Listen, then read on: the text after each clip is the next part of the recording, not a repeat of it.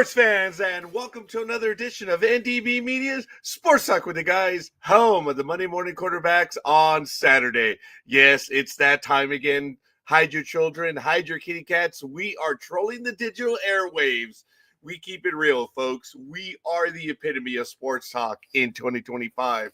We keep it real. And as such, we kill brain cells. And as such, we are the purveyors of the zombie apocalypse. You have been warned. Woo-hoo-hoo! Good morning, sports fans. And there goes the voice already. Thank you. Good morning and welcome, everyone. It is January 11th, 2025, and it is time to get this program going and blowing. I am the scorekeeper. Thank you for joining me, and it is time to make it happen. Can you tell I'm drawing this out as I activate all of my links on the program and I try to get this going? It is, folks. It is very cold this morning, and boy, have I seen some crazy things happen in the last week and a half here in Southern California. But what a glorious time it is. I know that we're going to try to be as as adultish as we can, but I already have my cup of coffee, a cup of Joe. This is the one for today because punching you in the face is illegal. You all saw the other one. Want to give a shout out to Tony Konopka. Thank you for the like already this early in the morning. And of course, from Peter Gama. Thank you. And Gridiron Girl. Yep, I made it just at, I guess I started 1 minute late, but it is what it is. Thank you, one and all. Don't forget to head on over to ndbmedia.net while I get my cup of Joe going on this cold morning. And of course, the door to the office is open. I saw that possum yesterday, my nemesis. Oh, he did not violate the sanctum. He's already violated decorum, but the sanctum of this place. Oh. And when you see what he has done, I've shown one of my classmates what it did here. I am the Senate. I don't have the hoodie for it. Do I have the hoodie for it? Let's see. Ow! Hey, sounded imperial on that one, huh? Hey, there we go. I am the Senate. Ugh, man, that feels like I just got bitch slapped. Whew. Anyway, gotta line it up just right because it's cold. I'm freezing, and it is what it is. I swear to you, I have not had a hit I have not had yet. Am I Yoda now? I don't know. I'm looking forward to my cup of noodles, though. It's not percolating. It is cooking as we speak. Oh, boy. Oh, man. Boy, did I use up a lot of energy for that one. It's 57 degrees here in hell, and it's going to get to a high of 69. It's going to be an overnight low of 47. So it's going to be colder tomorrow morning by 10 degrees, which is crazy. That's just crazy. Humidity out here is at 20%. Pressure is at 30.07 inches and getting smaller. So, yes, all you big car drivers, Corvettes, BMWs and whatever, yes, you're getting smaller at this time of year. Visibility is at 9 miles per hour. We have a maxima. Wind is heading to the south. The slight westerly skewance. Oh, I don't know if that's a real word or not. 3% or 3 miles per hour. The dew point is at 17 degrees. Wow. UV index is 0.11, and we are in a waxing gibbous. Woohoo! Gonna have to look that up again, what a waxing gibbous is, but I know what it is. But it's that word is a bit too, again, for all you big car little wee drivers. I know I'm using big words for you today, but hey, whatever, it is what it is. I try to count off every fifth event now. For some reason, I'm in year 5 of my cycle of events. I don't know why. In 1953, J. Edgar Hoover declines a 6-figure offer to become president of the International Boxing Club. Why did you make it a 7-figure? Wow. In 1963, SF Warriors center Wilt Chamberlain, San Francisco Warriors center Wilt Chamberlain scores 67 points in a 134-129 defeat to LA Lakers at the Cow Palace. Crazy. In 1973, the American League debuts the designated hitter rule, which debuted later on and I believe it's Mr. Bloomberg, which we may be meeting this year, which is wow, crazy. But anyway, back in 1981, the AFC Championship, Jack Murphy Stadium, San Diego, the Oakland Raiders beat the San Diego Chargers 34-27.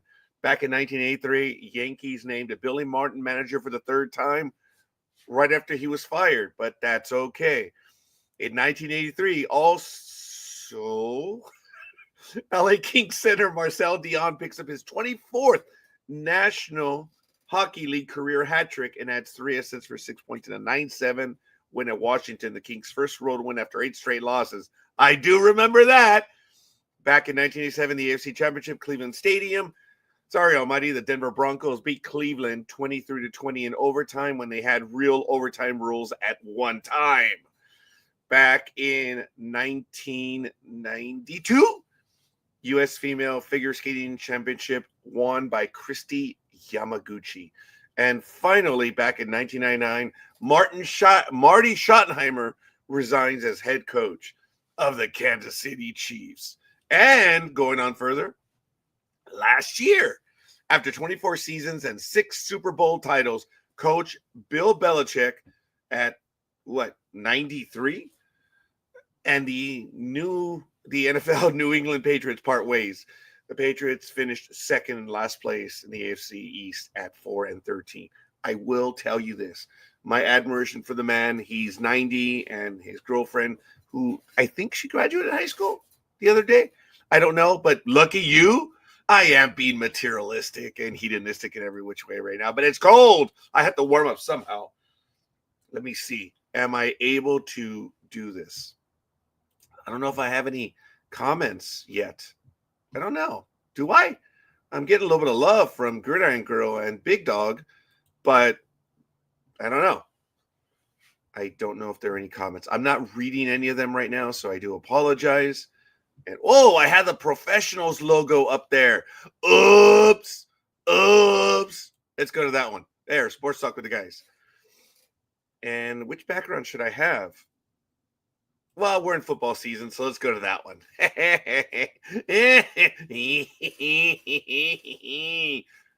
1970s movie. Richard Hamilton, the character. Richard Hamilton was not that character, although in several movies he could have been and was. Come on. There's a drunk. There's blood. Hungover. Come on, the movie. George Hamilton. I already gave it away. Come on. You're like, dude, we can figure it out, but too bad with your impressions are lousy. Good morning. Come on in, Gridiron Girl. Come on in. Come on. Right shotgun. Oh, look, I read your comment. I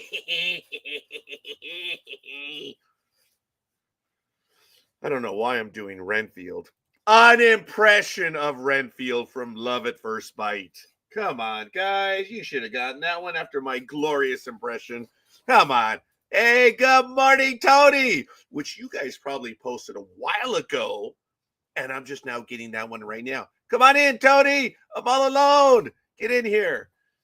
We do not have any rugby league update, as you know, because I think it's in March when everything gets going down there. So good morning, Tony. Missed you, buddy. Happy New Year. Gridiron Girl.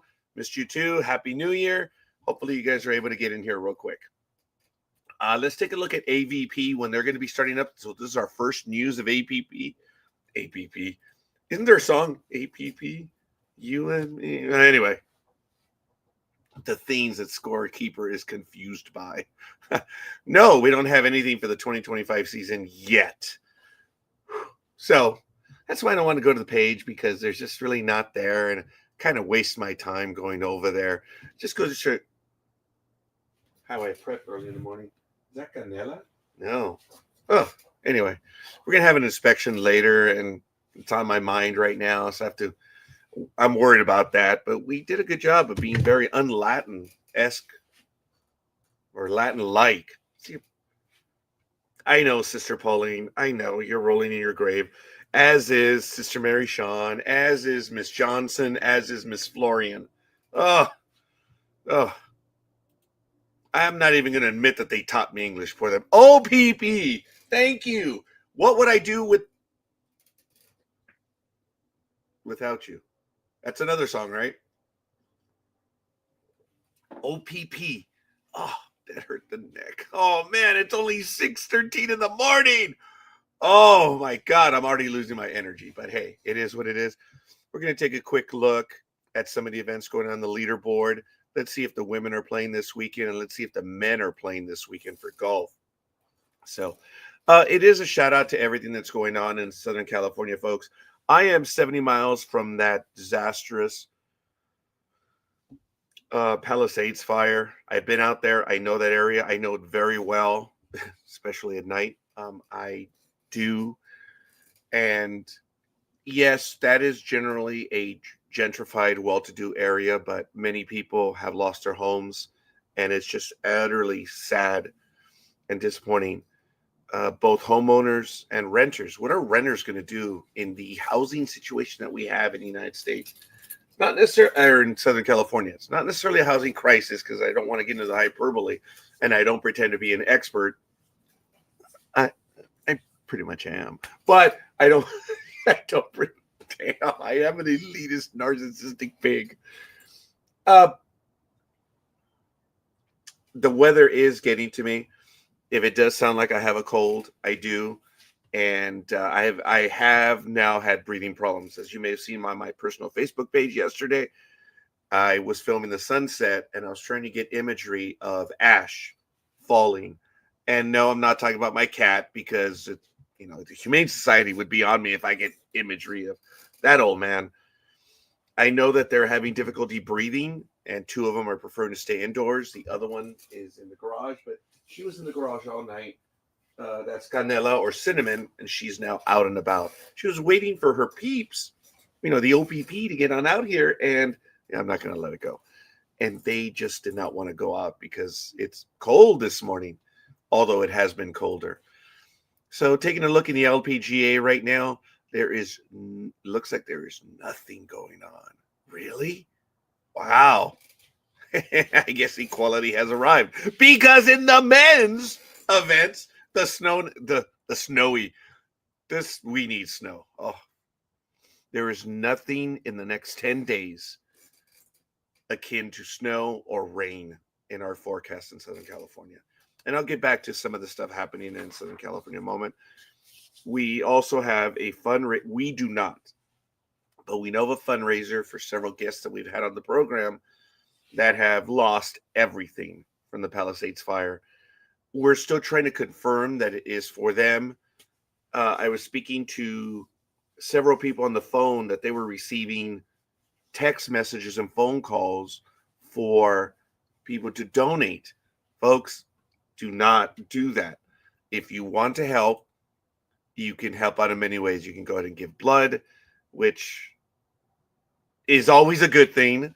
I'm not going to state the obvious with that, but you can do so. You can give to your local food pantry, because your pantry then will have a little bit more, and it extends out. And even if you're on the East Coast, it moves on, and everyone scores, for lack of a better word. Here in Southern California, donate to some of the larger agencies such as the Red Cross and United Way, because they will help out. But when we have information on the ones, we'll get, on the ones that we know, we'll get it to you. But we're still trying to confirm those. Are you saying that you pretend to be an expert? You do that very well. Well, you have hung around, haven't you? Good morning, John. Are you back home right now, John? Or are you home? Good question. Are you back home or are you home? Good morning. I may have missed that one about 2 minutes ago.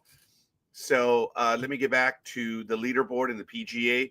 Right now, the Sony Open in Honolulu. Honolulu. Isn't that a funny word? Honolulu. Honolulu.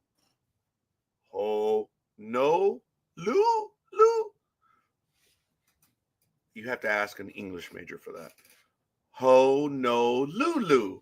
Honolulu. Honolulu. Sony Open in Hawaii going on from January 9th through 12th. Patrick Fishburne is in the lead, tied with Dennis McCarthy at -10 and 130. And coming in at second is Kinsey Hirata at -9, 131. Eric Cole, Paul Peterson, and they're in second. So those are the top five, and that was good. The women obviously are not playing right now, so equality has arrived. Taking a look at the NHL right now that we have going on at the moment, we're going to go over the scores from last night as we do traditionally for the last few months. In Major League Baseball, we always do it during the season. Well, actually, not over the last 5 years, but I need to clarify by what I mean by we always do it. So, I am a dumbass. I am so sorry. I'm setting up the standings in the NHL like over the games. There were 5 games yesterday in the NHL. The Blackhawks, lost to the Red Wings 5-3. Alex DeBrincat, number 18, in a final in overtime. The Canadiens 3-2 over the Capitals. Hurricanes shut out the Canucks 2-0. The Vancouver Canucks, Vancouver. I don't know what I'm on this morning because at 7 o'clock I take my pharmaceuticals. The Kings. Oh my God, the Kings, baby, 2-1 over the Winnipeg Jets. Ugh.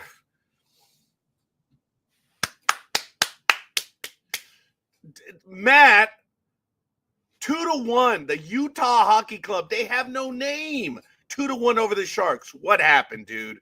Come on, what happened? So I'm going to switch over to the screen so you guys can follow along with me because apparently I am a visual person, but we'll see. Let me get to it right now. Let me see. And there we go. I think I had the screen going. And, oh, wow, dude, overseas. Way to go. Absolutely awesome. Good morning, Lukies. Thank you. I think I need your picks for the games today, tomorrow, and Monday. And when we get to the NFL, we did report on it, but it's very clear that the game will be over in Arizona, the Monday night game, due to what is going on right now. So please go ahead, play along with me. And this is the NHL standings right now. That's the Eastern, and we're going into the Atlantic. In the Atlantic Division, the Toronto Maple Leafs are in first at 56 points. The Florida Panthers have 52. Tampa Bay Lightning are 46. In the Metropolitan. Oh, wait a minute. I'm so sorry. I was doing the wild card. We'll do that in a moment. Sorry, scorekeeper stupid. What a shock. So I kind of started with the wild card. In the Eastern, the Atlantic, the Leafs are 56, Panthers 52, Tampa Bay Lightning 46, the Boston Bruins 45, the Montreal Canadiens 43, and the Detroit Red Wings 42, Ottawa Senators 41, and Buffalo Sabres 37. I know it's a joke, but I was thinking, hey, look, you got Montreal, you got Toronto. They're all in the Atlantic Division. Think it might be all under one country. I know that's in bad taste, but hey, whatever. I know. Someone is promising to absorb 3 entities, and yet they said they were going to build a wall and couldn't do it. But anyway, in the Metropolitan, this is scorekeeper. I stupid. Think about it. I will build a wall. I will make them pay for it. None of that happened. Now I will take Greenland. I will take Canada. I will take Panama. I'm actually okay with him taking Panama. I am. I really am, but that's okay. I mean, it exists because of us. I know that is a long-term geopolitical view, but I am for American power. I believe might makes right. So I've always been that way. And I am. Right or wrong, I am. In the Metropolitan, the Capitals are 59. The Hurricanes are 54, tied with the New Jersey Devils.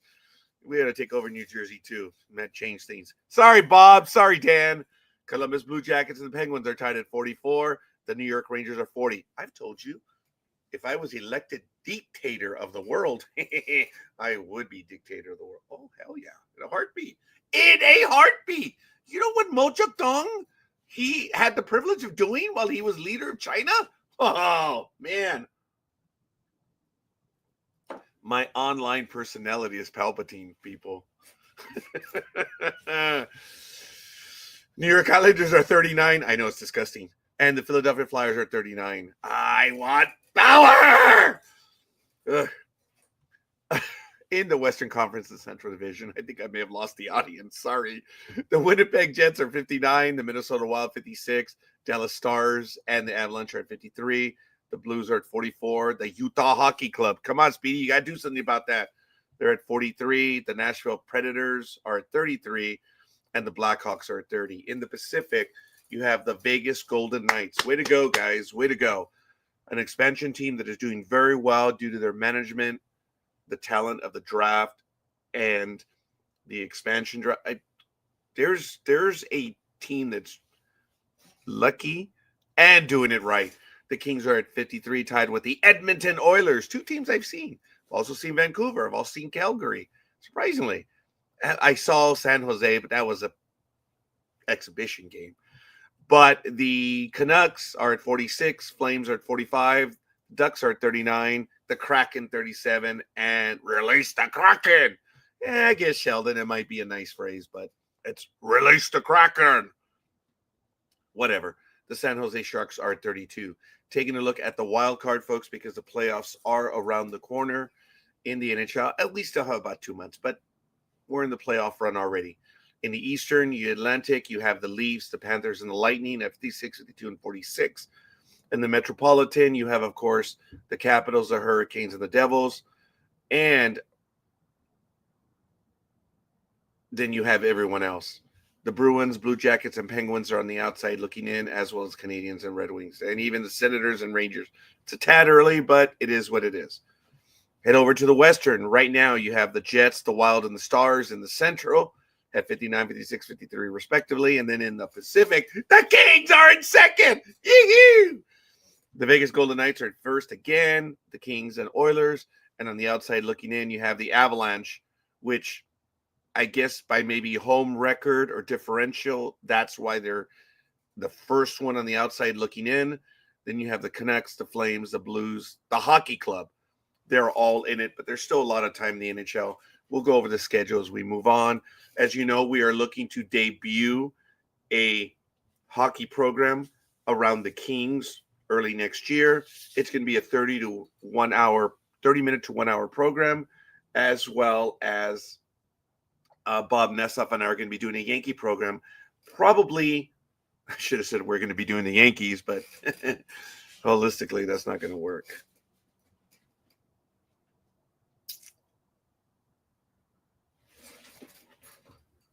It's right there, baby. I go out with it every day. I will credit certain Dodger fans right now for keeping their regalia, their colors on right now, because they do. And I'll finish that thought in a moment. Speaking of colors, ladies and gentlemen, the one, the man, the cuddle puppy himself, the Big Dog. Good morning. How are you feeling, Big Dog? Because it says you're still on crutches. I think it's funny, the cuddle puppy name. It's just, it's not for me. But it doesn't matter when it's for me or not. Good morning, Big Dog. How are you doing, young man? What's up, champ? I do appreciate that. I hear that digital hump again. All right, I will fix that right now. I am humbled that I won the championship. Guess what? The playoffs are here, folks. So it's time to. How's that? It sounds good. So thank you for that. Okie dokie. Coffee. Okay. I don't feel like getting close to the camera. Because punching you in the face is illegal. Maybe in America. Ooh, there's a little bit of hope in that one. Oh, Big Dog. Someone actually did, which I did not. What's up, Gig? Yeah, she screamed out your name, which is really. Well, she's always screaming out my name sometimes, That's just how it goes. And I made it clear right now by that. So It's good stuff. So good morning, Big Although Dog. although I don't get sent sexy pictures like someone I know. I will only say that the pictures I receive from her are out of the ordinary and something that I'm genuinely not accustomed to. Sexy? I don't know. I don't She's know. she's not a furry, is she? I'm She's sorry, not a what? furry, is she? She's not a furry, is she? Oh, hell no. Oh, God. Oh, I don't know. I don't know. I should not have said that. I should not. And you know what? She's not going to talk to me for a while now. But Gridiron Girl, I am going. Oh, all right. Not that I'm going to air some dirty laundry because it's not fair. But Gridiron Oh, Girl, you're gonna air some dirty 20s. All right. maybe so. Gridiron Girl, it is very difficult at times because you have not been on in an administrator role here in the program. But we get comments from YouTube, from Facebook, from Twitch, and from LinkedIn. And there are times that we do not get to every comment. So I know I may have missed one from you because I went over the entire damn program. And because I may have missed one comment, I'm implying what you mentioned to me in person or in private, but I will tell you that since we missed one of your comments, I am sorry for missing that comment and I apologize. Professionally, personally, and anything else you want to include. Spiritually, emotionally. Oh, no. Spiritually, I was kind of on the fence on. The emotionally, no. I am a narcissistic pig, which isn't that stuttering? Aren't pigs narcissistic? No, aren't narcissists pigs by definition? So I don't know. It is what it is. But Well, John, pigs serve a purpose because they find truffles, so they serve a purpose. Then I must not be doing my job. John, And they're are and they're you? tasty. I had pork a little while ago. I had it out of my diet and I miss pork, but I am one of those that, unlike the vast majority of the American populace that believes everything, I went to high school. And when I was in biology, I learned about trichinosis. I learned about, what trichinosis is in pork meat. All it is if you don't cook it correctly, trichinosis can be bad for you. Obviously, duh. Pork was a significant part of my diet growing up. How much? I don't remember. I had pork before. And I learned about trichinosis and what it can do. And, it's the same thing if you don't cook chicken, if you don't cook beef, stuff like that. It's stuck in my mind, trichinosis. So that's why I kind of avoid pork. That's it. It's a psycho stuff. It is. It's ADHD and all that on Yes, it is. Yes. Yes. Thank you. Thank you for confirming my paranoia. It's Dr. Oh my God. Remember when I hit you up about being the two doctors on sports? I told Big Dog that there was this church in Arizona that was giving out degrees in their faith. Oh, that's right. Yeah, I remember that. Yeah. Yeah. And I told the Big Dog, I said, dude, let's get our degrees there. We can get our masterate after we answer our 75 multiple choice, multiple guess, multiple possibility, or you can keep doing it over and over. Opportunities, $75 for a master's and $75 for a doctorate. It's a legitimate legal title for a legitimate legal church out of Arizona. And I told the Big Dog, let's switch from the who we are, the scorekeeper and Big Dog, and let's become the two doctors of sports. And Big Dog was like, all right, let's go ahead. What happened? Not a damn thing. Scorekeeper didn't move forward. What a shock. And I think they finally shut the church down. Damn it. So, it is what it is. Mr. Big Dog, while you are Uh, here with us, I am actually yeah. probably ramming you against the wall by doing this, and it's not my intent. That's why I'm trying to draw Excuse this me? out. I'm going to go over the games for the NBA, and I don't know if you have any stories that you would, or any news you would like to get to the NBA right now, because we haven't looked at the Yes. NBA all season yet. So thank you for that, Big Dog. I'm going to go over the games yesterday. If you could set up and go over the standings, but if you're using your phone, just let me know and I'll go over the standings right now. But the games for yesterday, folks. New Orleans 123, Philadelphia 115, Milwaukee 109 to 106 over Orlando. The Indiana Pacers 108. Wow. Golden State 96. OKC, like OPP, 126 over the New York Knicks 101. The Chicago, dude, this is like a throwback to the 80s. Chicago 138. Washington, it is a throwback, 105. Denver 124, Brooklyn 105. And I believe those are the games for yesterday.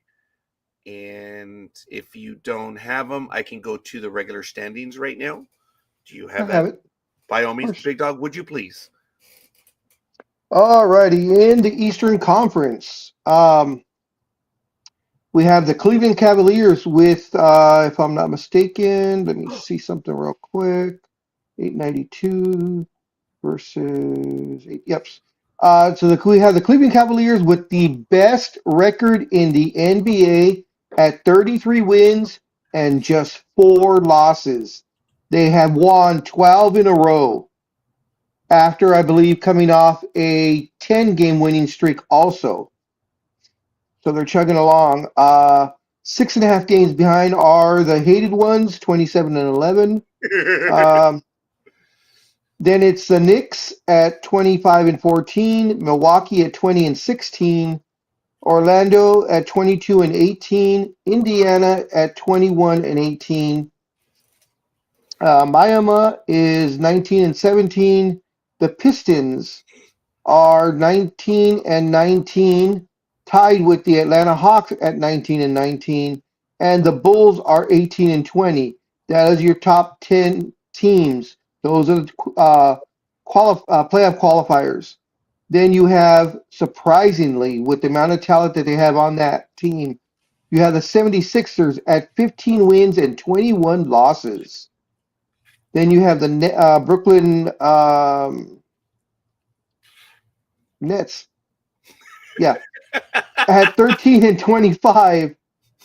Then you have the Charlotte Hornets at 8 and 27. The Toronto Raptors at 8 and 30. And the Washington Wizards at 6 and 30. Last place, 26.5 games behind. Stop it!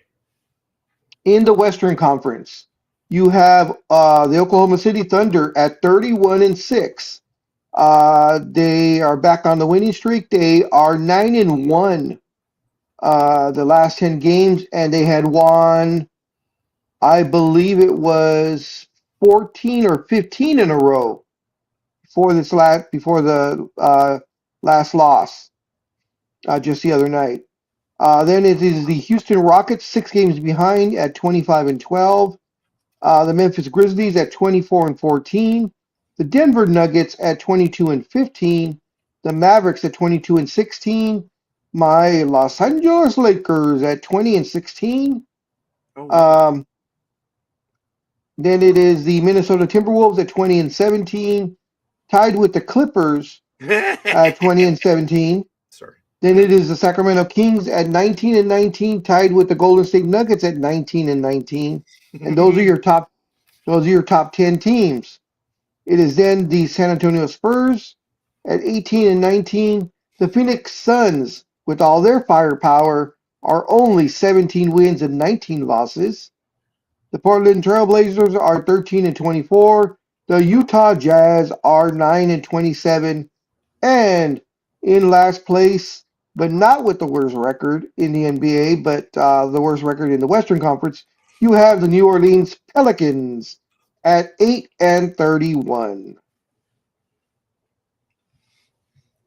ladies and gentlemen, it is January 11th, 2025, and we're going to be going over the NFL playoffs in a moment. But if Big Dog can let us know, I believe the NBA All-Star game is around the corner, is it not? Next month. Yeah, it's in February, right? So do you remember Yes, more or less when the trade deadline is for the NBA? It's coming up. Let's see. Who's that? Gig. It's in the NDB Media host page, Gig, as always on Facebook. Oh, I'm sorry. Allow me to send it to her person. Oh, whoa! I'm still on screen. I was like, whoops. I guess I will send her the invite. She wants it personally, then, right? Well, she always wants it personally. The trade deadline is February 6th of this year. So it is before the All-Star game. Oh, so it's all right. Also around the corner next month. Yes. Maybe a little over than a month away. Gridiron Girl, if you're requesting the link, it's been sent to you. Less than a month away since it's on the February 6th and we're on January 11th. And ladies and gentlemen, it's going to be happening real soon. So it's actually before the All-Star game? Mm-hmm. Oh, okay. Roughly early April is when the season ends? Yes. Usually middle of April, actually. What's up, my lovely? Good morning, NorCal girl. Good morning. I'm sorry I'm late. I'm just frustrated because I was having computer issues. I am glad that you saw it through. Oh, shut up. It's too early for this. Okay. You flustered him on that one. I guess I did. I'm like, that was damn. Even my friendly hellos are misinterpreted at times. He's glitching. Yeah. I apologize if I came off snappy. No, don't apologize. No. That's the point. Don't apologize. Dude, we are Emily Post most of the time with everyone. And there are times that we will get pissy with each other. And those are the times that we have to pull back. But when we're effing with each other on a regular day basis, that's part of it. It's just true. We do what we do.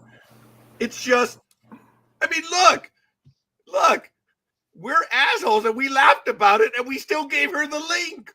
I mean, come on, man. So it just is what it is.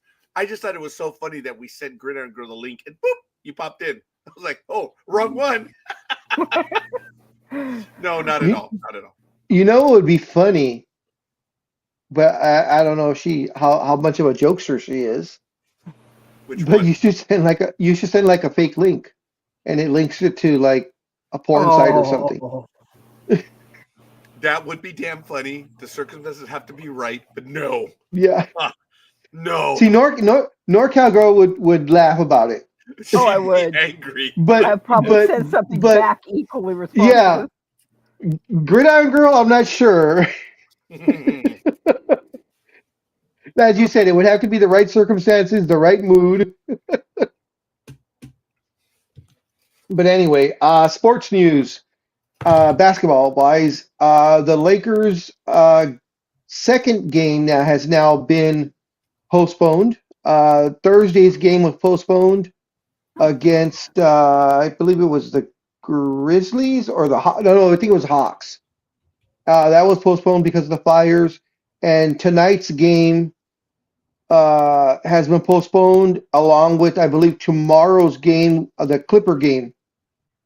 I don't know when the Clippers were supposed to play because I don't give a shit about the Clippers. So both of those have been postponed because of the fires. They're far enough away, but the smoke has been so bad in that downtown / Hollywood area. They don't want to take any chances, which I don't blame them.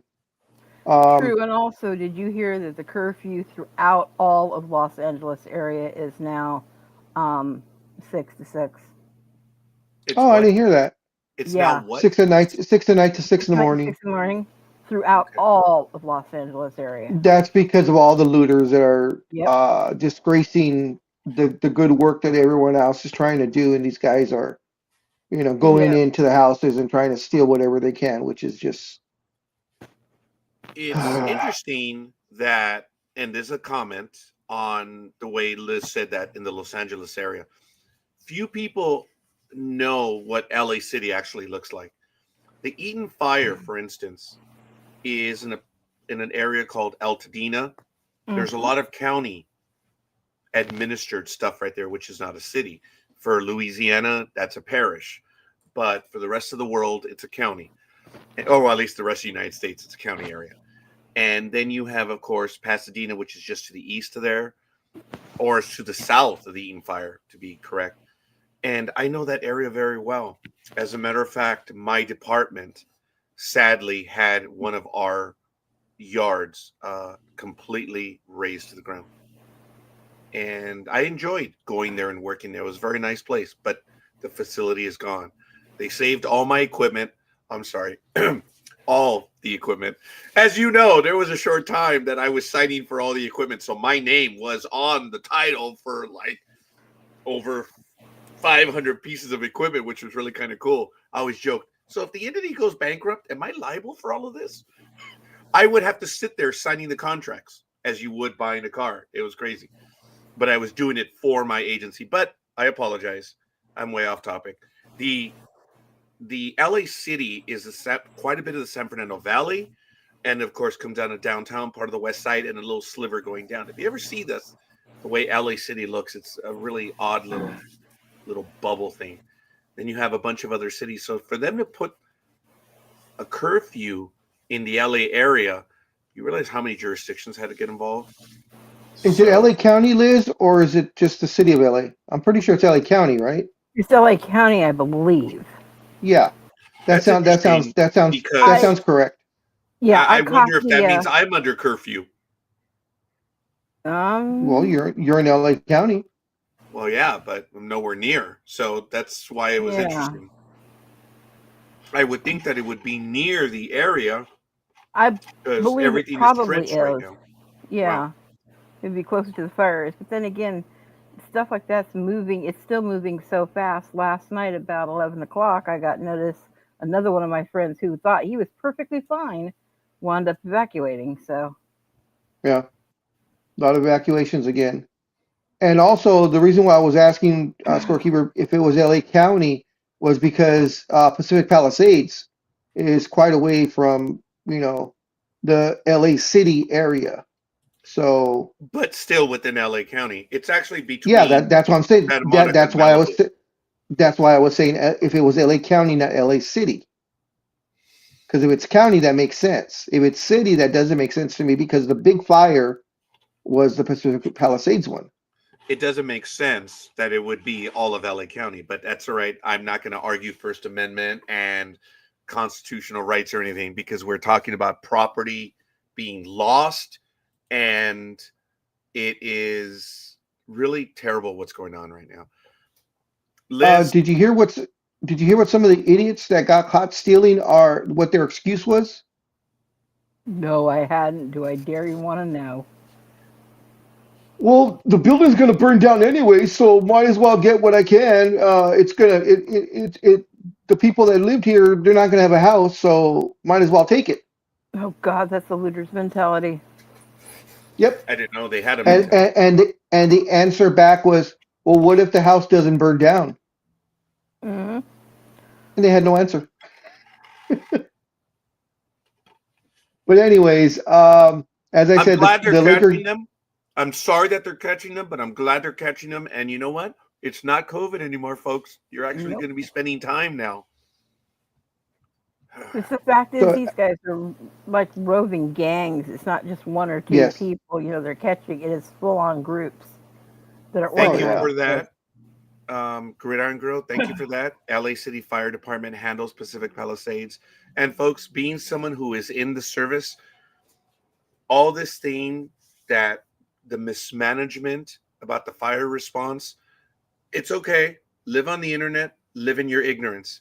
You really don't understand what is going on. And I'm happy to tell you that you're ignorant. What's been the story? I haven't heard that.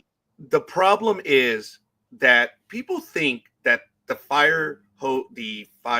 everyone is talking about the fact that there aren't any fire hydrants. This is how ignorant people are. And the fact that the water level dropped. You guys don't understand. And America, of the tinfoil people, which is the vast majority of people, sadly, I'm finding out in my experiences that they believe that the water supply is constant just because of gravity. Oh, God. It's a forced water supply system. So the reservoirs or the tanks that they use are million-gallon tanks. They have to be constantly repumped. And when you are drawing incredible amounts of water, it is very difficult to maintain the water pressure.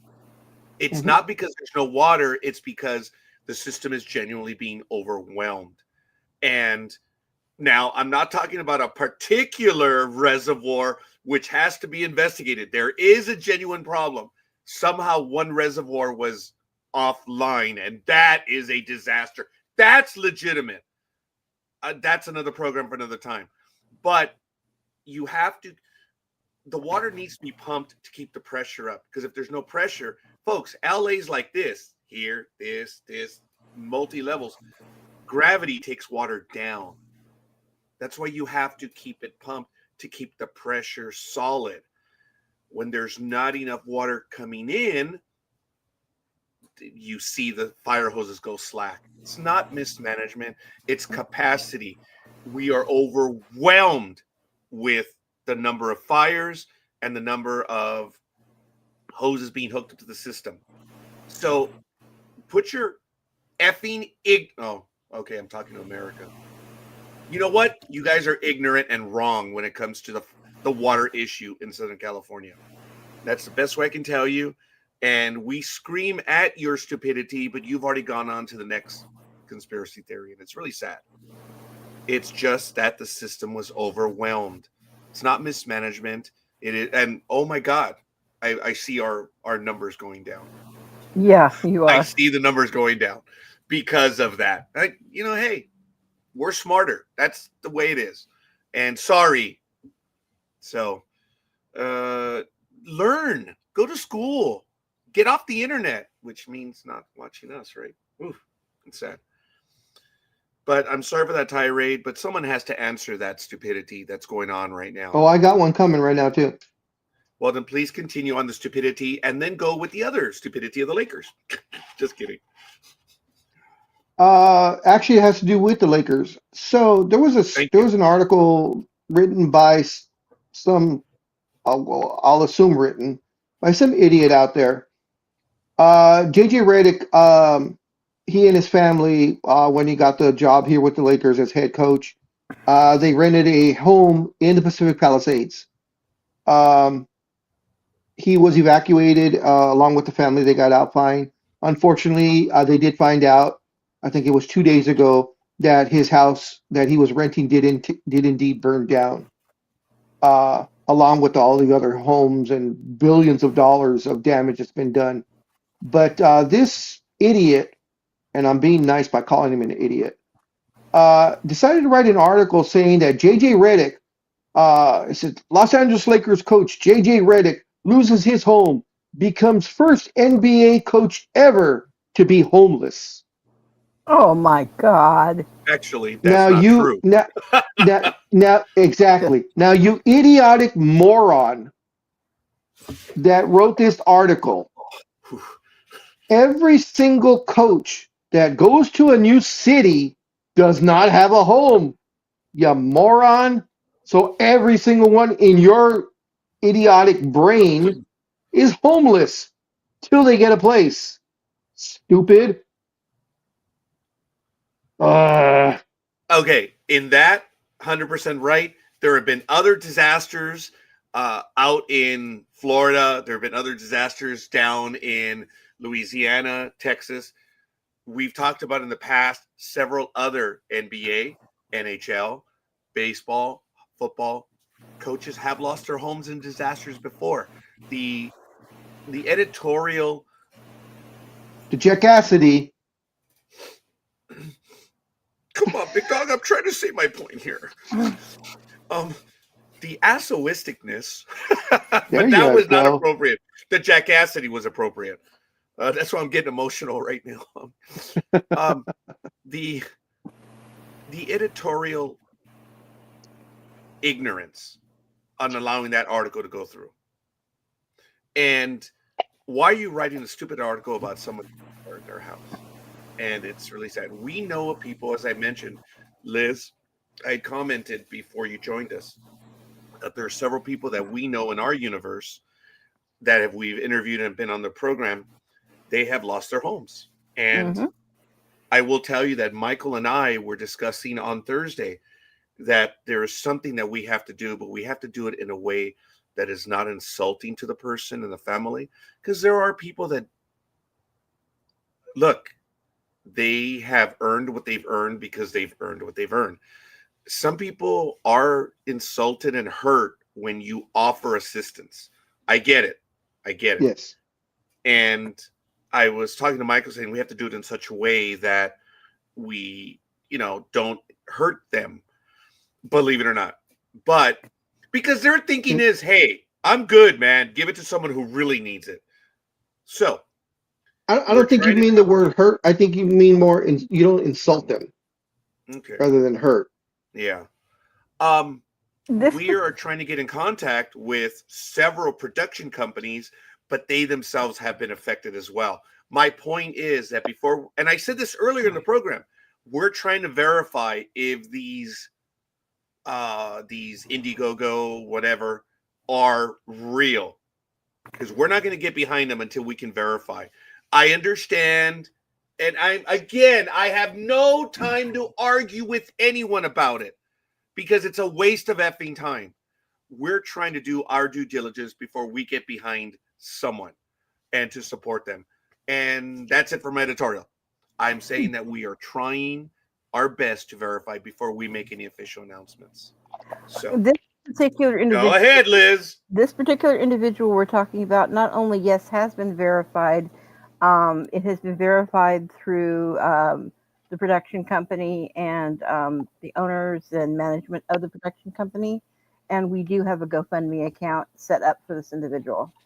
Really, Liz? Because we've interviewed 4 people that are on. That's why I said individuals. But thank you for clarifying that because I don't know who you're talking about. Okay. I really don't. I can only tell you that there are 4 people that we know that have been on this program and have lost. So that's why we are endeavoring to contact the production companies before we get behind any of them. That's why I said specifically plural. So I really don't know who you're talking about, Liz, and I don't want to mention their name right now. So we're going to go ahead and go on. Oh, and folks, another thing.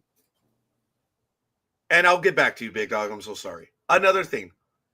Everyone missed the joke yesterday about the fixing of my pants. And don't tell me, Liz, that you were in on it, because you were not, because you didn't comment on it. What are you talking about?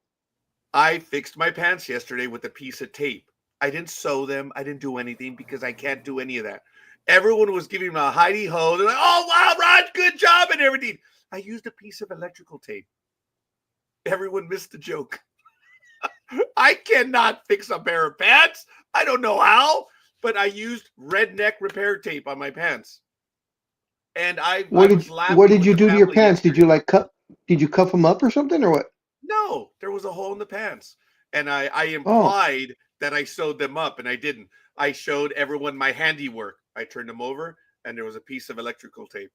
That was it. And everyone's giving me a hidey ho for that. I'm like, it's a piece of electrical tape. That was it.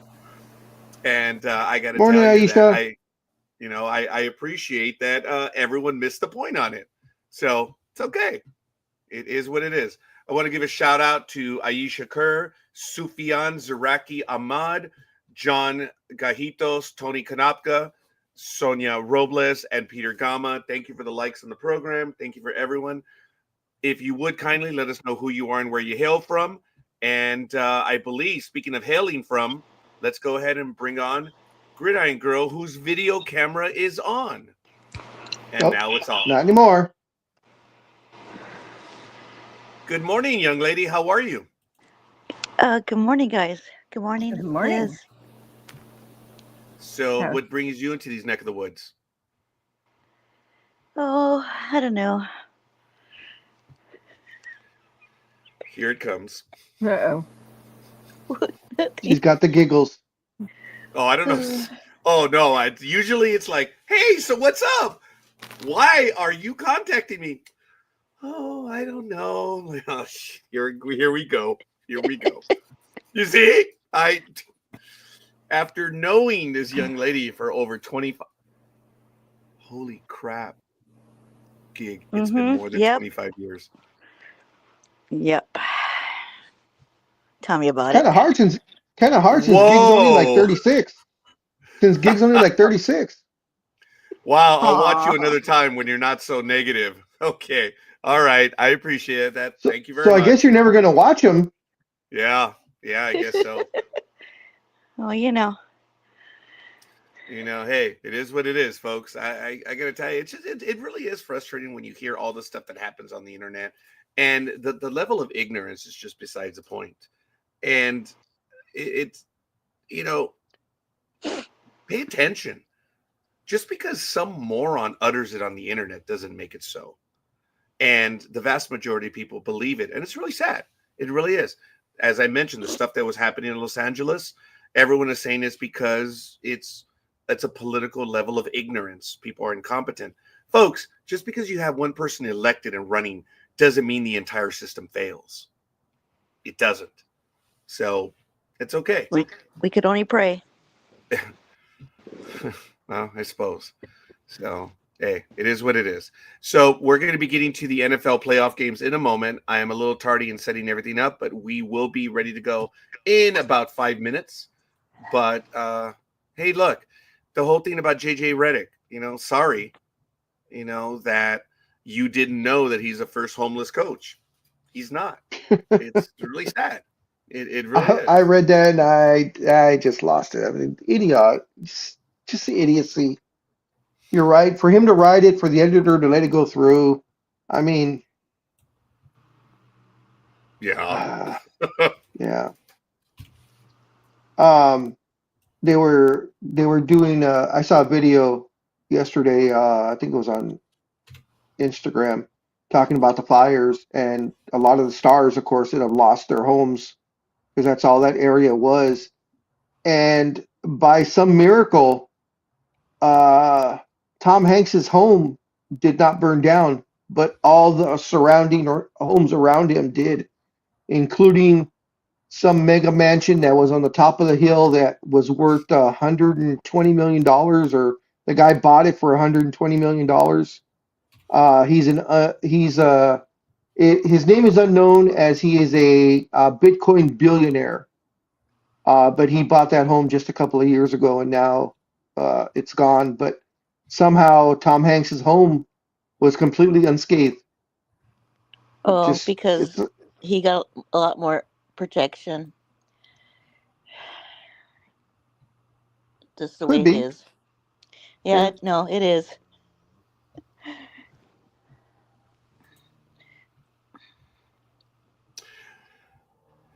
Unfortunately. One thing that NDB Media is famous for is allowing everyone to have their own opinion on this program.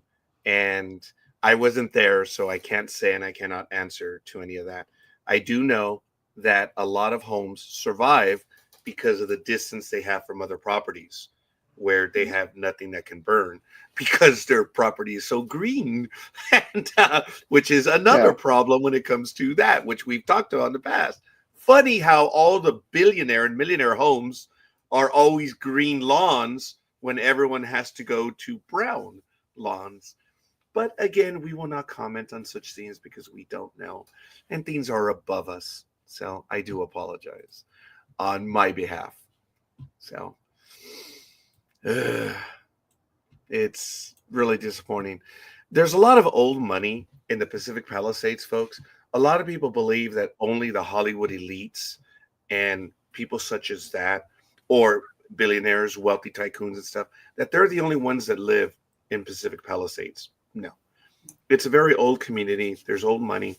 People became well-to-do because of where they owned. They didn't know any better.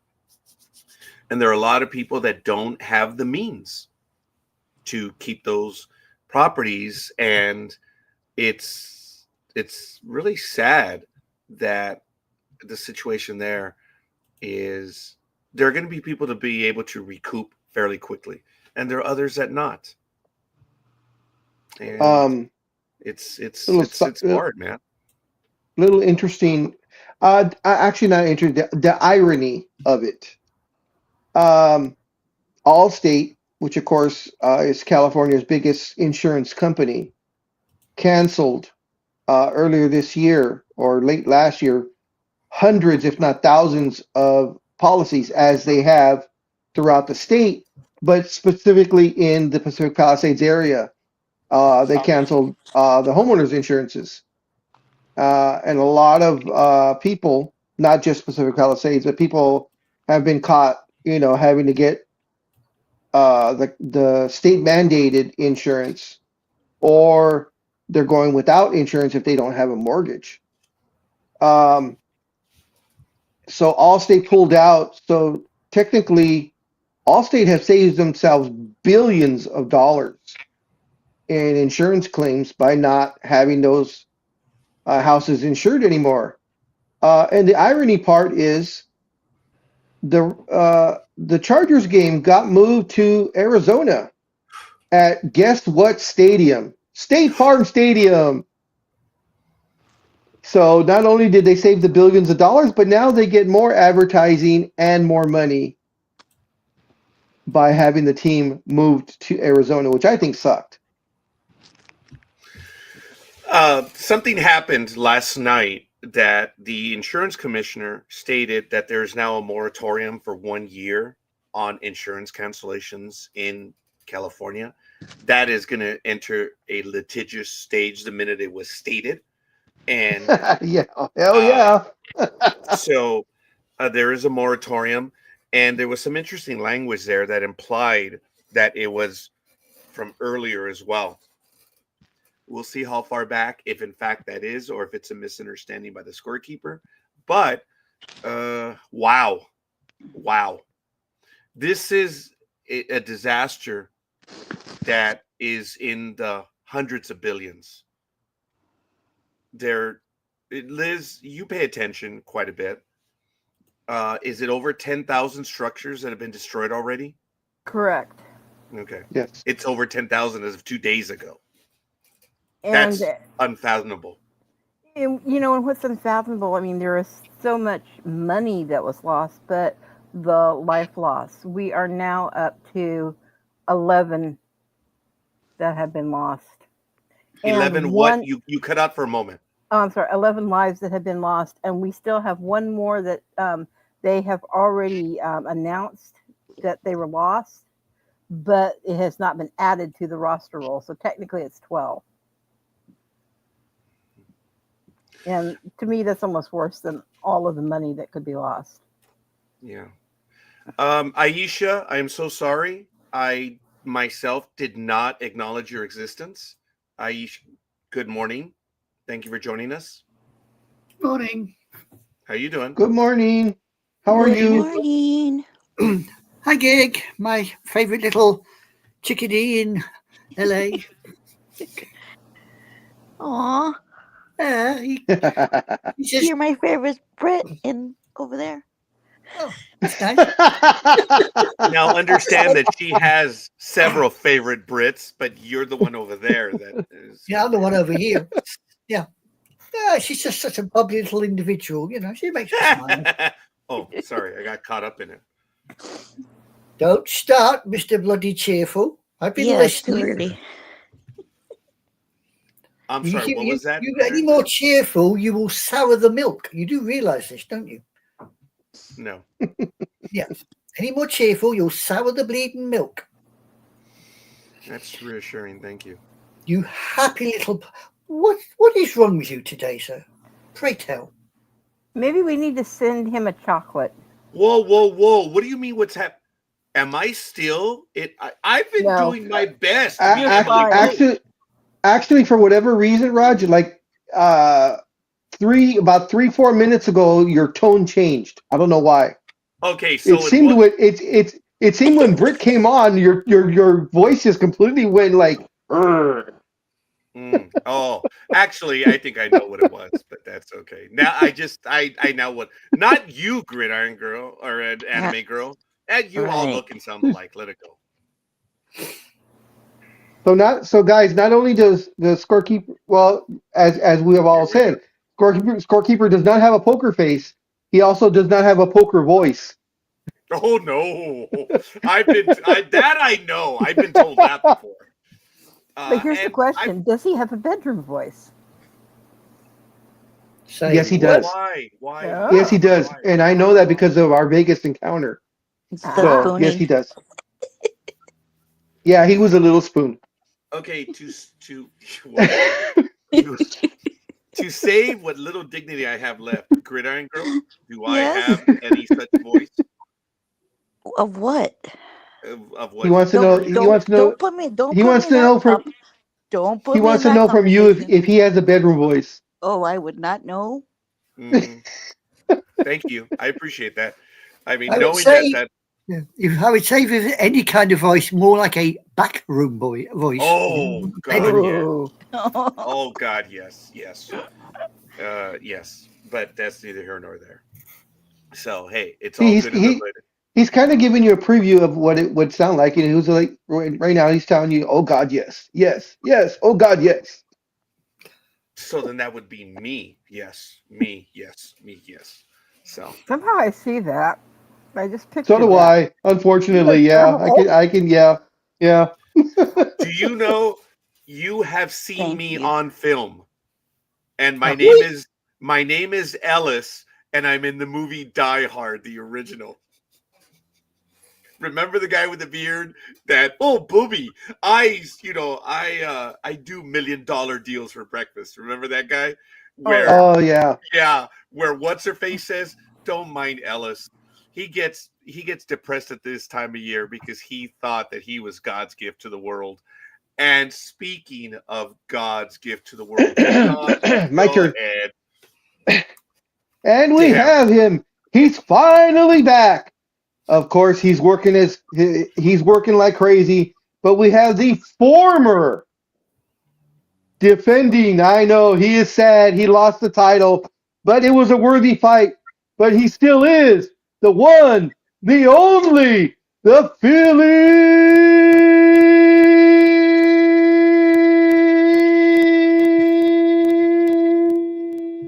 breathe, you bugger. Special. I couldn't hold it. Sorry. Morning, Dodo Anime boy. girl, Good morning, anime girl. anime girl threw me off on that one.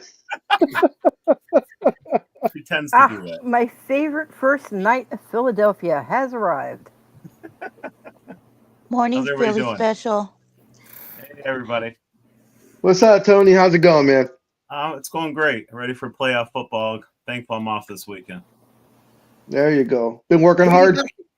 Unfortunately, in that cold 11, 12 degrees at night, 12 hours outside, it's been rough. Damn. Yeah. But We got a you're big- in the full you're in that full suit though, right? The Only when I'm containment doing, thing. only when I'm transferring hazardous chemicals. So Oh, okay. I thought you were always in that. no, because you're on breathing air. So Oh, no, okay. it's only maybe, I don't know, a couple hours a shift. Nah. How interesting that you went from dealing with caustic and hazardous individuals to caustic and hazardous materials. I know. Dude, I can't have a normal job. And he hangs out with caustic and hazardous people on air. I'd rather deal with hazardous chemicals. as Yeah. evidenced by the fact that he's not with us every week. It's safer that way, Dodo boy. Believe you me, it's safer. Absolutely. Hmm. If you guys hear any background noise, it's people using their snow blowers. We had a big storm. So Oh, okay. I'm gonna Oh, have you to got I go. don't hear anything. I'll have to leave early to shovel the snow before the mailman gets here, or he won't be happy. I Okay. thought no rain, nor sleet, nor whatever will prevent them Dead from of getting night, yeah. through. I wonder why people are talking about having the post office go private. Jeez. Ugh. That's So the they last get thing you need. mad if you don't. Yeah, it's like city ordinance. You have to clear the Oh, path for them on Really? the Oh sidewalk wow. and your driveway. Yeah. Ooh, so all right. Well, we'll see for how long we can have you here on our program. Then we do not want you to be cited. I don't know why I did that in quotes. I apologize. But Tony, that was an incredible bit of timing when I was talking about, Ellis, Die Hard, God's gift to the world. And I saw you pink, and I was like, wow. That's why I drew it out just a little bit further and say, speaking of. Perfect timing. Good job. That was. Hey, Tony, Happy New Year. Glad you're able to join us, man. We Thank missed you. And we know that. Okay, I'm not going to go there. Look, congratulations. Thank you. Because you're helping America right now when the rest of us are biatching about America. So, which is what it was this morning, at least on my behalf. Folks, we're going to get to the NFL playoff game shortly. Any Shall we? thought on the season that we had so far? This is a general thing. Well, I have the standings if you want to do the final standings also. Nope. You'll get a chance to regale us in a moment. Guys, what are your thoughts on the season that happened? I'll go first. I thought there was a lot of letdowns this year. The Niners, the Cowboys, Jets. and a couple other teams that should have done better that didn't.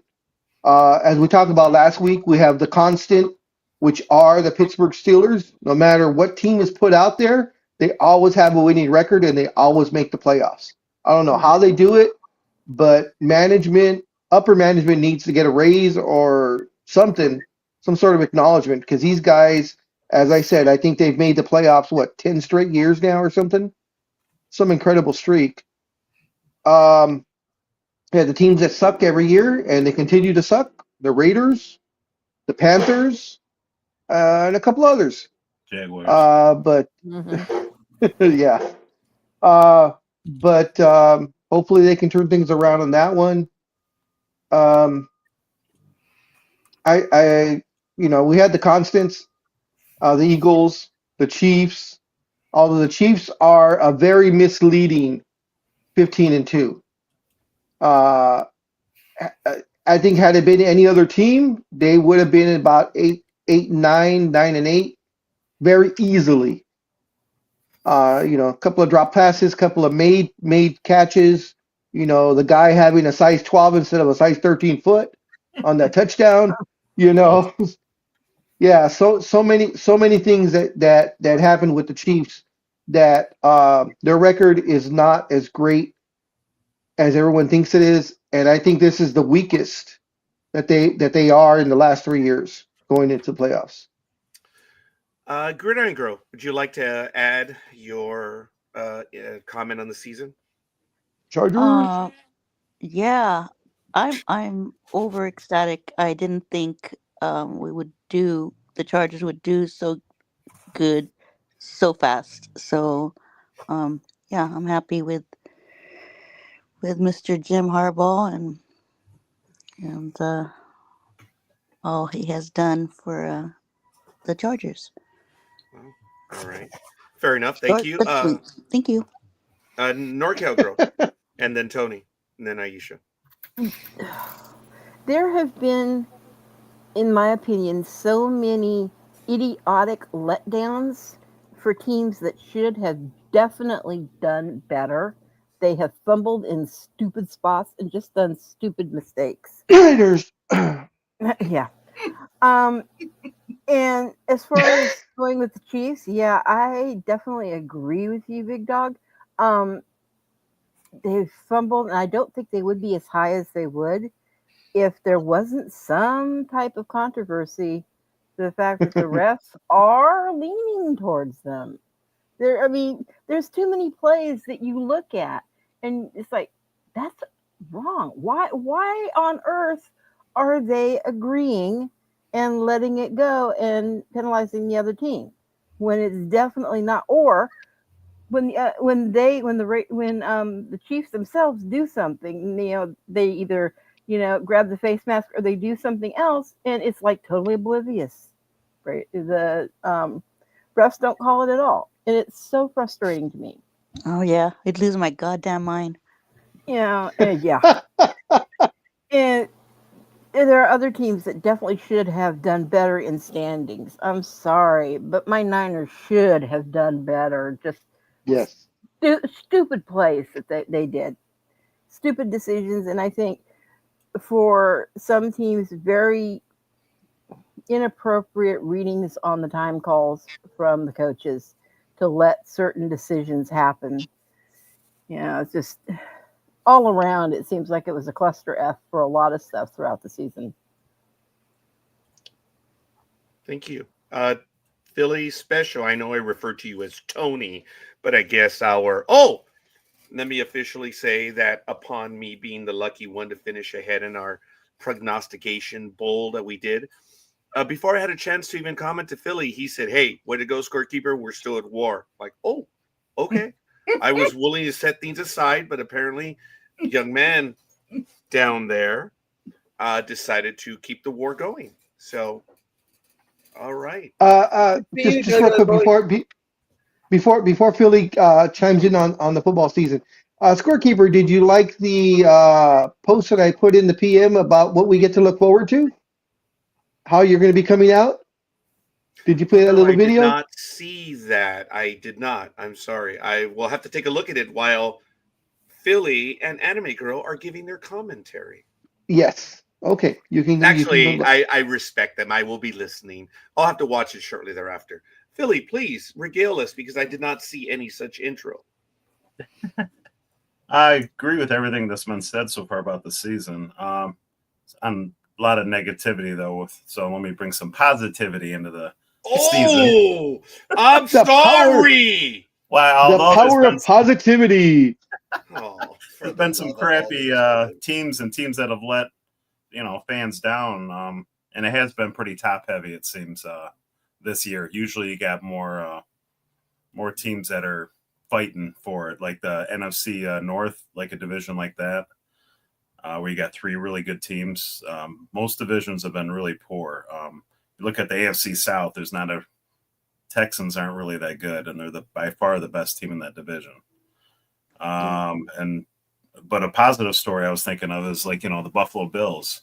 When they got rid of Stephon Diggs, I didn't think Allen was going to have much to throw to. I thought they're going to have a letdown season, and they look better than ever right now. So.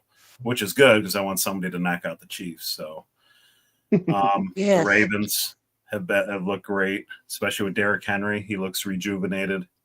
They're dangerous. Yeah, they're dangerous. That's another team. Too bad Zay Flowers went down for the year, but hopefully they can give the Chiefs a run for their money. The Commanders with a rookie quarterback. That franchise has been so horrible for so long, and then he's just brought them to a 12-5 record. So. And in the playoff berth. So that's a good story too. But the NFC West has been weak. It's good. It's good to see. No surprise there. Right. I mean, it's shocking, like you guys said, the Niners season they had, but they had a bunch of injuries. So got to take that in consideration. The Cowboys are the Cowboys. So, that was good. 7-10. I like that. But yeah, Baker Mayfield, I mean, he's killing it. He's doing great. And then everybody's Cinderella team, the Lions, you thought, are they going to be able to pick it up after falling apart against the Niners last year?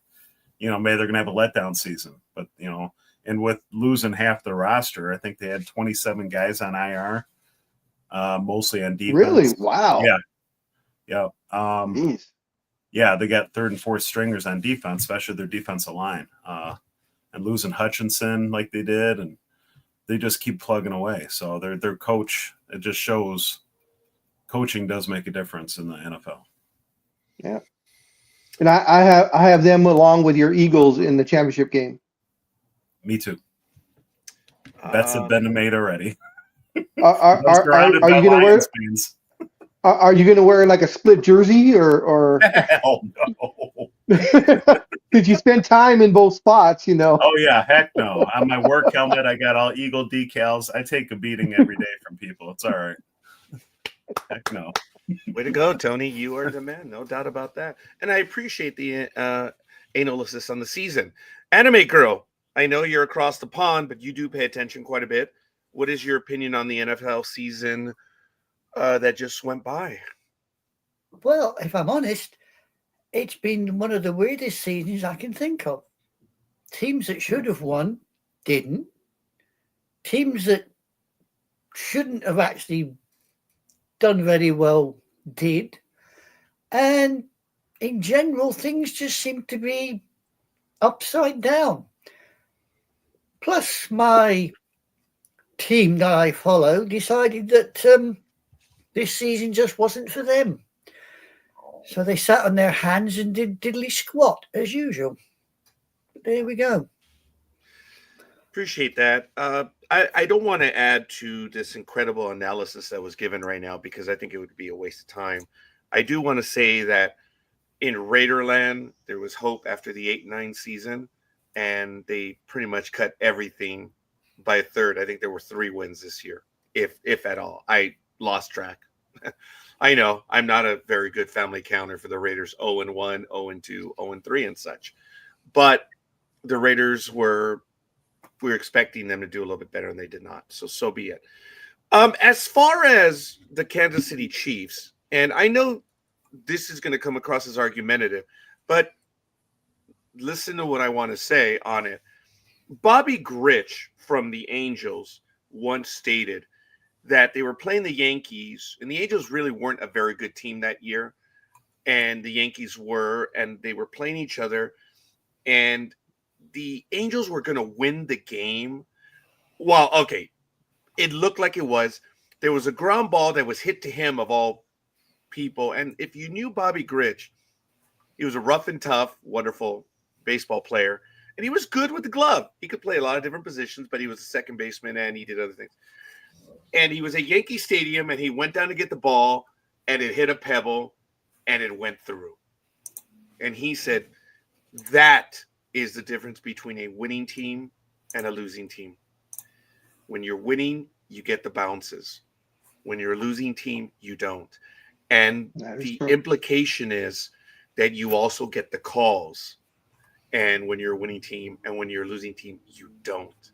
And there's another thing, which I think some of the people on television get it wrong now. They talk about the Raider mystique, that when the Raiders have a penalty that's called against them, the Raiders, that's their, everyone knows no, these refs don't know the Raiders of the 80s. They weren't alive back then. A few of them. True. But the thing that some teams are penalized because of who and what they are, Bobby Grich, humbly, I offer to everyone, he had it right. That's why sports are the way they are. Things go your way when you're winning, and when you don't, they don't. And I never would have thought of Bobby Grich as a philosopher, but for this argument, damn true. It would be that way, folks. That I know a lot of commentary about the Chiefs, but being someone who's viewed sports for as long as I have, dude, when you're winning, you're winning. You get the calls. When you're losing, you don't. And when you're winning, you make those plays. Everything builds. So it's not to show up my co-host to go against them in any way. It's not to support in anything their own. I just remember what Bobby Grich said.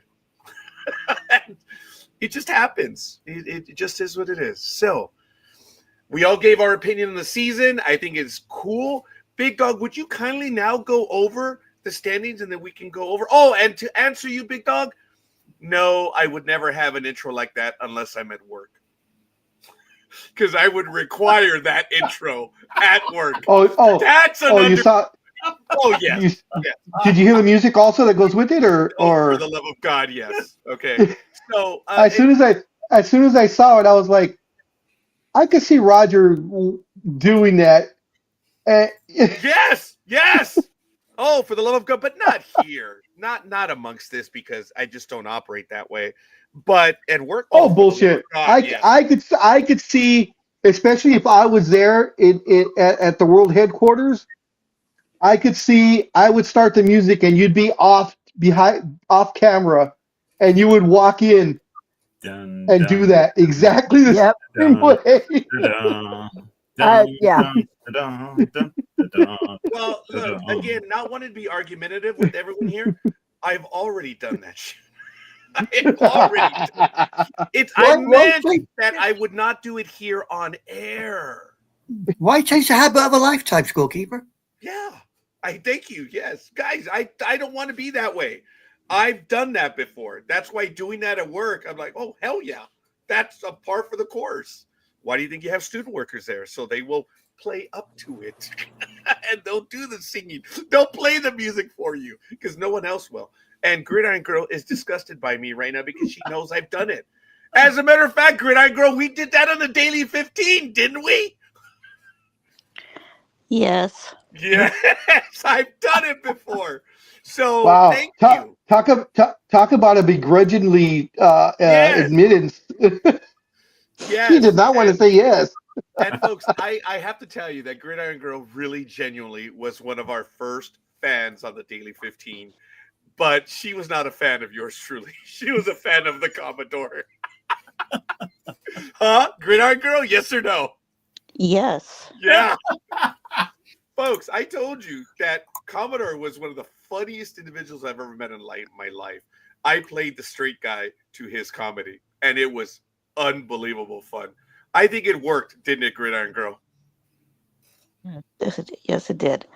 I genuinely miss that. I really do. I think that a circumstance we'd be on air to this day. But the guy went on bigger and better, and he does come and visit with the network every once in a while when he genuinely slums it. But he's done very well for himself. He's up in Marin County now, and the world is his oyster. And I miss Carlos Valen. We're still friends with him on Facebook. If you want to know who I'm talking about on my friends list, Carlos, he is an incredibly funny, smart individual. And I do. I miss him. I would have loved to continue doing the Daily 15. We did some crazy shit on Gridiron Girl. Yes, man. Got Oh me in my trouble God. at my desk. And when the division heads were talking, have you seen what these idiots are doing? And the funny thing is, it was a radio program. There was no video. But they were saying, have you been listening to these guys? That is hilarious. I mean, everyone knew what we were doing, and it was great. But that was because of Carlos. It wasn't because of me. So anyway, Big Dog, kindly now go over the standings, and we'll finish it off, and we'll go straight to the games, which should have happened All right. 26 minutes ago. So there were 15 of us, of course, altogether. 12 of us called all 272 games. Almighty and Dream missed 2 games, so they called 270 out of a possible 272. And of course, Speedy had his medical issues, so he called 226 games, which wasn't bad considering what he went through. So here are the final standings, bottom to top, as usual. Speedy went 7-9, 43.8%. He ended up 122 and 104, 54%. Next up was Coffee, who went 8-8 for the week, 50%. He ended up tied with Elway 7, who also went 8-8 for the final week. They were both 149 and 123, 54.8%. Next up was Engineer, who went 9-7, 56.3%. He ended up 164 and 108, 60.3%. Now, from Engineer all the way up, we were all 60% or better, which is incredible. considering how many of us there were. Next up, a sports sister who went 10 and 6, 62.5%. She was 172 and 100, 63.2%. Color Maven went 7 and 9, 43.8%. She, in my opinion, is the comeback player of the year. She went 176 and 96, 64.7%. Lukey's, who was my rookie of the year, went 8 and 8, 50%. She was 176 and 96, 64.7%. Next up was Dream, who went 11 and 5, 68.8%. He ended up 181 and 89, 67%. Then it was the former champ. I still pay homage to him. Philly Special went 11 and 5, 68.8%. He ended up 185 and 87, 68%. Almighty went 9 and 7, 56.3%. He ended up 185 and 85, 68.5%. NorCal Girl went 8 and 8, 50%. She ended up 187 and 85, 68.8%. Then it was Gig at 11 and 5, 68.8%. She ended up 188 and 84, 69.1%. Then it was myself who went 9 and 7, 56.3%. I was 189 and 83, 69.5%. Then it was Anime Girl who went 10 and 6, 62.5%. She ended up 190 and 82, 69.9%. Yep. And of course, we have Scorekeeper, who around week 13 took over the top spot and just would not let it go. Scorekeeper went 11 and 5, 68.8%. He ended up 197 and 75.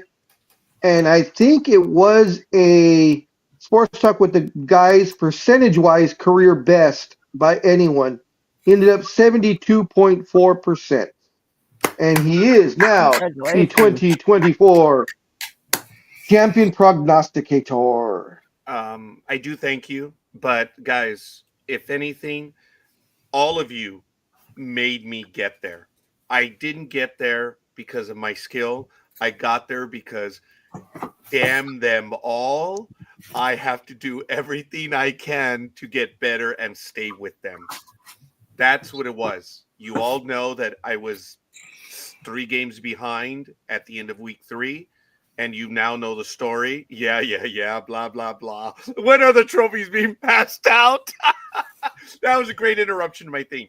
Folks, if I'm a good prognosticator, it's only because of who I'm up against. And they made me get to where I was. And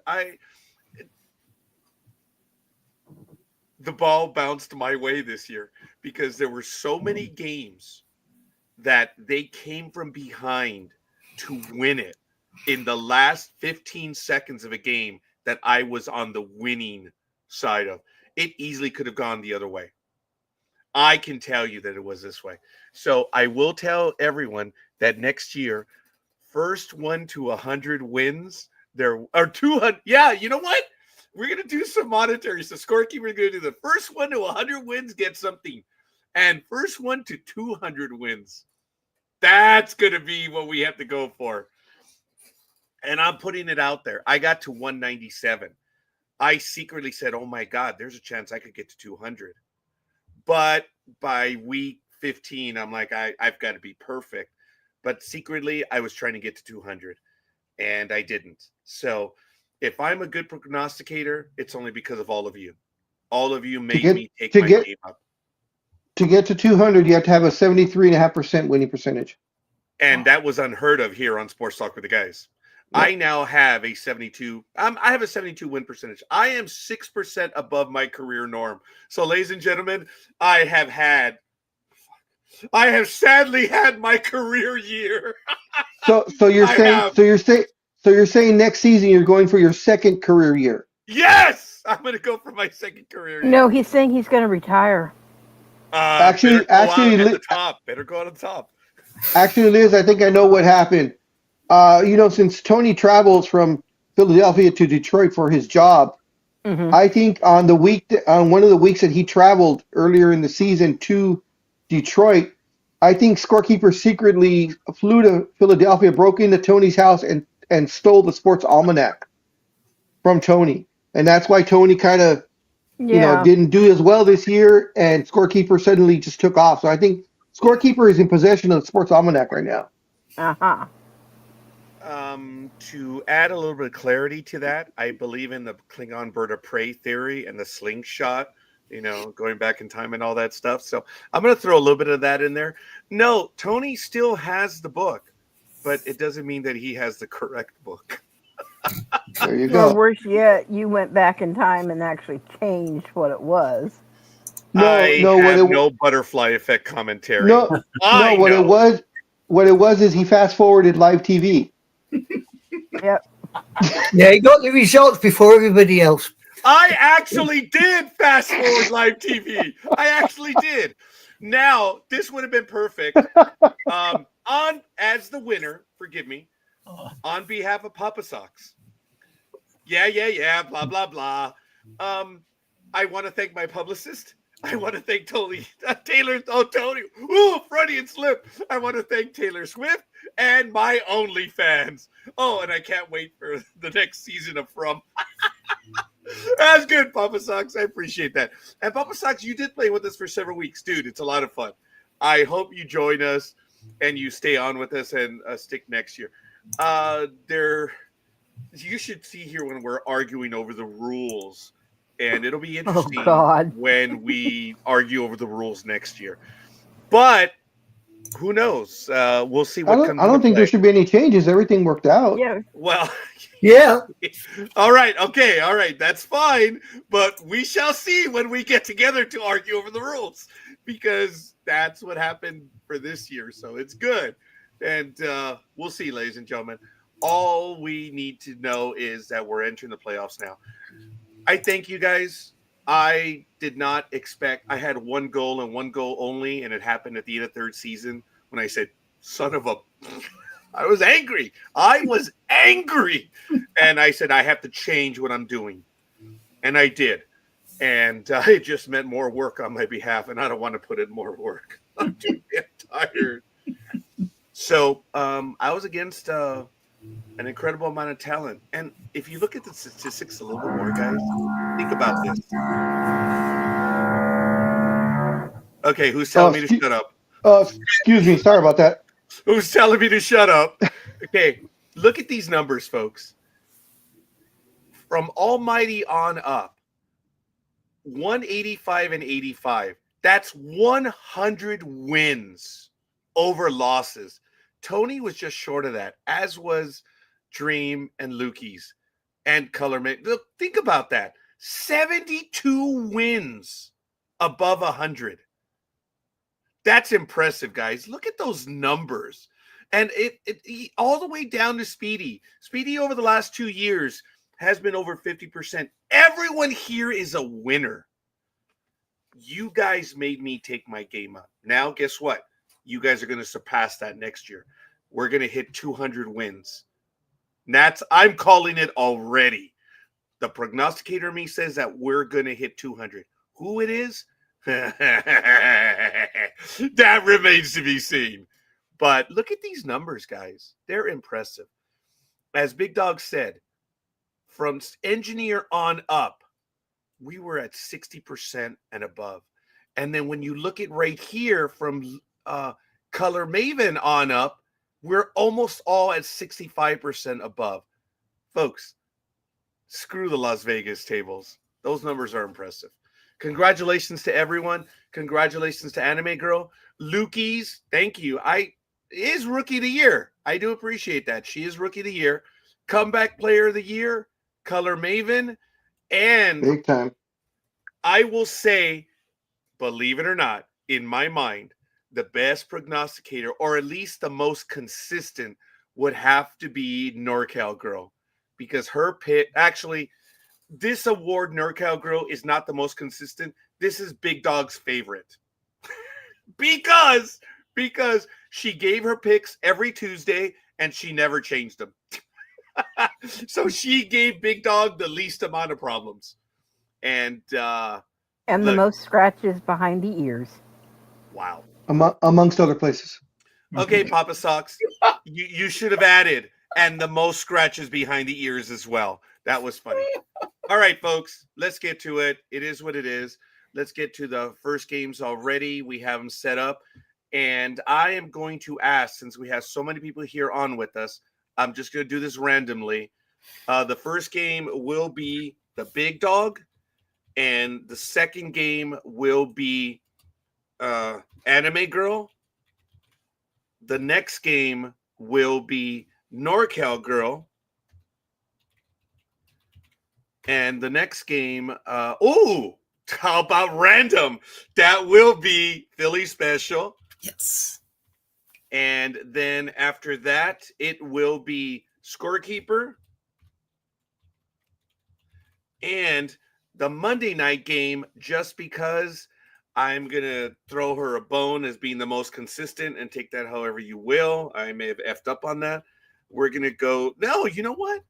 We're going to make it Anime Girl. Sorry, NorCal Girl. So Anime Girl will finish it off. Girl. So again, Big Dog will take the Chargers and the Texans. Anime Girl will take the Steelers, Ravens. NorCal Girl, Broncos, Bills. Philly Special has the Packers, Eagles. That was funny how that worked out. Scorekeeper will take the Commanders, Buccaneers, and Anime Girl will take the Vikings, Rams as we go over them.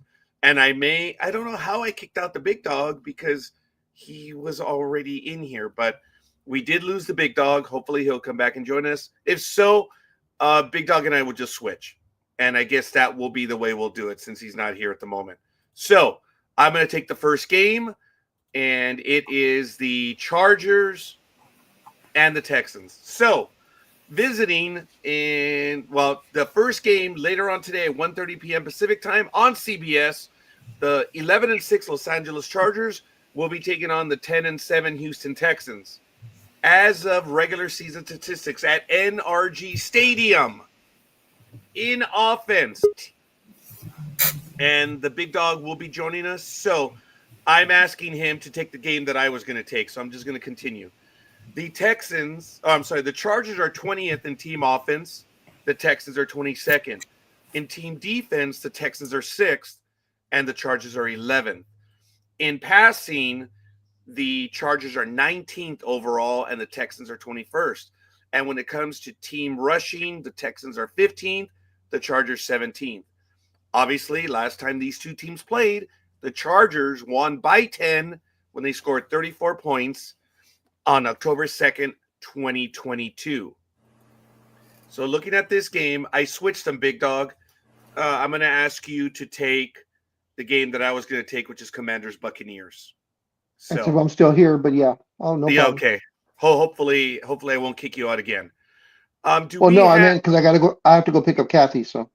Oh, understood. Okay. Sorry about that. So in this game, the Chargers are -3 on this one. Do we have a win probability? Yeah, we have the Chargers, the old electric company, at 58.8%. Thank you. Do we have a weather report? Yeah, Yes. wait. What did you say, Anime Girl? I said, yeah, wet. Well, no, it's actually 54 degrees and partially cloudy in the dome. And I have 55 degrees and sunny as you walk from your parking lot to the dome. Because it's a dome. NRG Stadium is a dome. It's a dome. Okay. What I said. All right. I need the injury report, please.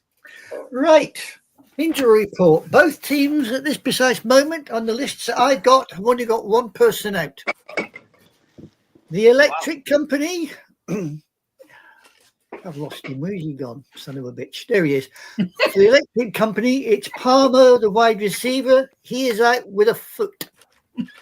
And 40 Texans. Hello. Tony's laying eggs again. Go on, keep cackling, boy. You'll lay them. You'll get there. Sorry. He's off. Tony needs to breathe. Breathe.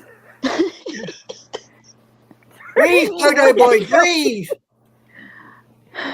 You'll get there, boy. God damn it. Right. For the Texans, we have Mason, who's the guard, out knee MCL. And if Dodo Boy's finished laying his bucket half dozen eggs, are you back in the room? I'm good. Well, the thing is that the reason why he's laughing so hard because he only lays egg whites. He doesn't lay the whole egg. Just He's the only guy that I know can blow an egg and get away with it. Whoa. Hey, whoa, now. whoa. Oh. Oh, come on. You set it up. You think I'm going to leave it standing? No way. Baranta. Yep. All right. I love it. So for this game, a scorekeeper is calling it the Chargers 24-14. Knowing that, we're going to go on, and I am so sorry. I'm having trouble finding the cursor. I was going to say my mouse, because now I have my frozen hand on the mouse. NorCal Girl, are you going to stay with the Chargers? Oh God, yes. Okay. Anime Girl. I'm going with the electric company. All right. Gridiron Girl. Duh. What? Duh. Going with the Chargers. 24-17. Thank you. Woohoo. All right. Philly Spet. Duh. Philly Special. Don't sound the same when you say it. I'm going with Gigs team. Yay. See, those are frozen fingers right now. Big Dog. I will go with San Diego. Okay. I believe that's everyone that we have here. Papa Sox, if you're in, please give us your pick. Other than that, I think we've chosen everyone that's here right now. What about the Go Scissor ahead. Sisters? I don't know if they're I don't know if she's still mad at me because I went off attacking America earlier. So we'll see. Oh, thank you, Papa Sox. Okay. So, all right. For now, Gridiron Girl, please regale us. Sure. So, for the Chargers, we have NorCal Girl, Engineer, Scorekeeper 24-14, Color Maven, Sports Sister, Speedy, Anime Girl, Gig 24-17, The Philly Special, Big Dog, and Papa Sox. And for the Sorry. the Texans, we have Cafe. There you go. Sorry. I have to take another sip of my go-go juice. Thank you for that, young lady, and I apologize for interrupting you. Okay, folks, let's get to the next game, which is Anime Girl, Steelers, and Ravens. You're up, young lady. Okay, we have got the Steelers 10-7 playing the Ravens 12-5. They are playing at M&T Bank Stadium. Our scores on the doors for this wonderful get-together is an offense. The Ravens are first, while the Steelers are 23rd. In defense, Ravens are 10th, while the Steelers are 12th. In passing, Ravens are 7th, while the Steelers are 27th. Oh, there you go, consistency. And in rushing, the Ravens are first and the Steelers are 11th. The last time these two knocked heads was December the 21st last year. And the Ravens decided that they wanted to win, so they kicked butt 34-17. Yeah, they doubled up on them. That was impressive. Okay, for the betting line, the Ravens are -9.5. Do we have a win probability, please? We certainly do. It looks like those pesky Ravens are going to take it 80%. Wow. For a playoff game. Wow. Yeah, 80%. but we haven't got to the injury report yet, but never mind. No, we have not. Go ahead. May we have the weather report, please? It's going to be very nippy at 30 degrees and clear. Oh, wow. Oh, wow. I have it 31 degrees in Nipley. Because there's no dome. Yeah, that too. No dome. Wow. Okay. No dome. Impressive. May we have an injury report, please? All right, for the Steelers, how come the linebacker is physically unavailable? Because he's got an injury on his knee. Gilbert, the cornerback, is out also with his knee. These guys have been praying for a miracle. They've just lost. For the Ravens, we have Ismail, the tight end, out with this mysterious, undisclosed, and Flowers, the wide receiver, also out with his knee. Looks like his praying come to a grinding halt. Of the two, I would say the Steelers have got slightly more red than the Ravens. There you go, ladies and gents. Make of that what you will. All right. Thank you for that, Anime Girl. This game was so given to you by me. And that being the case, please let me know who you are going for. I am going for the Ravens. Unfortunately, I don't think the old Iron Crew is going to make it. All right. NorCal Girl, are you going to stick with the Ravens? Sticking with the birdie people. Gridiron Girl. I will be taking the Ravens, and I have them winning 35-20. This is the first time, Gig, that you and I have scores that at least one of them were not the same. Did you notice that? For the last few weeks, there was one number that was consistent. So I don't like you anymore. Okay. All right. So there's a shock. so little, right? When it comes to numbers. Sorry, Philly Special, I cut you off. No, you didn't. All right. You were the Blackbirds. All right. Big Dog, please. Impressive as the Steel Curtain is, as they are in and year out, they are not going to beat the Ravens in Baltimore. Thank you, Big Dog. Papa Sox. And Lukey's, if you are here, if you could email me your picks, please. I am unable to access my phone. I don't even have it here so I can visually show. My phone of almost 8 years has finally taken a dump. My iPhone 8 did not give me 8 years. The damn iPhone 8 Plus. So, but I'm very happy about it. And we'll see. So Papa Sox is taking the Ravens. Thank you. Who in the hell are you? Gridiron Girl, please regale us. Alrighty.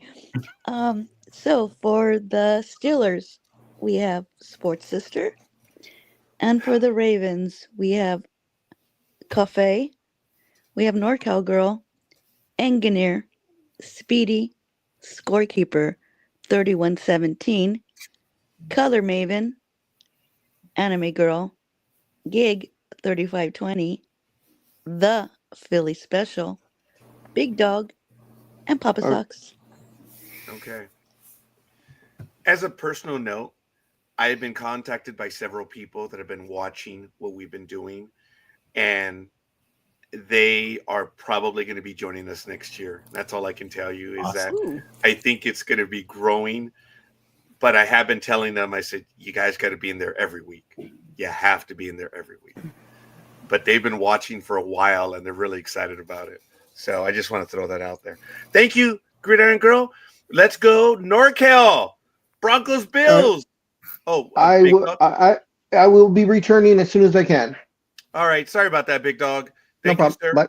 And we'll have him back in a moment. So, Broncos Bills, you up? All righty. We got shut up. We've got don't get me off track. Okay, we've got the 10-7 Denver Broncos versus, of course, the wonderful 13-4 Buffalo Bills, and they're playing at Highmark Stadium. All righty. The Bills in offense are 10th versus the Broncos at 19th. In defense, the Broncos are 7th, the Bills are 17th. And in passing, the Bills are 9th, the Broncos are 20th. In rushing, the Bills are 9th, the Broncos are 16th. And of course, the last time these guys played was a couple of years ago, November 13th of 2023. And it was actually a close game. The Broncos just edged it out at 24-22. Thank you for that. The betting line is the Bills minus 8.5. Do we have a win probability? We do. Looks like those little hairy cows will be trouncing all over the field at 78.9%. That's still surprising on that, but that's good. Do we have a weather report, please? Very chilly at 28 degrees, mostly cloudy. Thank you. Injury report, please. Injury report. Right. For the Broncos, we have Turner Yell, the safety, physically unavailable, knee ACL. Then we have Crum, offensive tackle, out with illness. Oh dear. Then we have Blackson, defensive lineman, out with the mysterious undisclosed. And then we have Debussy. Is he a booking composer? Oh well, he's a defensive tackle, out undisclosed. And for the Buffalo Bills, we have Doyle, the offensive tackle, physically unavailable because of his knee. And that is it. Excellent. Thank you. NorCal Girl, you were given this game by Meist. So are you going to stay with the Bills? Why, thank you, Lord Master. Of course I'm sticking with the Bills, as the fact that I am Queen of the Herd. Yes, I'm glad you realized your position, your station.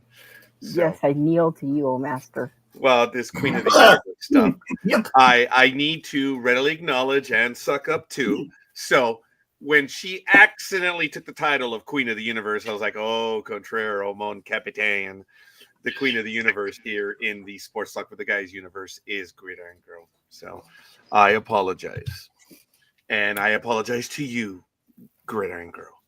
So she had been referred to as Queen of the Universe several years ago. So I do apologize. But that's why I gave her Sexy Voice. Say what?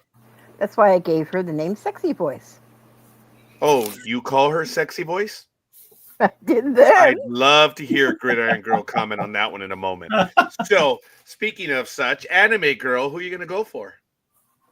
Me, little old me, I'm going to be going for the hairy cows. Yeah, hairy cows. I'm sorry. Not in your choice, but that I wasn't able to make the correction. All right, Gridiron Girl, alleged sexy voice. Yeah. Okay. So Broncos, we have Elway 7. And Whoa, for- who are you picking? Oh, sorry. Papa Socks, thank you. You got me all distracted. Oh, Jesus. I'm not the one that called you sexy voice. Well, yeah. Whoa, Thank you. NorCal Girl. That's a, pardon the pun, but that's a score. Wow, Freudian you got her slip. flustered.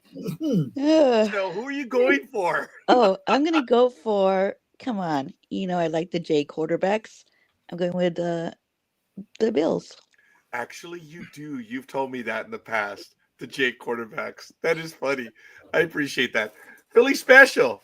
What's it Hairy gonna be? cows. Hairy cows. All right. No man. Dude, the only reason why Iron Girl and I come up with the scores is because of you. It's the only reason. I'm saving it for the next game. Oh, okay. I've already got one on there. So, all right. Oh, wait a minute. Shoot. So, we'll Big Dog when he returns. Hopefully, he'll give us his picks. But all right, let's go ahead and continue.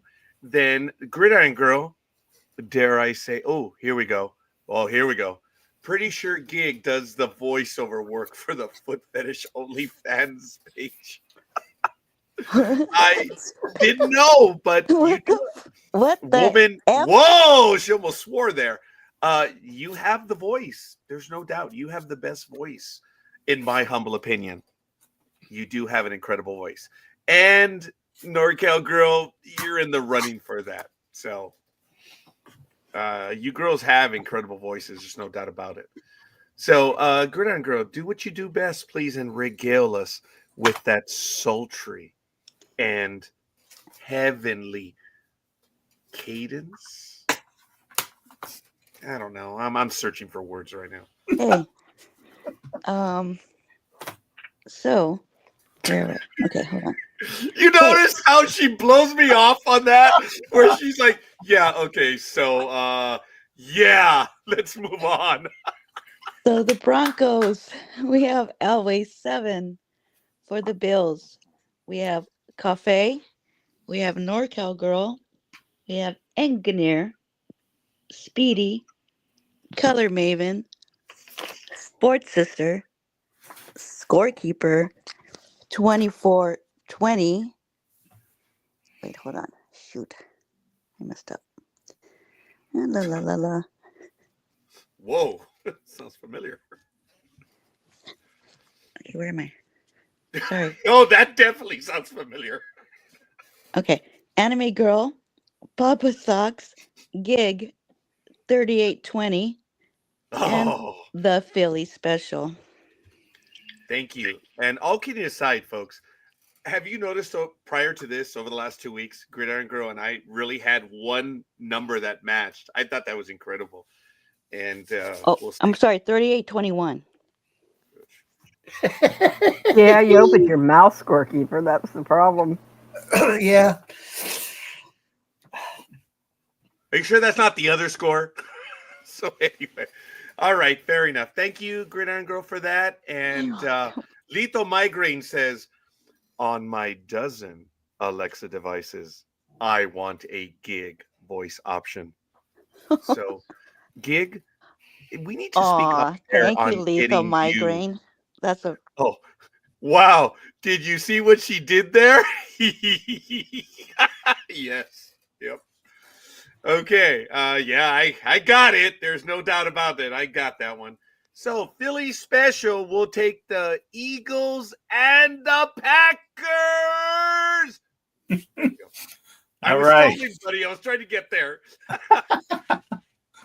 I appreciate the effort. All right, this Sunday, 4:30 p.m. Eastern, Green Bay Packers at 11-6 are traveling to Philadelphia to play the mighty Eagles at 14-3 at Lincoln Financial Stadium. And the Packers on offense, they're a very balanced team. I see they are number 5, where the Eagles are 8. On defense, Packers again are 5th, where the Eagles are number 1 and with the youngest defense in the NFL. On passing, the Packers are 12th, where the Eagles are only 29th. And rushing, Packers are 5th, which is still really good too, and the Eagles are 2nd. Last time these two teams met was in another country as they led off the NFL season this year, September 6, 2024, in Brazil, where the Eagles took it to the Packers 34-29. That is so impressive. Even I did not remember that like it matters. But really, way to go, Tony. They'll be the first team in NFL history to beat a team twice in the same year in 2 different countries. Oh, and you called it. I'm going to have to make a note of that one. That's cool. I like it. Okay. Flashy dodo in the room. That's impressive. The Eagles are only 4.5, but a lot of folks don't get that. When it comes to the betting line, that means how good the teams are when it gets smaller, the number. So to the Corvette drivers, BMW drivers of the world, this is the only time when smaller is better. So they're 4.5. Drivers. Say what? And Porsche drivers. I forgot about that. Yes. Ladies and gentlemen, what is the difference between a BMW driver and okay, I'll say the joke when it's over. I apologize. Let's continue. I need a win probability. Right. It looks like the dodos are going to finally fly from their perches 68.1%. Oh, okay. Interesting, but that's still rather high. That's almost 70%. Do we have a weather report, please? A mild 37 degrees and partially cloudy.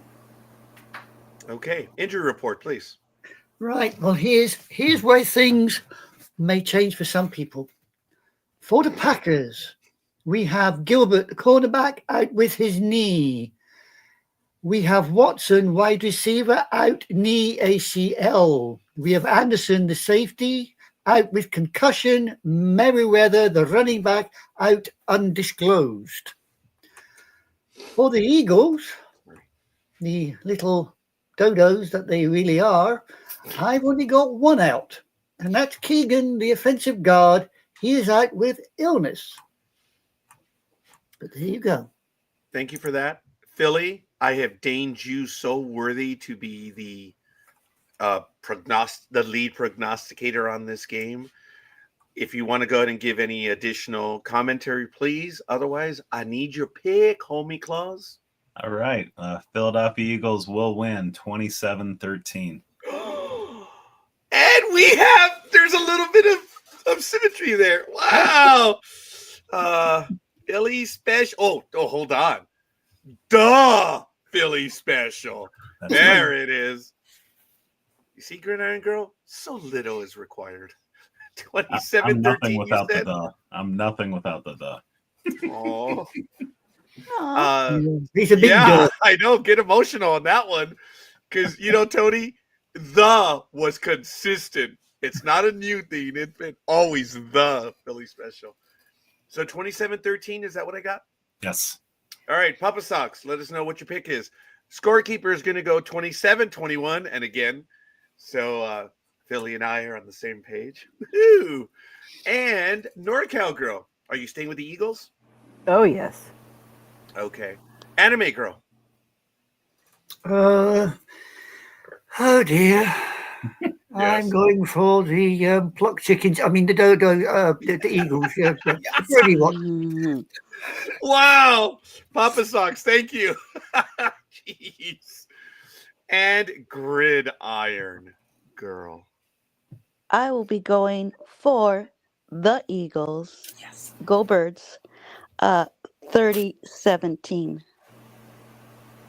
Folks, as I've said time and time again, no shot against any of my prognosticators here other than Gridiron Girl.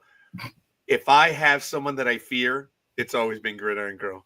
And I do hold my breath every time she comes up with a choice. And she's pissed me off a few times this year. And that's due to her skill. So shout out to you. Tony, on a personal note, it is the youngest defense, the Eagles. Yes. And they only have that one free agent that they're looking at, huh? This team can be wow for a while, huh? Oh, yeah. On And defense. When they played the Packers the first time, they didn't have their stud slot cornerback either, Cooper Yeah. DeJean. So now that they got him, they should even be better against the Packers.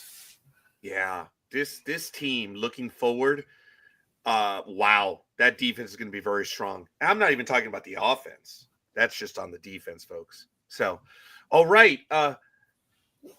Gridiron Girl, please proceed as you would. Sure. So, for the Packers, nobody. Oh, that might And be for the- Lukey's, but we'll see. Oh, okay. I We'll hold- apologize. No worries. Lukey's maybe. Anyways, Eagles, we have Cafe, NorCal Girl, Engineer, Color Maven, Sports Sister, Speedy, Scorekeeper 27-21, The Philly Special 27-13, Anime Girl, Papa Sox, and Gig 30-17. The end. The end. Thank you. Okay, so folks, on this one, I'm going to go ahead and take that one as well.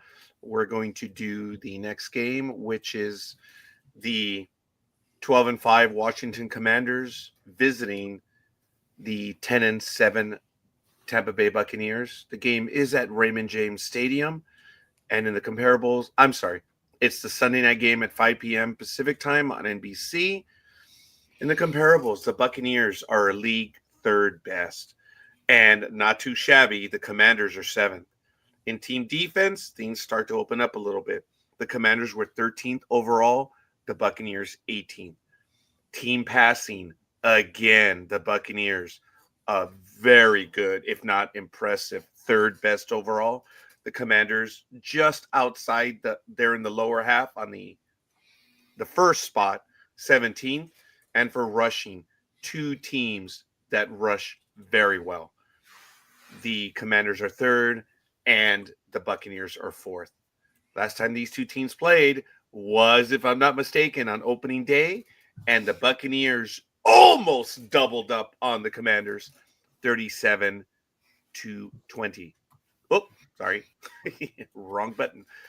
The Buccaneers are favored, the betting line is -3. So again, that is a good game there. That Vegas doesn't want to bet quite a bit. Do we have a win probability? We do. It looks like the Bucks are going to stick it to the Commanders, 59.7%. Weather. 55 degrees and a slight chance of rain. Injuries, please.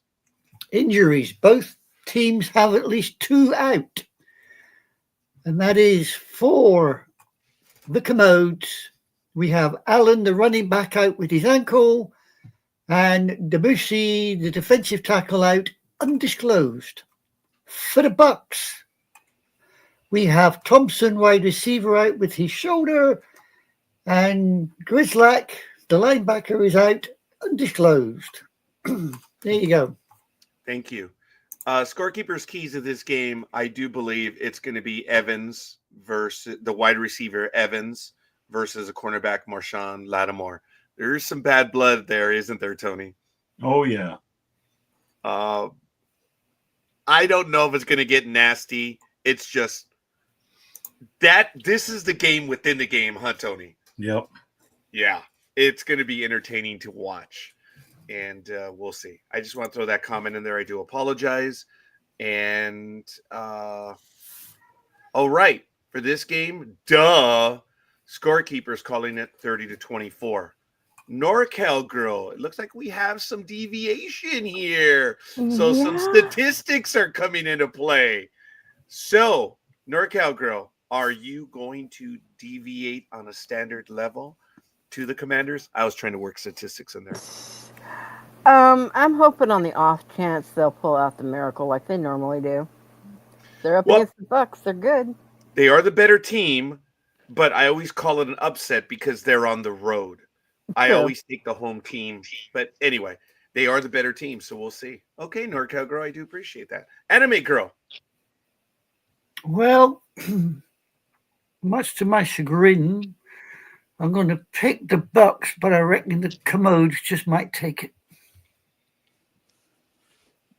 Oh, right. Okay, I got you. Gridiron girl.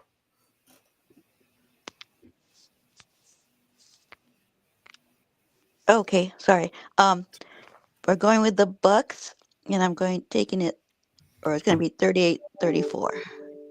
It's going to be a shootout. Oh, and rather close. Papa Sox is taking the Commanders as well. Whoops. Sorry.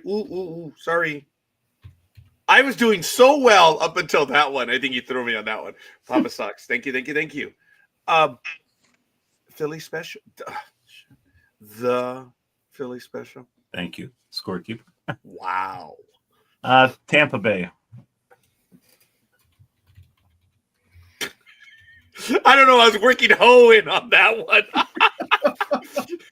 Jeez. The Philly special. Do you have a score by chance? I see 34-20. I see some symmetry in our numbers, so I'm all right with that. Okay, so knowing that, and Papa Sox did take the Commanders. I believe that's everyone. Okay. Gridiron girl, if you please. Alrighty. So for the Commodes, we have NorCal Girl, Color Maven, and Papa Sox. And for the Buccaneers, we have Cafe, Engineer, Sports Sister, Speedy, Scorekeeper 30-24, Anime Girl, Gig 38-34, 34, and the Philly Special 34-20. It's interesting that all three prognosticators are figuring the Buccaneers are going to score a lot of points in this one, and it's. I guess we're expecting a shootout on this one. Wow, that's crazy, as Gridiron Girl said. So thank you for that. Let's go to the Monday night game, and Anime Girl, you are up. Oh God, sorry again. I sorry. Anime Girl. Right, here we go. We have the horny ones, i.e. the Vikings at 14-3, against the little fluffy ones, i.e. the Rams at 10-7. The scores on the doors are as follows. In offense, we'll start first. On offense, the fluffy Rams are 15th, while the horny Vikings are 12th. In defense, the fluffy little Rams are 26th, while the horny Vikings are 16th. In passing, the fluffy Rams are 10th, while the horny Vikings are 6th. And in rushing, we have got the fluffy Rams at 24th, while the horny Vikings are 19th. The last time these two decided to play, the fluffy Rams handed the horny Vikings their butts on a plate, 30-20. Lethal Migraine says, pretty sure I've never heard of a ram called Fluffy. That's reserved for bunny rabbits and a comedian. That was good. I like it. Okay. The betting line is Vikings -1. That doesn't mean they have them winning. That means they're talking about the points spread. So they're going to go with that. Do we have a win probability on that one? We do. We have the horny Vikings at 56.8%. Never tell me the odds. Sorry. Weather, please. Well, you need to wear a windbreaker when you walk from your car to the dome because it's going to be 57 degrees and clear. Papa Socks. Oh. Okay.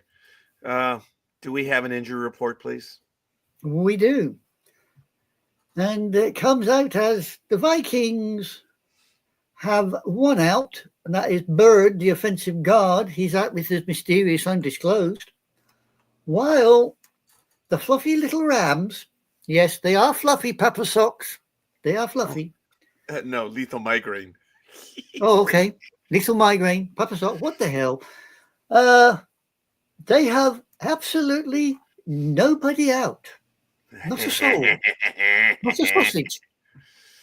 All right. So, knowing that I've deemed you worthy to comment, first off, what's it going to be on this one? Well, both of these teams have done me very good during the season, and now I've got to separate them. Yeah, they actually have. And unfortunately, I'm going with the in crowd. I reckon the horny little Vikings are going to take it over the little fluffy Rams, but it's going to be tight. I think it's going to be like something 2017. Oh, Ooh. awesome. Awesome. All right. You see what you did, Tony? You see what you did? I mean, the Philly special. All right. Gridiron Girl. So I will be taking the fluffy ones. Actually 27-24 too. Oh, wow. Something's wrong in the world. Yeah, that's it. It's all coming to an end. John, hold Yeah. on. Yeah. What? I'm holding on. Oh, I'm sorry. I'm holding on. What? No, that's it. Oh, okay. You're back. All right. Philly special. This one's a toss-up. I think this will probably be the hardest pick for all of us. I'm going to say Rams 26-24. Oh, you're equally saying it's going to be tight then. Yeah. Yeah, I reckon it will be tight between these two. Yeah. Yeah. Scorekeepers going 27-24 on this one. Papa Sox is taking Minnesota. NorCal Girl, are you going to stick with them? And if you are, Do you care to venture a score? Oh, I'm sticking with it. I was thinking about a score. I'm sorry, I meant a score to the game. Well, no comment on the other, but okay. You just did. Shut up. Oh, God. Yes. God, you just won't leave the subject. I can't think when you're doing this. I am a 20 jerk. Yes, we know. 21-19. It would have been funny had you said 21-34. Like, whoa, what are you doing? So you're calling it 21-19. No matter what, we're all going. Papa Sox, kind of want to mess around with that a little bit? You'd like to add a score in on that one? Folks, that's just, it's just whatever. If just on your thinking, that's really all it is, because I know I was off by 1 point in one of my calls. And last year, when I looked at some of the stuff, Tony was the closest. He had, I think, 3 that were within 3 points. That's impressive when you think about the picking of the scores. And I was like, okay, that's one thing I decided to start doing this year. And I was off by 1 point. Oh, no score. Rams scare everybody when they're on it. Yeah, they do. But all right, I appreciate that, Papa Sox. So, Gridiron Grill, this is the last time you will be calling the wild card round for this year, please. We have NorCal Girl, 21-19, Engineer, Sports Sister, Papa Sox, and Anime Girl, 2017. And for the Rams, we have a Cafe, Color Maven, Speedy, Scorekeeper 27-24, Gig 27-24, and the Philly Special 26-24. The end. Just believe that all divisional games before the end of the season make for the favorites pre-ready, yes. So no scores. Just think all the upsets are not going to happen this year. Oh, okay. Fair enough. I like it. Ladies and gentlemen, that's it. We're done with the calling of the games, and we're really good. NFL wildcard, I ask everyone who has not gotten their who has not given us their picks, please. I can't believe I said gotten. Oh, that hurted. Oh, boy. Sorry, it's cold in here. I'm freezing. Folks, that's it. We're good. So, Tony, I know it's a big weekend for you. Are you in Detroit or Philly? Oh, you said you're in Philly, right? No, I'm in Detroit. Oh, okay. All right. Where are they? Oh, so you're not gonna make the playoff game this year?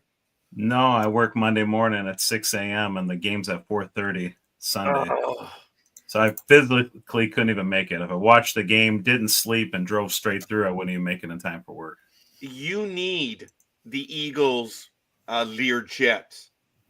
Right. So Totally. you're the number one fan. They wouldn't. Yeah. They wouldn't. What, dude? Did you not speak to the senior clerk on the travel squad?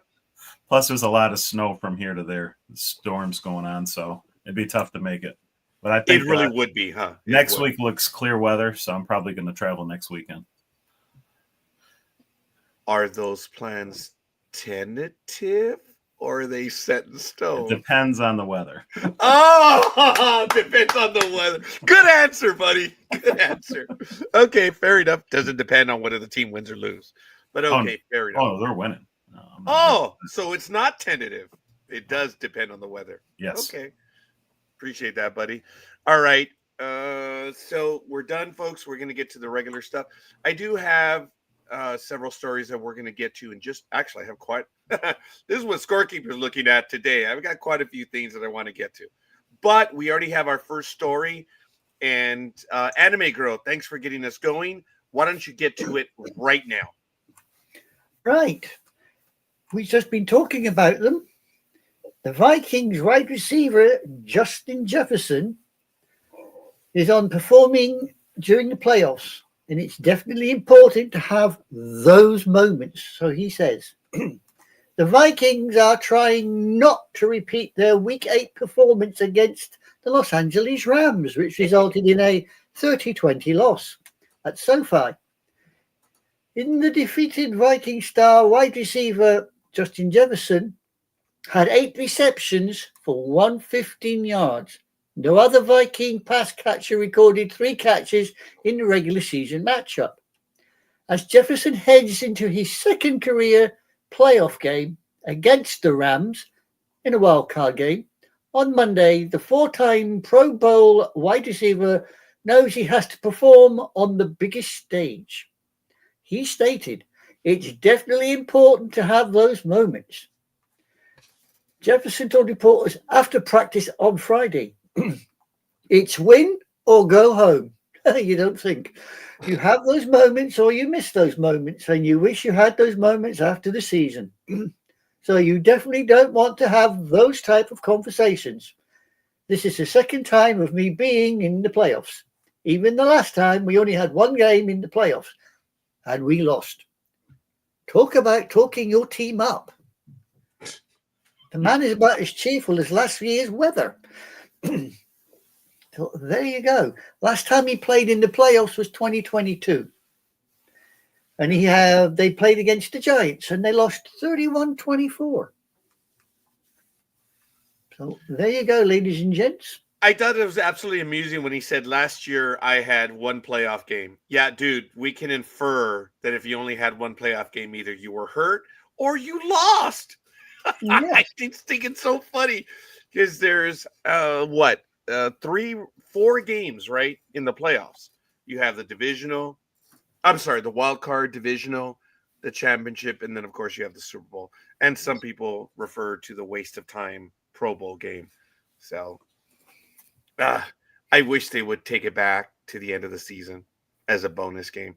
Does anyone watch the Pro Bowl? No, actually, ever since they moved it up, the Pro Bowl game to before the Super Bowl, I have not seen a game ever. Have any of you seen the Pro Bowl game?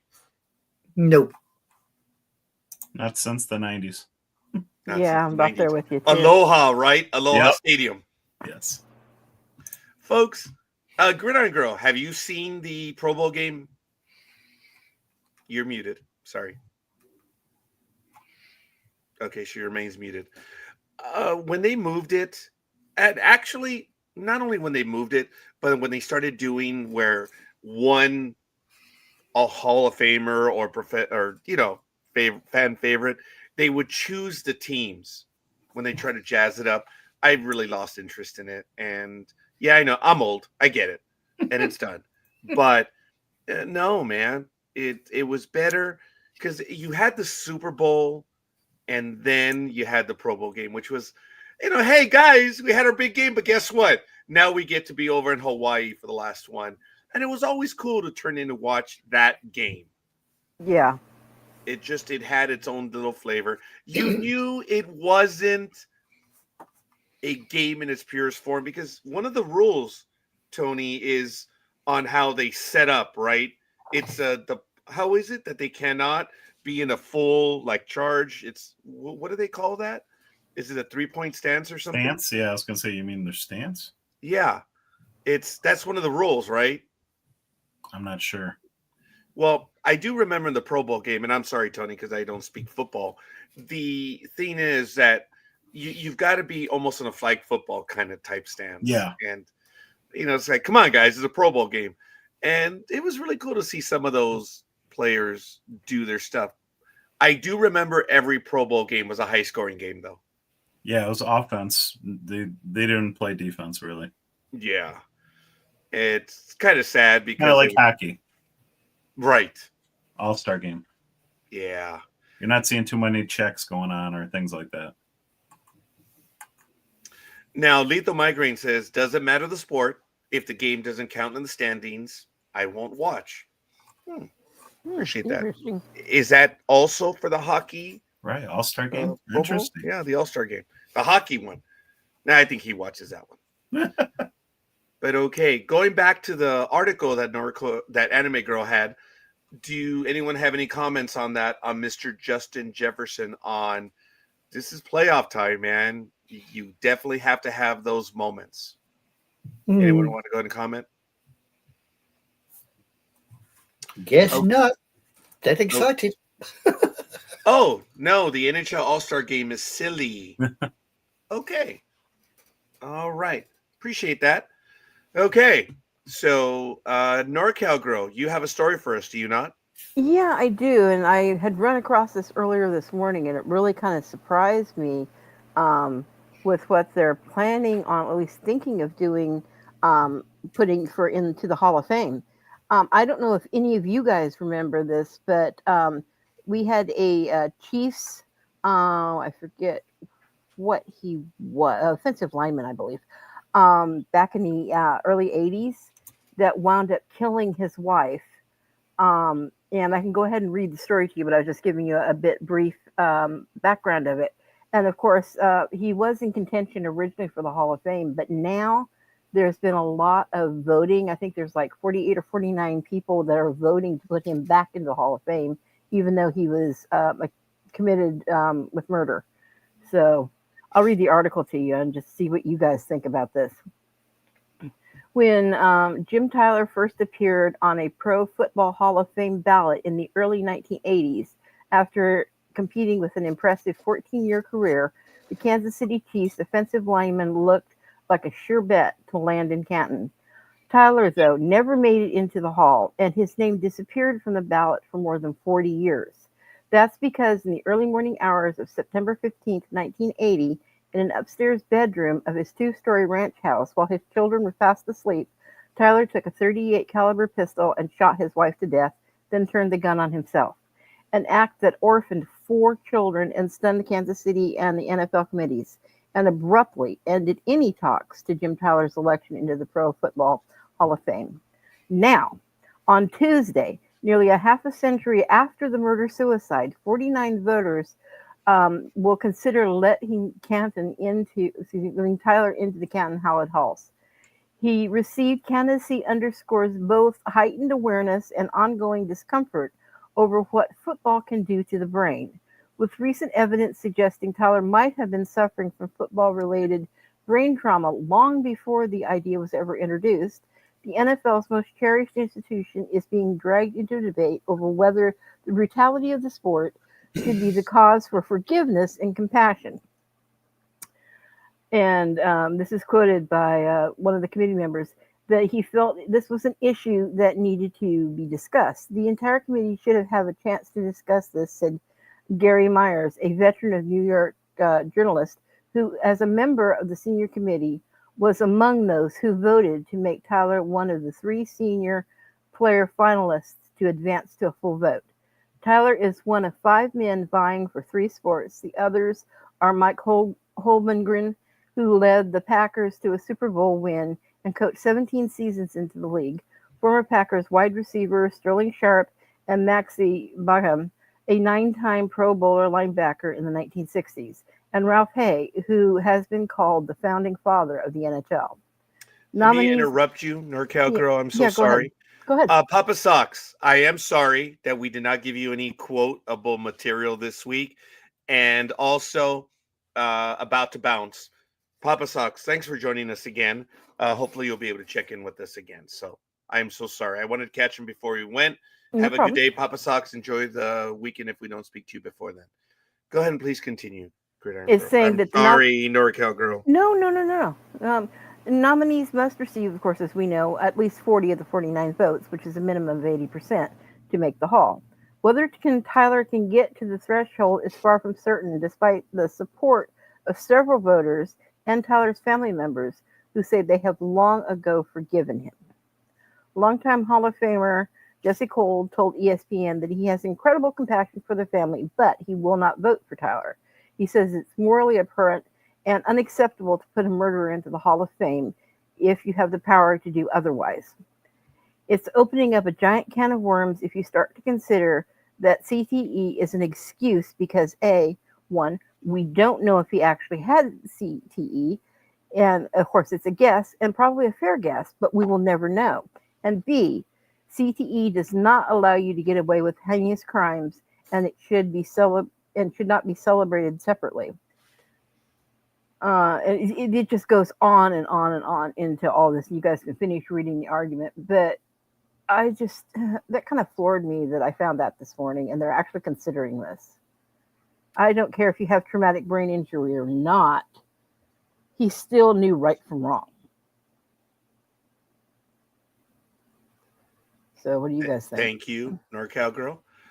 Gridiron Girl, I know you're silent right now. I'm going to go to you right after Philly's special on this.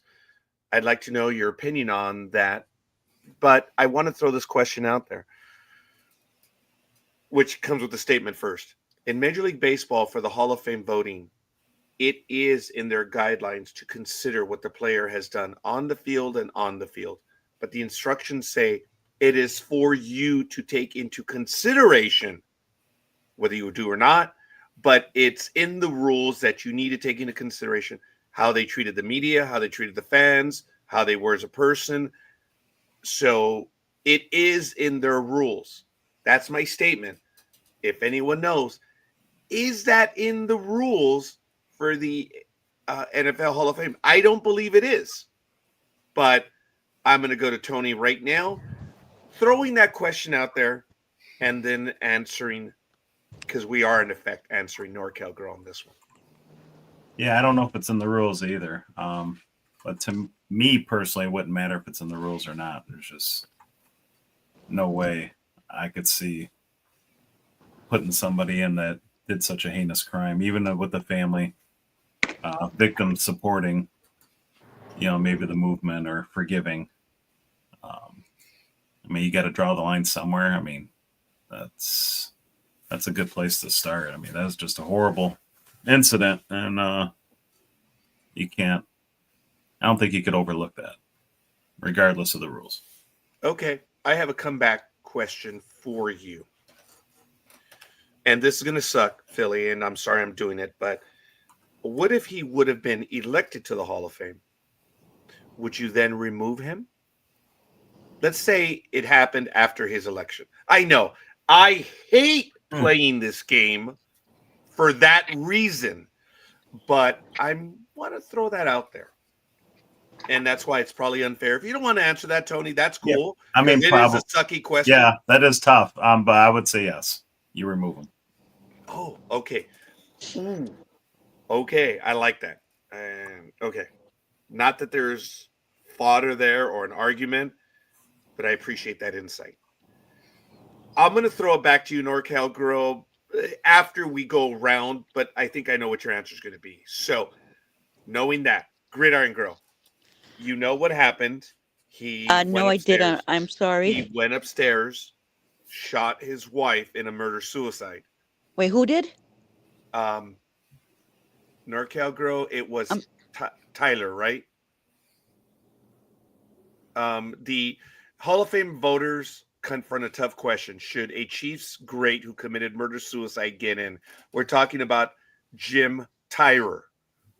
Okay, he was it looked like he was on his way to the Hall of Fame. But in 1980, he walked upstairs and he shot his wife, and it was a murder-suicide. So the question now, well over 50 years, or close to 50 years, should he now be elected into the Hall of Fame, knowing that he orphaned 4 children, he killed his wife, and turned the gun on himself? I'm assuming he turned the gun on himself. It was a murder-suicide. I don't know how he killed himself, but the family of his wife have forgiven him. Knowing that, should someone who committed such a crime be elected into the Hall of Fame almost 50 years after the fact? No. No Why? way in hell. Okay, thank you. No way in hell. Okay. Well, I was a jerk to Tony. You may have caught some of it when I was, brother. And let's say that he had been elected and then the murder-suicide took place after. Would you remove him? I don't know if you caught, but Tony said yes. So, had he been elected, and then he committed this murder-suicide, would you remove him from the NFL Hall of Fame? Without a doubt. Ooh, okay. There may be fodder here then. Okay, Anime Girl. Sorry, NorCal Girl. If you want to go and Anime Girl, your thoughts. You've been listening to everything so far. Yeah. Forgiven or not, unfortunately, he's a murderer. So no, he shouldn't be in the Hall of Fame. No way. Like Gig says, no way in hell.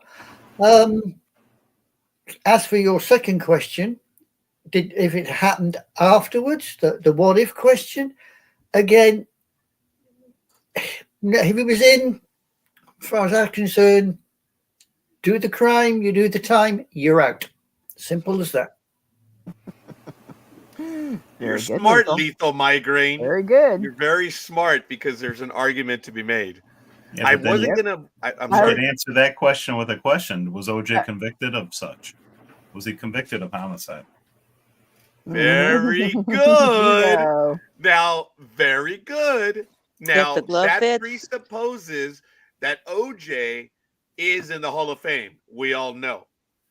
The question was he convicted of it? And we're not talking about the civil liability. Right. Because he was convicted for civil, which I don't understand how you can be convicted on a civil and not look. Because our system's wonderful. That's why. God bless Exactly. America. I don't believe, right or wrong, that if you're not convicted for the crime, how can you be held civilly liable? If you are convicted, yes, one should follow the other. But I got to take a stand somewhere. Agreed. So that's interesting. That's kind of why when Tony first said it, I was like, ooh, there may not be something there. But when Gridiron grows, ooh, now there may be. So thank you, Anime Girl. NorCal Girl. You already kind of know my answer to that. No, I'm asking. No, you already implied that you knew how I was going to answer I earlier. implied. Yes. And you know full well, no, he shouldn't be in it. And if he had already been in it, it needs to be removed. And I was going to bring up OJ's thing, along with what Philly said, that if he had have been convicted of the felony crime, not the civil, he should have been removed completely. Scorekeeper is a rules guy. And that's why I wanted to know if there are some rules in there regarding that. So it does bring up a lot of issues that once they're in, and if they do something after the fact, do you remove them? So let me see. I couldn't care less what they do off the field. If you have the numbers to be in the hall, you belong in the hall. This is a wonderful conversation. And Scorekeeper, because by default, I get to, and I'm going to leave this conversation for another day. There's merit. Yes, I'm going to be a pussy on this one. Because that's what it is. I will tell you that I lean. Oh, awesome. No, here he comes. Awesome. Big Dog, we are handling on an absolutely thorny issue. NorCal Girl, you started. Do you want to go ahead and do the recap real quick for him? What's the horny issue? Thorny. Oh, thorny. I'm sorry. I got Yeah, excited. thorny. Yes, I did I mean- get excited. You said NorCal girl, so I figured horny. So But anyways, Wow, I put it in the chat room for you, the article again. Go ahead, Yeah. NorCal Girl. Please give us the recap. This is going back to the early 80s. We had a Kansas City Chiefs player who was going to be possibly admitted into the Hall of Fame. He wound up going upstairs and killing his wife and then killing himself. Oh. Now that he was He removed, orphaned 4 children. 4 children, yes. Well, that's almost a side issue, but just the murder in itself. Um, he, of course, at that time was removed from any contention into the Hall of Fame. Now, almost 50 years later, they're looking at the possibility of bringing him back and putting him into the Hall of Fame because of everything that he did on the field, and also because the family of his wife has forgiven him. And now they're also trying to contribute it to traumatic brain injury and all of the stuff that has happened during his playtime. The Okay, issue let is me clarify that, NorCal Girl. There's an implication that he could have had CTE correct. as to why he did what he did. Okay, Correct. That's all I wanted to correct. Go on, please. No problem. No problem. And so now there's the whole issue of should he or should he not be in the Hall of Fame, and that's kind of what we're discussing. And you were not here. Philly said yes, he should not be in the Hall. Gridiron Girl said he should not be in the Hall. Anime Girl said should not be in the Hall. NorCal Girl gave her opinion straight out saying should not be. And I decided to throw a wrinkle in there and say, okay, let's look at it another way. If he was going, a future Hall of Famer and all that stuff, if he would have been elected, do you remove him? Tony said yes. Gridiron Girl said yes. Anime Girl said yes. And I believe NorCal Girl was about to say yes on the question of if they're in, remove them. Okay. NorCal Girl will correct me on that. And the other thing I asked was, and I stated, baseball has the rules that if you're going to elect someone to the Hall of Fame, you should consider, whether you do or don't, what they do on the field and what they do off the field. So I threw a lot of crap at you right now, NorCal Girl. What were you going to say? Had he been elected, would you then kick him out? Yes, What I would- would, but it still Okay. all of it falls under certain protocols that you have, the professionalism and do not damage reputation of the team. All of that falls in under that. So yeah, you're doing this while you're still a player or you have played for these teams. Those things still apply. And if you're going to be elected to the Hall of Fame under these accomplishments, no, Knowing all that we threw at you in the last 2 minutes, Big Dog. sorry. No, not at all. No, this is good. We tried to recap it because Big Dog came in at the very end. Big Dog, the question is, No, he should not get in the Hall of Fame. Were he already in there? No, you do not take him out. Because the accomplishments that got him to the Hall of Fame are what got him there, which is his on the field, the things he did on the field, all his accomplishments on the field. That's what got him in the Hall of Fame. What he did after he was already elected in the Hall of Fame, you're then, if you remove him because of what he did after his accomplishments, because to get in the Hall, don't forget, you're already retired. So if you're retired from professional sports or that professional sport, so you are in based on your accomplishments on the field. Even if you take morality and everything else, what he did off the field, he still got in. Now, if he, as you said, killed the wife and then killed himself, that was after the fact of his accomplishments that have already been proven on the field. If you're going to do that, that opens up a slippery slope. What about all the 20s and 30s players and all the stuff they did? Look at Lou Gehrig, all the things that he's did and his racism and blatant racism. Do you take him out because what he did on the field was simply incredible? What he did on the field, but he was an asshole. Yeah, he was an asshole, but he wasn't a murderer. Still, at that time, okay, so how am I going to put this? Because OJ is not actually a good example because OJ was never right. We Really? mentioned You- start. In our OJ recap, we brought that up. OJ wasn't convicted, so technically he didn't do it, although we all know better. But Yeah.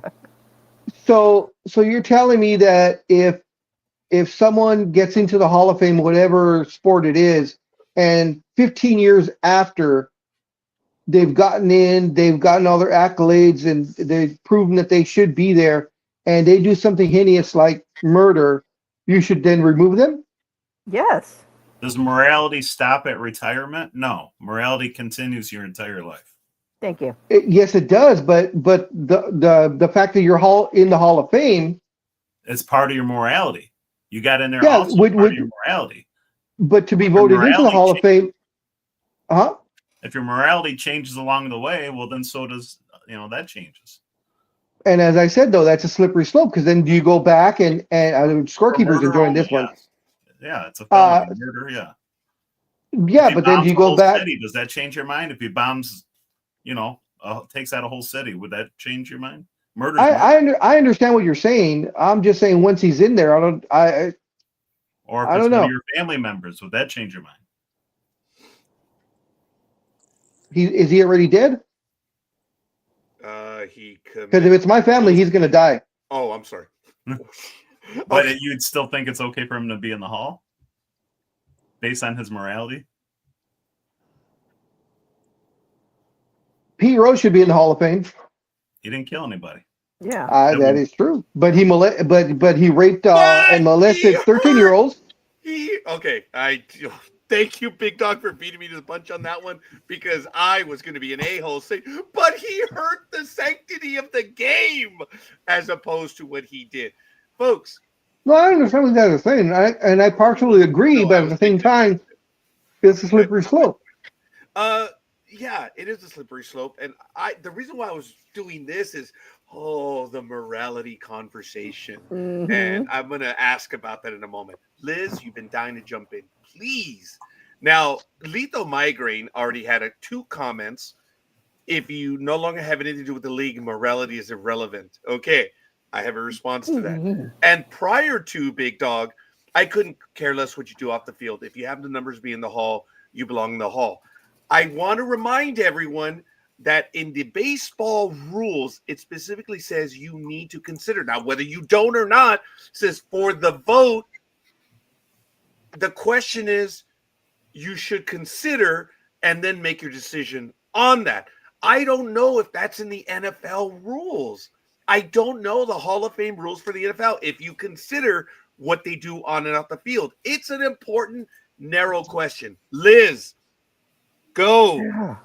I like I was bringing up earlier, you got into the Hall of Fame. Yes, your number's on the field, but you also got into it because of the professionalism, the morality clause, so many other issues that you get to vote for. Yes, you don't. No, I'm not trying to be an a-hole. The No. morality clause, what are you talking about? Are you talking about the NFL invention of the last 15 years?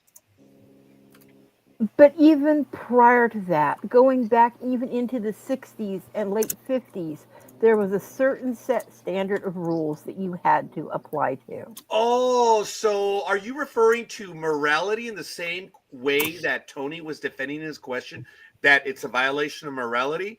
Well, Yes. let me educate a lot of people. What is morality? And what is your definition of morality? Because your definition of morality does not match the next person. Let me give you an example. Let's look at it as, is your morality, for lack of a better word, Judeo-Christian based? Is it non-Judeo-Christian? Are you morality of the Constitution? What is morality? So when someone says it's immoral, what's your definition of immoral? Because what you consider immoral, other people do not. I'm talking about language. Language for many people is immoral. I know we're talking about, but guys, let me finish.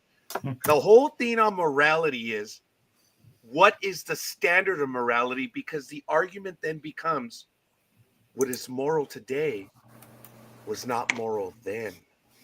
And what was moral then was not moral before. Keep or that even in moral mind. now. When's it ever been moral to commit murder for any Thank you. religion? Thank you. Anybody.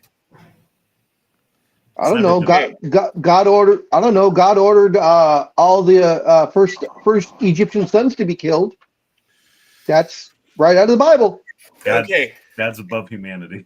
And that is fair. This is a huge question. Why do you think I was wringing my hands? I'm like, oh What my God. what I was about to say when Scorky was talking about what is morality to you, what is morality to the next person, that reminds me of that saying when they said, well, what is porn? Well, I don't know I can't give you the definition of porn, but I know it when I see it. Oh, that's pretty good. Let me take it a step further, and it's not to be argumentative, but this is why it's a question that cannot be dismissed so easily. Tony, an incredible point. When was murder not, when was it immoral? Okay. I totally agree with Tony, and I guess I'm the one that sparked this by saying he shouldn't have been kicked out. I understand, yes. I guess I would really have to think about it just off the top of my head. That was my knee-jerk reaction, but in listening to you guys, I can understand the other side. But as far as getting into the hall, no, he should not get into the hall. It doesn't matter how many years have passed. Doesn't matter how many people have forgiven him.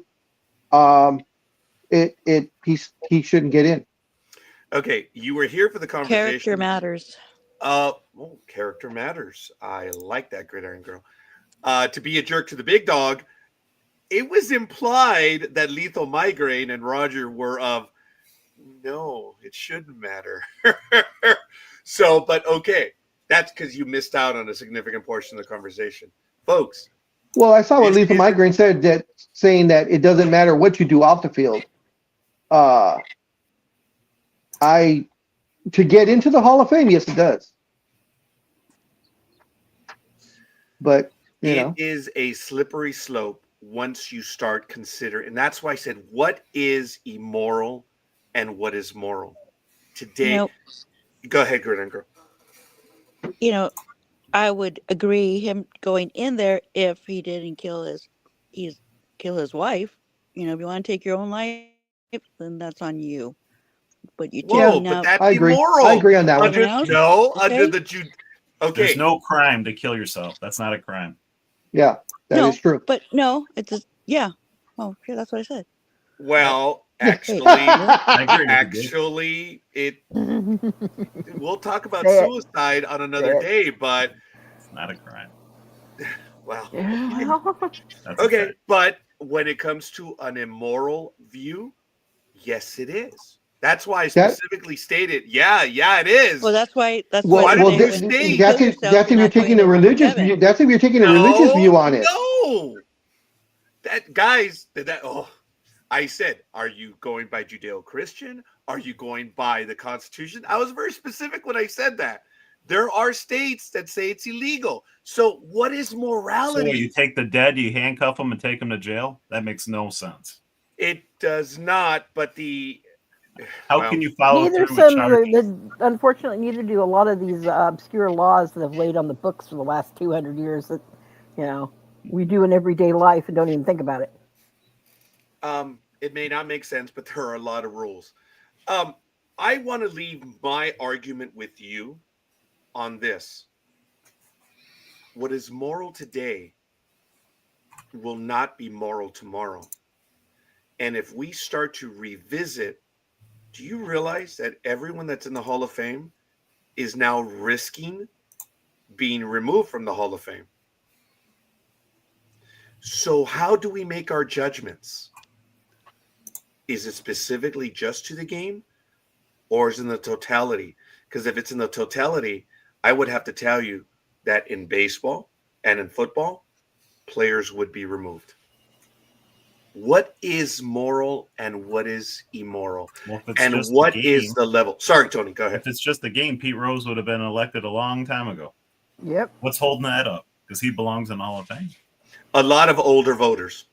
As a player, Tony, that's what holding. I want to preface that as a player, he deserves to go in. Right. But the fact, and that's why I say that Major League Baseball should take up the same type of differences that the NBA has, where you can go in as a player, you can go in as a coach, you can go in as a GM. Baseball doesn't do that. It's just you. In other words, it'd be Tony. Only Tony can go in once.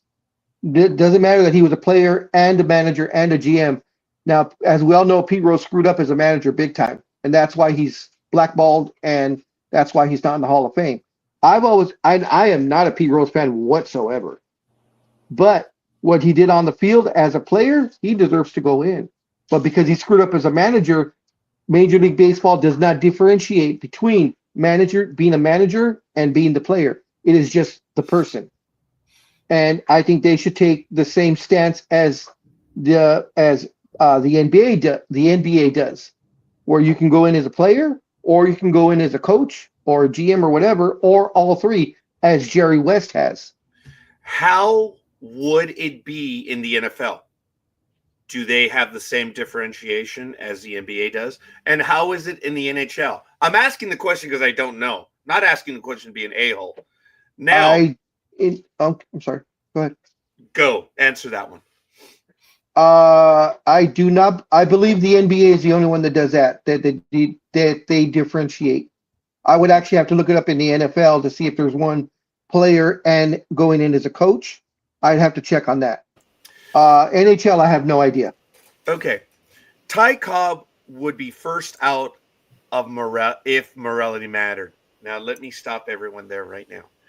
One reason why I love Lexicon is because of our digital age. You can do an incredible search for words, and you can find out when they were first used.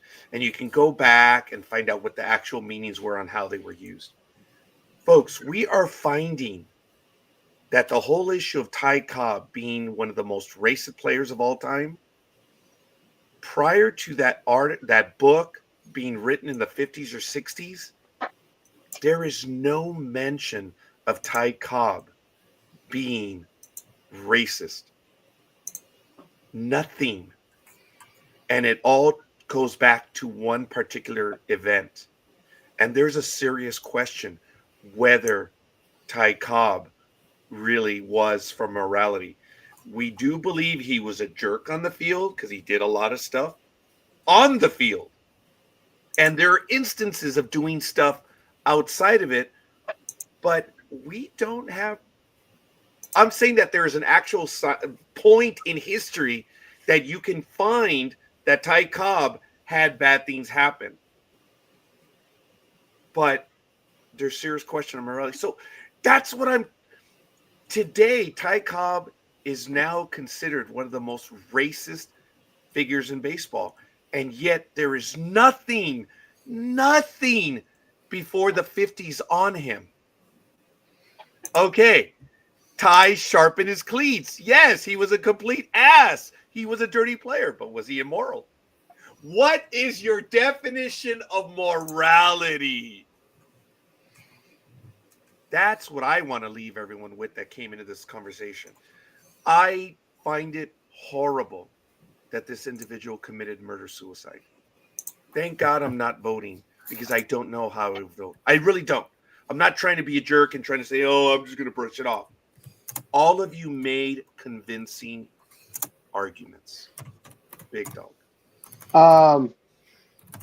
I did a Google search. According to Google, which of course, take it to whatever it is, but there are some other places, Villanova University and a couple of other things, that suicide in the United States is not illegal. Attempted suicide can be a crime. Assisted suicide can be a crime, but suicide itself is no longer considered a crime in the United States of America. Yes, when that comment was said, I wanted to hasten that said, when Tony said it was illegal, I'm like, yes, I wanted to correct it, but I let it go at the time. That is correct. Attempted is, believe it or not. But it's yes. Well, I said it's possibly, depending on, I guess, your state that you're in, Yes. attempted suicide can possibly be considered a crime. And I think assisted suicide is still, and actually assisted suicide is. Certain states have legalized that, but not very many. Thank God Thank God. that they finally legalized it in certain states. I'm a big believer in it. Okay. very hot button issue. Let's go back around. NorCal girl, let's finish up the comments on this so we can go on to something else. But this is a wonderful conversation because this is what we do on Sports Talk with the Guys. So your thoughts on it, Liz, knowing what everyone else has said, let's sum it up. I still 100% believe no, he should not have been allowed in it. And if he had have already gotten in, it should have been removed. So Man, is you're he not in gonna yet change or my not? mind. Who? No, Oh, okay. Okay. Thank you. You're talking about the football player. Yes. Well, no, that was the whole thing. That his candidacy is being revisited at this point in time. So, should you vote? Should you not? So, all right, fair enough. Anime Girl, did you post this in the chat room, Anime Girl? Yes, I did. Okay. Why don't you read it to us? Revision of any historical fact is full of problems, but a historical crime is and always has been held against the person who committed the crime. Therefore, if you've committed a crime previously, it don't matter. You are still a convicted criminal. Therefore, no matter what you've done after that, no matter how hard you try, it will still be held against you. It's just the way the world is. Because we will spend the next 80 hours arguing this, I'm going to sum up my argument in one thing. What is your definition of a crime? And we'll move on. Because are we talking about a capital offense? Are we talking about an ethical offense? Are we talking about a moral offense? This is so deliciously deep. We could spend so much time on it. It's not a shot against you, Anime Girl. It's just that there is more to this. Gridiron Girl. Well, taking a life, yeah, you're taking a life, so it shit. Yeah. Yeah, I still stand with my, yeah, he should not get in, you know. If he would just, you know, if you're saying his actions were because of him getting hit, you know, Junior Seau, you know, is he in the Hall of Fame? And he committed suicide? That's fine. And, you know, he's in because, you know, of his Accomplishments. shit. Yeah. Accomplishments. But yeah, but his but taking a life, you know, you're not. Thank you. Tony. Sorry. It's a hard topic. Yes, it is. Your final thoughts on it, Tony, knowing Oh. what everyone else has said now. No, I stick with what I said and really what Liz has said and Anime Girl and Gig and Big Dog and Scorekeeper's been a little in the middle on it, so I can't throw you in the ring, but it's just it's a cut and close case for me. It's not even debatable. I mean, when we're talking murder, we're just talking murder as far as morality.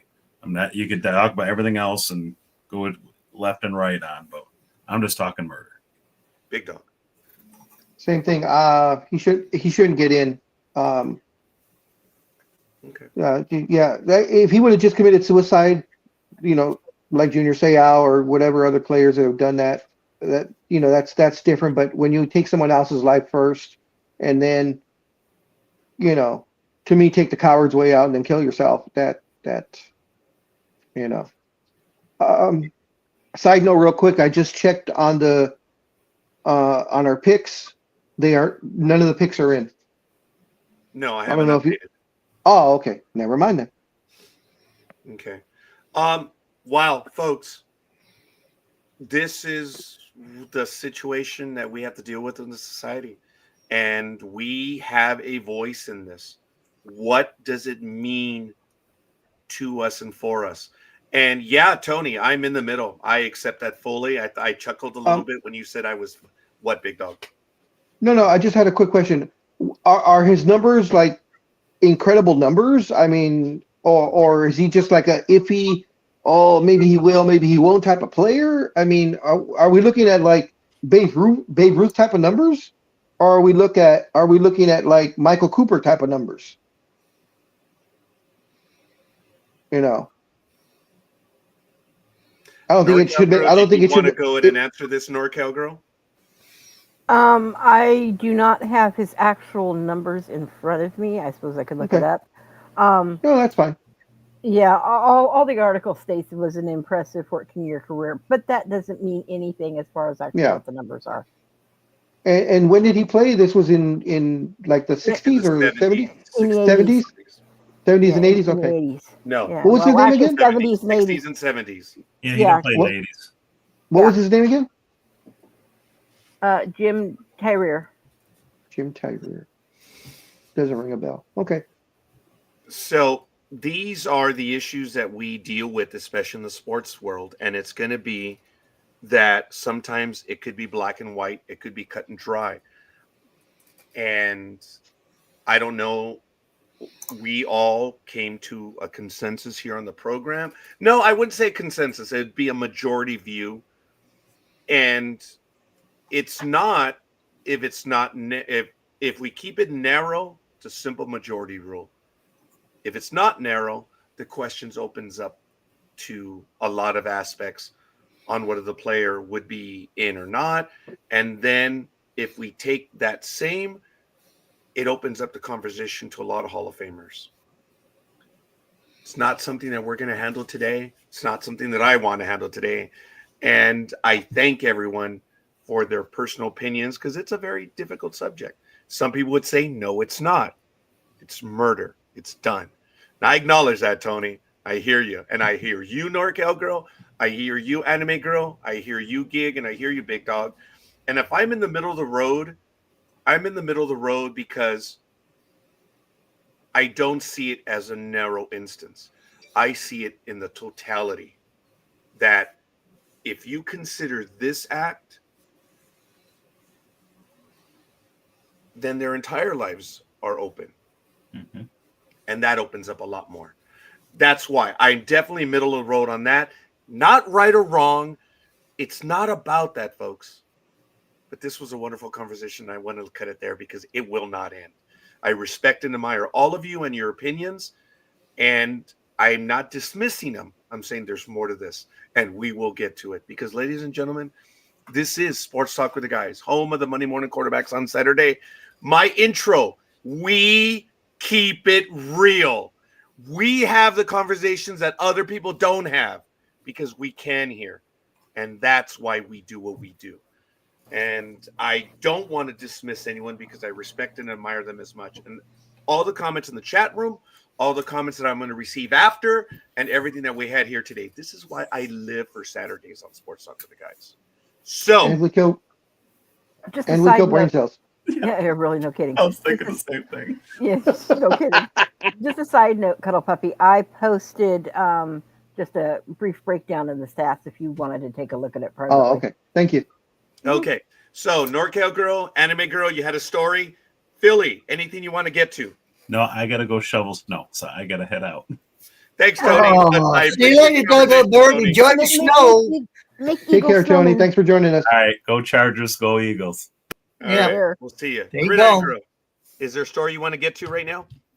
I know you're muted, Gridiron Girl.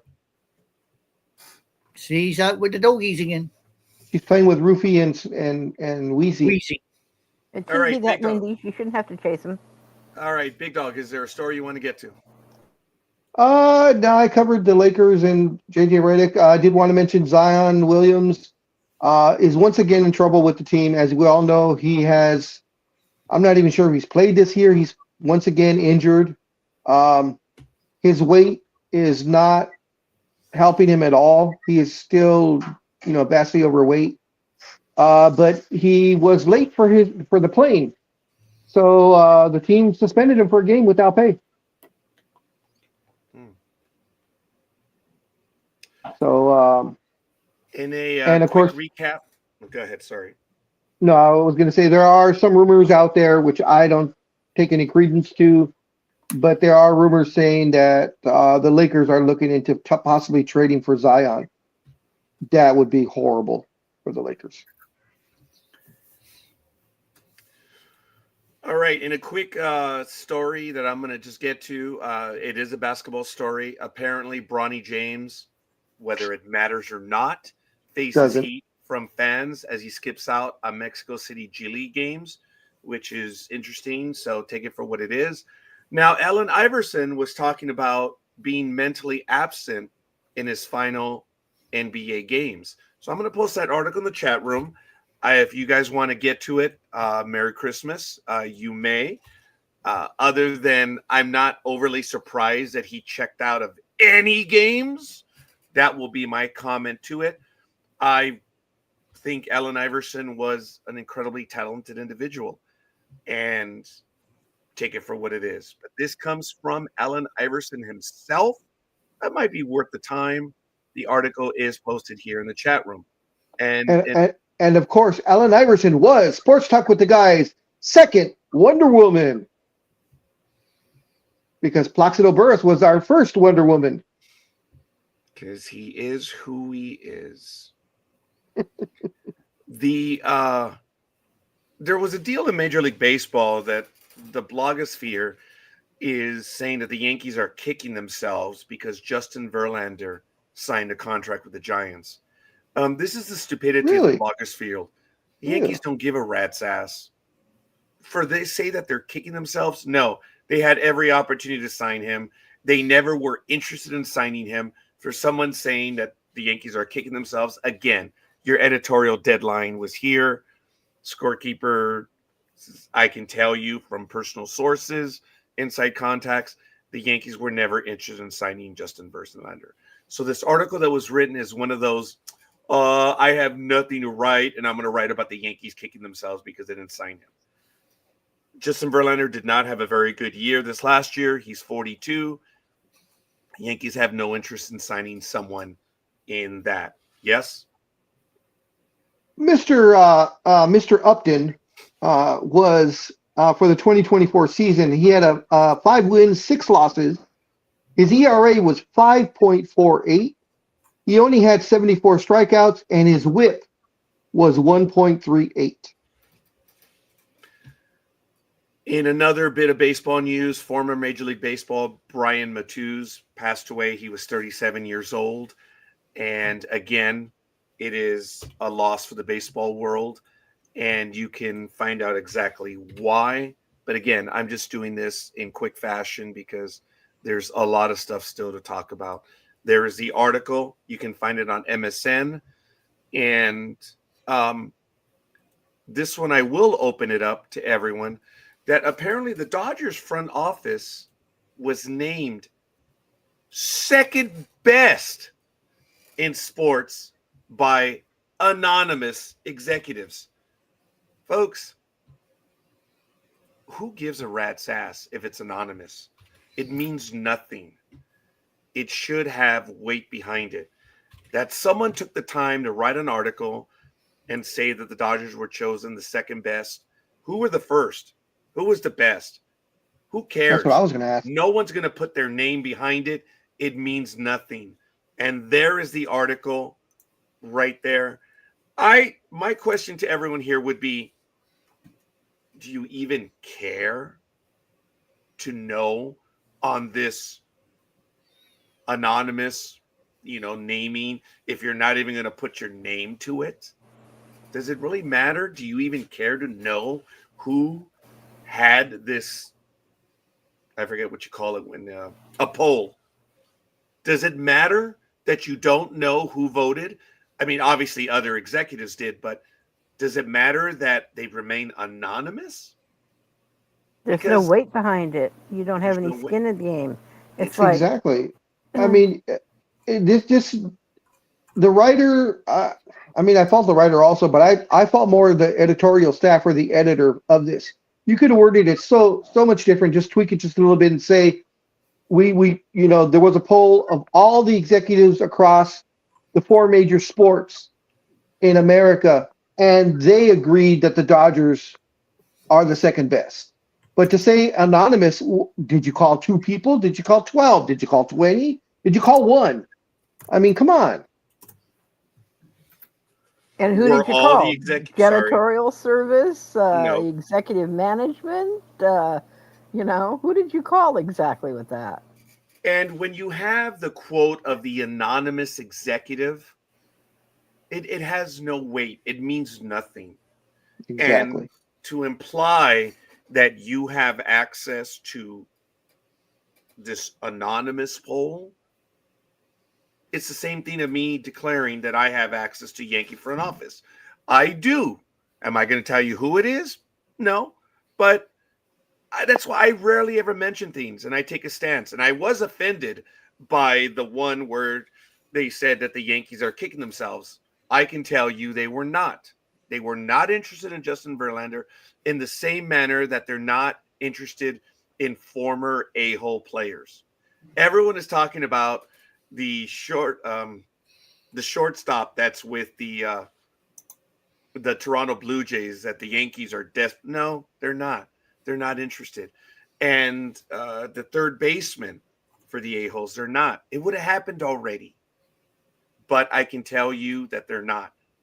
As while I'm not in on that one. That one, I haven't heard anything for the last 2 weeks. Things change. But I've read over the last few weeks that the Yankees this, the Yankees that. It's just amazing how they're not. And, hey, sometimes, it angers me when information gets out because you're never going to hear it from me. I've said in the past, when word gets out that you're after a certain player, you're screwed. Yeah. So all the stuff that you hear on the blogosphere is exactly that, just made up stuff. And I'm answering this guy specifically. The Yankees were not kicking themselves. The Yankees didn't even care of Justin Verlander this year. And I think that the Giants overpaid for him. It's a 1-year deal for $15 million. He's going to be 42 when the season starts. He turns 42 in February. And he had a bad season, and I don't think last season was that great either. I believe he was injured most of the last season, if I'm not mistaken. So that $15 million, what would you have paid a scorekeeper? If you're the Giants, what would you have offered him? Or just anybody? What kind of money would you offer him? $1. He's done. He's done. I actually would have offered him a minor league contract with an invitation to spring training, and I would have been an incentive based. Yeah, that's what I was thinking. I was thinking $30 million, but he's got to reach all these marks. See, I was thinking $7 million and then incentives that'll take him possibly to 20. Good deal. I don't. Dude, you got to prove to me that you've got more than that. So, Mr. Verlander, and that's why the Yankees were not going to sign him, because they have no interest, because there's a problem. There's a genuine problem that the Yankees have. They have bodies now. I didn't say starting pitching. They have bodies. And that's why Justin Verlander would no. Also, speaking of your Yankees, the two gentlemen that interfered with the ball and were ceremoniously kicked out and then not allowed back for the following game, Major League Baseball has made the announcement. I think it was Wednesday. Those two fans, well, I'll be nice about that and call them fans, have been banned from every single Major League Baseball park. I'm not sure how long the ban is. I'd have to look it up, but I know they are banned for at least, I believe it's 2 years, possibly more. So hopefully, guys, you feel the end justified the means, which I don't think they did, but Scorekeeper,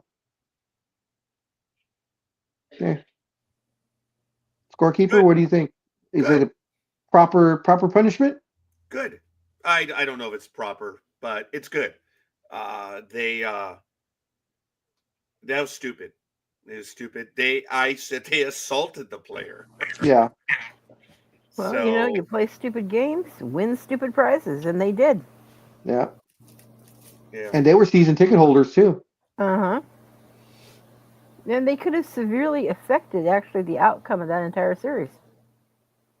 Yeah, because they could have injured him Yeah, exactly. when they grabbed him. They grabbed him, yeah, tried to pull him up. Yeah. I don't recall exactly what I said at the time, but I do. Folks, I'm never for fan interference. Never. I've never been.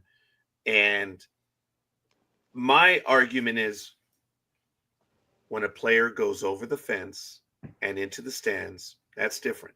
This was Yeah. not the case. Look at the video for yourself. It's not the face. And go ahead, Gridiron Girl, please jump in. Yeah, I was happy that they got banned. They could have hurt me. Damn it. Yeah, so so am I, folks. I don't remember exactly what I said back then, but You were angry, Squirky. You were angry that the fan did that, since you are, as a traditionalist that you are with baseball, and then the fact that it was a Yankee fan on top of that. You're all about the game, and That's more like a Dodger move. yeah. I'm sorry. What was She that? said it was. Go ahead. That's more like a Dodger fan move than, just saying, because all those beers Really? that they just, come on. Dodger fan did not throw a switchblade at Wally Joyner. 1986, Yankee Stadium. Yeah, Yankees aren't exactly the friendliest type of fan. I've never said they are. True. And I've said I go to Dodger Stadium, and I now actually I've always disliked Dodger fan. I always have, because Big Dog knows They're obnoxious. they are. And, of course, not No, I'm gig not. though. Not gig. Thank Not gig. you. Thank you. Thank you. Go ahead, Gridiron. Son of a please. bitch. Oh, Oh. I love it. it. Right in there. Yeah, I think Cuddle Puppy down here forgets I am Dodger Blue as well. True. So you got two fans on here. what do you But mean? you're not at the disparaging. but you're not at the stadium though. When I said Dodger fans are obnoxious, I meant at the stadium. When we go they to the are. games, it's just Well, you need to be up here and see some of the rivalry we have when they play against the Giants. It's absolutely. Oh yeah. Well, I mean that goes back decades, but I know. mean, Scorekeeper and I used to go to the games often, and it was like the old joke where I went to a fight and a hockey game broke out. Mm-hmm. We'd go to the Dodger game and we'd like, okay, let's see how many 15 rounders we're going to see, in the stands. And sure enough, we'd see at least one or two. Oh, and I actually had a comment about that when I talked about that a few weeks ago. And they said, well, of course, Scorekeeper, when you buy nosebleed seats and bleacher seats, that's going to happen. Ooh. My answer to you is go blow yourself, because you missed when I said we always sat in the field seats. Yes, sir. By the dugout. So F you. I know that's a materialistic line, but folks, I told you where I sat when I was there for the no-hitter. I was just beside the Cardinals dugout and a few rows back. I have always sat. I have lamented the increase in the price. This is only the last 10 years. Big Dog and I, 5 years ago, before COVID, we went to Dodger Stadium and we still sat in field seats. So that's the most rowdiest area there is. Mm-hmm. Field? So there you go. The field seats? No. Yes. Sorry, Gridiron Girl, because the bleacher seats in left field are dangerous. So much so that Big Doug and I refuse to go to the bleacher section. Folks, when you go to Dodger Stadium, there's about 50 cops there. 40 of them are in the bleacher section. Where is the bleachers? The bleachers would be all the way nosebleeds, but he's talking about left field. Oh. You go to Dodger Stadium. For the love of God. outfield. Dodger is the- fan does not know where the bleacher seats are in Dodger Stadium. I don't say what bleachers. I know is maybe- because you don't spend time with the riffraff, right? Didn't say that. Look, the left field bleacher seats are some of the most dangerous seats in Dodger Stadium. You mean so that's bleachers and outfield is the same thing, correct? Yes. No. Okay. Well, No? yes and no. I would say bleachers would be more up top. Your nosebleeds or the Pavilion. So pavilion those- is Well, to me, right those are left bleachers. field. those are the view seats, but the bleacher seats are always the ones that are the Dodger Pavilion. The outfield seats have always Yes. been referred to as the bleacher seats. Oh, that's new to me. Because they're New to me too. those guys Don't get Outfield mad. have pavilion. the benches out in the pavilions. Those are bleacher seats. You have a big, long wooden. Those are bleacher seats. So yes, those are the most rowdiest of Yes. them all. Everywhere else that you sit in Dodger Stadium actually has a fold-down seat. Now, I don't know how they've redone the outfield seats, but those are bleacher seats. When you sit on a long wooden, well, I think they're plastic now. Those are bleacher seats. When Yeah, you they're look at still the Dodger long. Pavilion, yeah, they're bleacher seats. That's what they are. It's not that they're up there or anywhere. It's a bleacher seat. It's a long stick that everyone sits on. So, yes, she doesn't know the bleacher seats because she's fancy and only sits in the suites. Yeah, actually, she's even above that. She's in the field seats. So, and the reason why they're called field is because that's how you buy them. They're called field seats. And that's in the inner bowl of Dodger Stadium. And then you have Loge, and then you have Reserve. reserve. I love the reserves. No, wait, Mhm. no. And then I'm top of the talking about deck. the middle one, that where there's like 3 or 5 rows only, on the same level as the suites. I've gone there a few times. They're about $60 to $80 a ticket, Oh yeah. and those are nice. I love those seats because they're Now- actually padded, and the rabble doesn't go there. Now, this, I guess, question is to NorCal Girl Gig and Scorekeeper. Sorry, Anime Girl. Do you know what updates are being done at Dodger Stadium? I saw, the construction that they totally tearing up the field.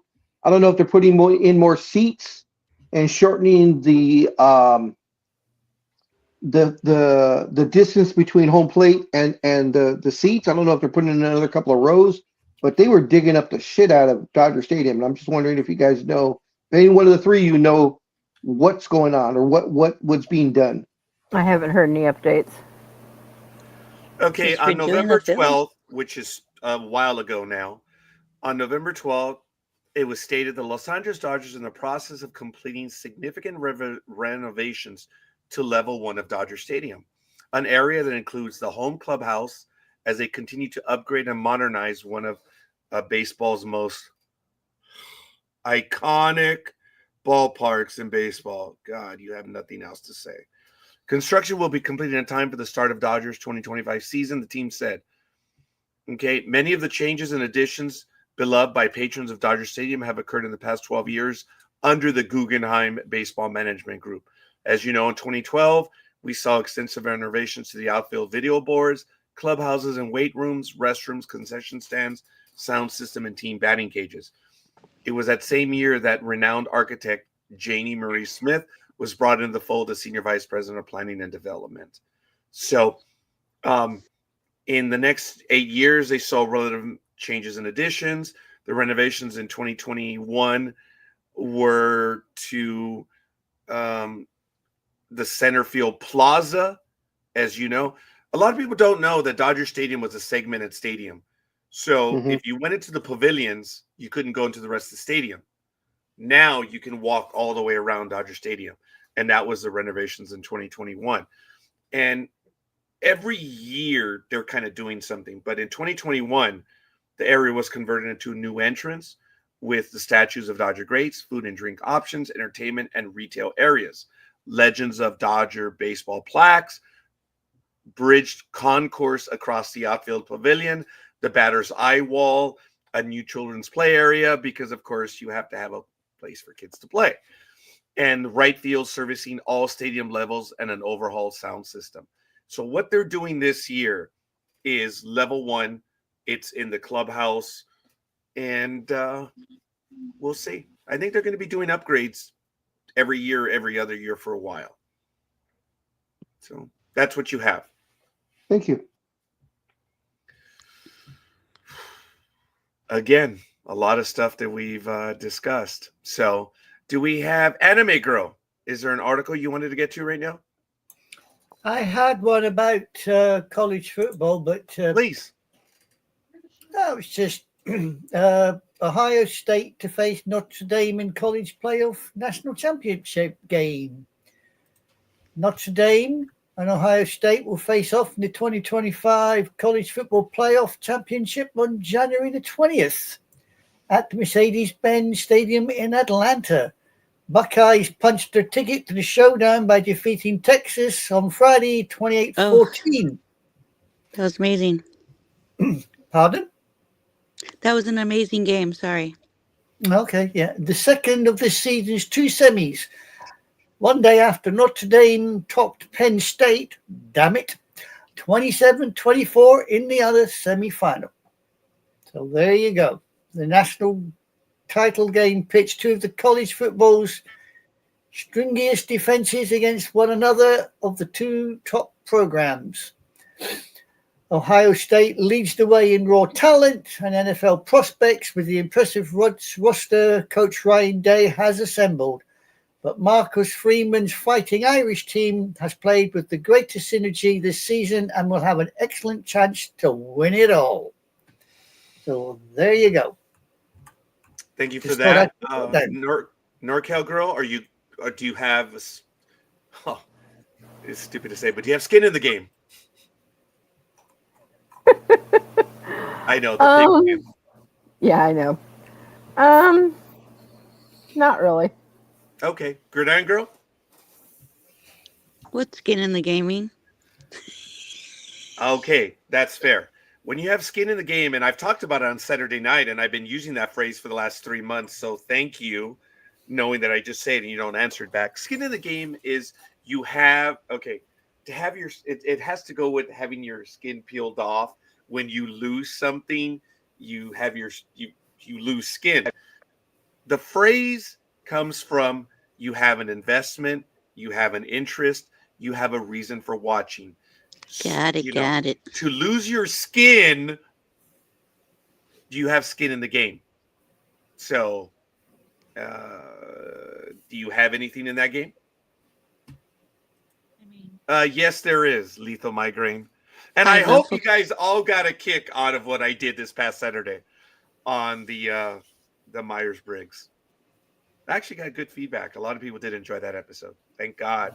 After doing It was about 40. one of the better ones. I liked it.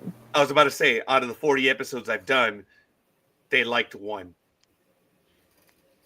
I would have been canceled a long time ago had I been on anyone else's network. Hey, it's a slow burn, but you're building. Thank you. So, all right. So, do you have skin in the game? Lead Gridiron Girl. Well, not really, because my Oregon Ducks lost, and but yeah, I love a good game, and I don't like Notre Dame, so I'm gonna go for Ohio. Thank you for that. Big Dog, Anywho. are you paying? Oh, sorry. Go ahead. No, what? No, Go I said on, thank you for that. Oh, you're welcome very much. But I'm gonna go, guys, because I'm very hangry and I need food, Oh, I'm Okay. angry right now. and I Have need a to mimosa get. for me. Oh, that's gonna be coming up very soon on my pregame. Oh, screw the mimosas. Just give me a gin and coke. No, it's gonna be vodka. I don't do mimosas. Eh. Big Dog, do you have So an bye, interest guys. Hell in- no, I don't care. Bye, Bye, Gig. Gig. Thank you. See Have you a good again. one. Bye. Bye. Go Chargers. Here, here. Yeah. I haven't watched a college game. I haven't watched a college game in 5, 6 years. Okay. So, but the one funny thing is, maybe you call people who watch college can answer this question because it's not Ohio State. I don't know why, but for whatever reason, people that talk about Ohio State or alumni from there, it is not Ohio State. It is the Ohio State. Why they have to say the before it, I have no idea. But I've heard that many, many times, and I've even heard broadcasters talk about them that way. So I was just wondering. The Ohio State. Well, I guess Yeah. we'd have to ask Tony to answer us again That's what I was going to as say. to why it's the. But he never gave himself the title. You guys gave him the title, so you Well, would be able to have an answer. Gig gave him that title. The. Okay. Yes. Actually, she says As in the. the one and only, probably. Well, that's scorekeeper. Oh, Yeah, well, he thinks so. no, I was looking at Buckeye State because Ohio does have the nickname as being Buckeye, but I was going to look it up as to why. But now I know why. It's not the college. Everyone thinks it's the college. It's no, because it's the tree, the Ohio Buckeye trees. And I was like, ooh. Yeah, so they say I the did Ohio read State about Buckeyes. that. Yeah, but I never would have known that answer. I don't pretend to. And Ohioans are also known as Buckeyes. Did not know that. I would have said Ohioans or stuck up first in flight people. Ohio was not. Yeah. Ohio was not first in flight. They seem to take credit. Actually, I'll talk about that on Monday Night America. It's first in state. There are these two boys that flew a wooden plane. But that's okay. That's somewhere else in America. I'll talk about that on Monday night. Do you have, and now I'm going to go to the big dog first. Do you have a college team that's a UCLA. favorite? Okay. UCLA. I don't know who Gridiron Girl is, but it might be Oregon. Didn't know that. She's an Oregon Duck. I think that's where her son went to school, so I get that. NorCal Girl, do you have a college that you like, or I'm sorry, you may have attended? Not presently. It used to be Notre Dame, but I have two very, very good friends of mine whose both of their boys are being scouted out for some. So it'll depend on where they get to, and I'll probably follow along with it. Thank you. Anime Girl, are we Yeah. referring to Canterbury or Oxford? What would be Yeah, I your know what you're referring to. Thank Don't be- you. So what's your Don't be college? sarcastic, scorekeeper. I know where you're going to this. I love you. I'll be honest. This particular season, only because I managed to get some of their games actually on YouTube, I was following Penn State. Oh, Okay. that's cool. How about a That's not home bad. college? I know there's no football University. the same manner. But University. how would you? Is there one back home that you follow for soccer? No. The only time you get I would suppose the two universities really giving it head to head is the boat race between Oxford and Cambridge. Oh, Oh, yes. okay. It's And no accident that I mentioned Cambridge and Oxford. Very yeah, good. Oxford and Cambridge. And in the boat race, I normally go with Cambridge. I don't have a college team, but I had family who were born and raised in Corvallis, Oregon, home of Oregon State. So, of course, when I see them, I say I'm an Oregon fan. I have a sympathy to Sonoma State, which no one knows, and I have a sympathy for Villanova Prep because they've been a Cinderella in the basketball invitationals for a while, and they're small colleges. But in Southern California, I am UCLA for a university, but I've attended so many colleges that it's like but they're community colleges and regular colleges. So I for university, it would be UCLA. And then I admitted I have an affinity for Sonoma State as well as Villanova. So it's a much more convoluted answer for me. So, all right. Not too bad. Okay. There was another article in the chat room, NorCal Girl. Which one would was you- it that I posted? Oh, why don't you get to that I one, have- please? I have 2 or 3 On that I the posted. Which season one is it? tickets Oh, God. for the Oakland A's. I You saw put the this- article in there. I know. I saw this come across in our news, and I literally had to laugh because this article is supposedly saying that the A's have sold out season tickets for the first year here in Sacramento, and they're still asking about the single game seats. First and foremost, before I read this, do they know how small the stadium is? It's not that hard to sell out. First of all, but But it is the A's that you're talking about, though, who averaged, I think, who only averaged like 8,000 fans. I know. And it's a novelty this year. They're so close to home. So everybody is going to go out to Rivercat Stadium to watch just because of the novelty of we don't have to drive down to the bay. It's right like here. We can take light rail to it. We can, for God's sake, ride our bikes to it, for pity's sake. It's not that far away. So I think one of the reasons it sold out is not because of the A's, being a small fan base. I think it's simply because this is such a novelty. But it goes on to say in the article that it remains to be seen if the Athletics will be successful during their time in West Sacramento. But baseball fans in the new market appear to be showing solid interest.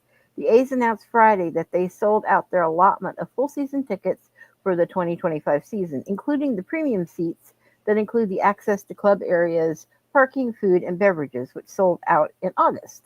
We're excited to have a strong season ticket base in West Sacramento, and we're thrilled with the overwhelming support and enthusiasm we're receiving, the team said in a statement. The premium tickets, oh, come on. Now it's blocking me. I can't. Yes, you have to have premium membership. I do, but Well, then log back in. Folks, 8,000 fans in a minor league stadium is actually pretty good. So for them to average that, wow, it's not too bad. It's good for Sacramento up there. But folks, they sold out their premium tickets in August. yeah. This is barely being discussed in January. Yeah. Must have been editorial deadline. No kidding. Had nothing else to report on. It goes on to say that the premium tickets required commitments for the team's 3-year stay to stay in Sacramento, while the standard season tickets did not.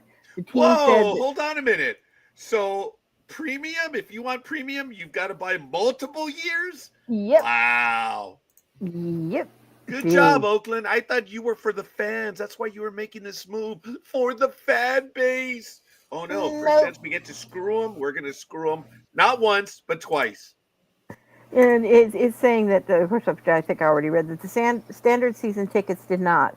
The team said that the single game tickets will go on sale in late January, and that will be announced at a later date. So the question was, have they sold out the regular season ticket? No, because they haven't even gone on sale yet. Which will be sometime later this month. Folks, this is very easy to claim, but I can tell you right now, the Oakland Athletics will not sell out this year. Like I said, the only reason that I see them making this many sales is it's a novelty for us here because it's so close. Yeah. Poor Matt. He just keeps getting screwed by his favorite team. Look, guys, they're not going to sell out. It's the same team. Even there, they're not going to sell out. Look, what is the stadium capacity of that stadium? Is it 9,700 or 10,000? I think it's 10,000. Yeah, they're not going to sell out. They had 1,000 fans go to Oakland. Yeah. That is just sad. And folks, it was very easy to get to Oakland's Alameda County Stadium. There was a metro stop right there. It was easy. And they only had These are definitely not the A's of the 70s and early 80s. Let's put it that way. Yeah. It's a shame. It's a shame. It really But is. hey, you know what? It is what it is, and so be it. So, folks, anyone else want to comment on that, on the Oakland Athletics, before we go on to the next story by Anime Girl? Okay. We'll go ahead and move forward. Folks, we only have a few minutes left. The A's I'm suck. going to have to go. I'm sorry? I said the A's suck. Here, Okay. here. So, Oh God. the I, next hop- article. I had to hop my way back in time to say that. Yeah, you can't Anime do Girl, well. lead Yes. us on that one, please. Right. Well, you think your season sucks, you wait to this one. Next year, 2025, London will stage home games for, are you ready? The New Yes. York Jets, the Cleveland Browns, and the Jacksonville Jaguars in the NFL regular season. The Tottenham Hotspur Stadium will host the games for the Jets and the Browns, while the Jags actually get to play at Wembley on their 14th trip to London as part of the franchise's multi-year commitment to the UK. Wow. We look forward to welcoming the Jets, Browns and Jags to London as part of the 2025 NFL International Games, said NFL UK and Ireland General Manager Henry Hodgson. Well- They chose those teams to be the ambassadors to go over and show how we play Yeah. football. Lovely. Yeah, tinfoil man, the babysitters, and a team that doesn't even know how to play. It doesn't There even you know how go. to meow, let alone play. Carolina has been there 14 times. Yeah, No, Jacksonville. Jacksonville. Jacksonville Jaguars been there 14. They've been there 14 times. Yeah, Wow. And I have a feeling Tony Khan has something to do with that, as far as I believe he has a lot of business ventures in England. So I think that might have had a little bit to do with it. so there you go. Wow. That is kind of cool. So since it's only 3 teams, does that mean that the Jets or Giants are going to be playing twice there, or they just didn't announce the 4th team? Nope, that's it. There's only the 3 games. Only Or the 3 games. teams. Yeah, 3 Jets, teams. Browns, and Jags. That's it. Well, the Jags have to play somebody. Yeah. Well, yeah, exactly. So somebody's going to be doing it twice, isn't it? Well, as you say? it could be up to 6 teams. It just said the article has they're going to stage home games for the Jets, Browns, and Jaguars. Yeah, it's the home games for the Jets, the Browns, and the Jags. Didn't say who they're playing against. though. Oh, gotcha. But total of that will 6 be teams us sitting for there. us to check. I have looked through the article completely, but it doesn't say who they will be playing. Aw. Unfortunately, Hang on. We won't be able to find Because that out. all the other owners are probably saying, we don't want to go over there. We don't want to play those guys. You go. No, you go. No, you go. well, I tell you, it probably won't be the Cowboys, that's for sure, because if they leave Texas, they ain't going to get back through the door. No kidding. I Wow. wonder who's going to be the quarterback for the Jets, though. Because it sure as hell ain't going to be Rodgers. Well, the last I heard, Mr. Tinfoil Man was actually discussing the fact of retiring completely, but He Oh turned- my God. Scorekeeper did allude to that he's not going to play. Yep. Wow. I did hear that on the grapevine. I was reading something on MSN Sports, and they came up with this particular article. As soon as I read it, I thought about you, Scorekeeper, because you had, as you said, mentioned it, I think, 2 weeks back. Oh, there we go. Yeah. Couple of weeks back. Thank you, Letho. Folks, I think he's putting it out there because he's getting feeling from people dude, there are people that might not want to. There's going to be someone that's going to offer him a deal, and whether he's going to accept it or not. So I think he's putting it out there, trying to beat everyone to the punch. Oh, well, I'm thinking of retiring. It's because he's getting the drift that no one wants him. Dude, he's 42, right? Yeah. Okay. Yeah. Let's be realistic. Look at his numbers.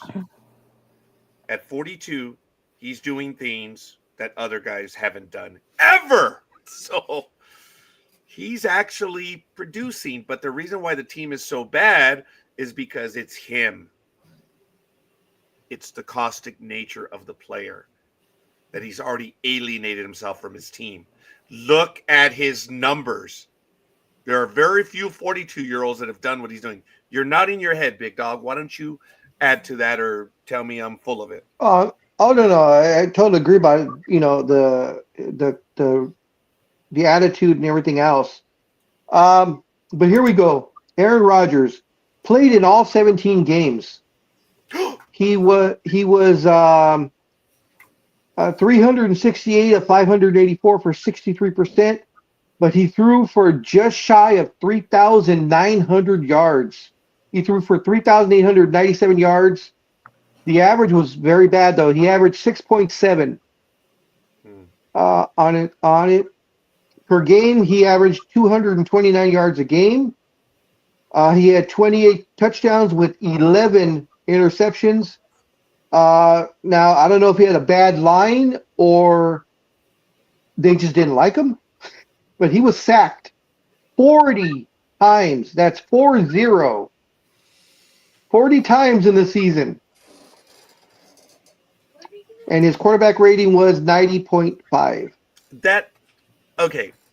I didn't see very many of their games, but I didn't find him to be very mobile. He was 42. And it's a combination of his age and his line. It just is, guys. He's 42.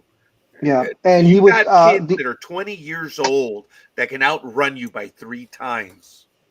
Yeah, he was sacked an average of 2.5, just shy of 2.5 times a game. That's It was a lot. 2.38 or something like that. I just saw a game. But that's a lot. That is a lot. That's the average. So you've got to know there were times that he wasn't sacked, and there are times that he got sacked a lot. Yep. So I think there was a game this year where he was sacked 7 times. Wow. 7 times? That's bad. Yeah, I believe it was. I can't remember. It was 7 or 8 times. But he was. It was like every time he went like this, he was on the Somebody ground. fell over him. Well, that's not hardly surprising. He was probably adjusting his tinfoil hat to make sure he wasn't invaded. Look, if you want a veteran, Baker Mayfield's your guy. Yeah. He is still doing it, as Tony said earlier. I admire Baker Mayfield. I bet on Baker Mayfield quite a bit this year, and I did well because of Baker Mayfield. I am happy to say that I did very well on Aaron Rodgers as well. I did very well betting against him this year. I was really, really happy. And I think I bet with him once and I won. Thank you, Aaron Rodgers. Because of you, I did very well this year. Thank you. Thank you. Yeah, it was so I easy to bet against you. I think the one time that you bet Emotional. with him is the one where they eked it out by like just a little tiny bit and made me so mad. That was one of them. I commented about that. Guys, look at my wins. There were a lot of them that were general miracle games. I won a lot of those. So that's why I bought Bobby Grich into it. The difference between a winner and loser is one play, man, sometimes. Yeah, and my family does not like me, and I've destroyed part of the house on some of those last-minute wins. Before we go to No, Big okay. Dog, I want to Okay. say that the website, the Facebook page has been updated. I ask everyone to go over the games and see what's going on. And other than that, go ahead. You were going to say something, Big Dog. Yeah, I wanted to ask NorCal Girl her opinion since she is a Niner fan. Even though we still love her. But Brock Purdy, his contract is up. He is now a free I know. agent. Are you guys gonna back up the Brinks truck to him, or is he gonna seek employment elsewhere? Because there's a lot of rumors, and I don't take any credence to it because I don't think he'd help the team that much. I don't think he's a difference maker in that respect. But there's a lot of talk about him moving a little bit to the east, to the state of Nevada. I hope he doesn't. I think he needs to. We need to pay and pay up with him because I think he is one of It's updated. the foundation of making the 49ers what they are. Everybody else is kind of fucked up as far as what's going on. But the combination. Yes, I do have a potty mouth sometimes. So, sometimes. You should hear me in private, I swear. I But- have. Sorry. That's why I'm surprised you did it on air. Sorry. Don't But be. I think the combination of Purdy and Kittle are an absolute wonder match, and we need to keep that up. Okay, before we get any comments on that, I do have to comment. Folks, we have never been against language, especially on this program. Our issue became when I shared it with everyone, and a lot of people ignored me on it, was when I asked them to watch the language because we were getting big guests.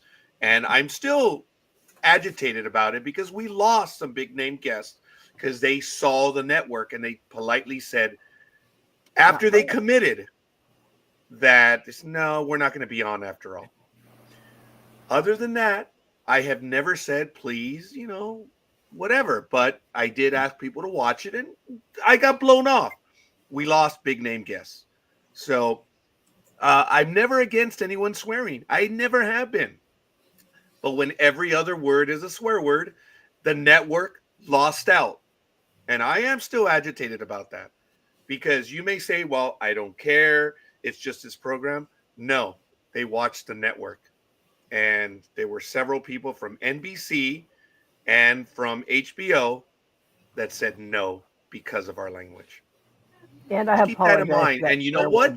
Again, Liz, other people say, well, it's just sports talk with the guys. I said, no, other people are on this network too.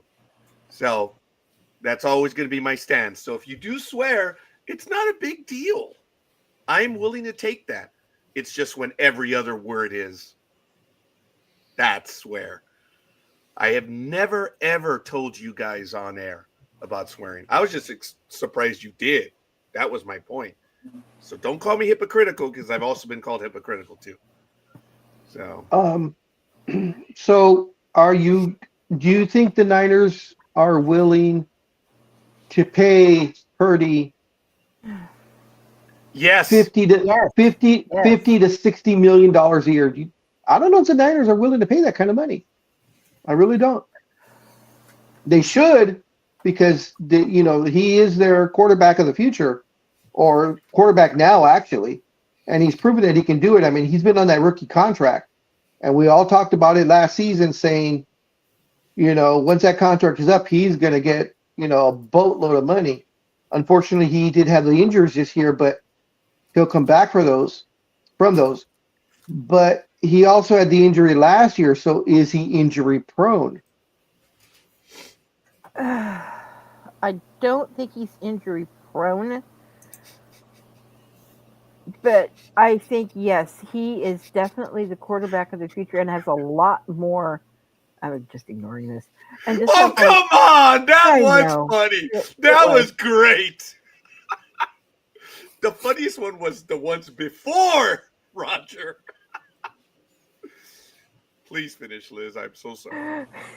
But no, he is not only the quarterback of the future, but I think he is probably has the potential to be one of the greater ones. Now, What? You just swore no. again, woman. I'm just trying to figure out how to word this. So, do you give him? Let's say you do the 60 million, you match Dak Prescott. Right. So, You do you easily give match him? Dak Prescott, Hold 'cause on. Dak- Do you- NorCal girl, hold on. Go ahead. Do you give him the $60 million for 5 years? Or are you going to go out on a limb and give him an 8, 9, or 10-year contract? Woman, please belt us on this. I honestly think 60 million for 5 years with the potential to up to 8 or 9 years with an increase, depending on how he plays. Okay. And for scorekeeper, because I know he's always about age, Brock Purdy is only 25 years old. Correct. Yes. So this is going to be a good negotiations because I would give him a shorter deal, more money up front.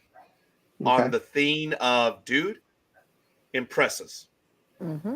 And if you're willing to do that, go ahead and we'll talk on a bigger deal. That's why I'm willing to give him a 1 or 2 year deal, much more money. I know the rest of the league will be unhappy with me, but I'm all right with that.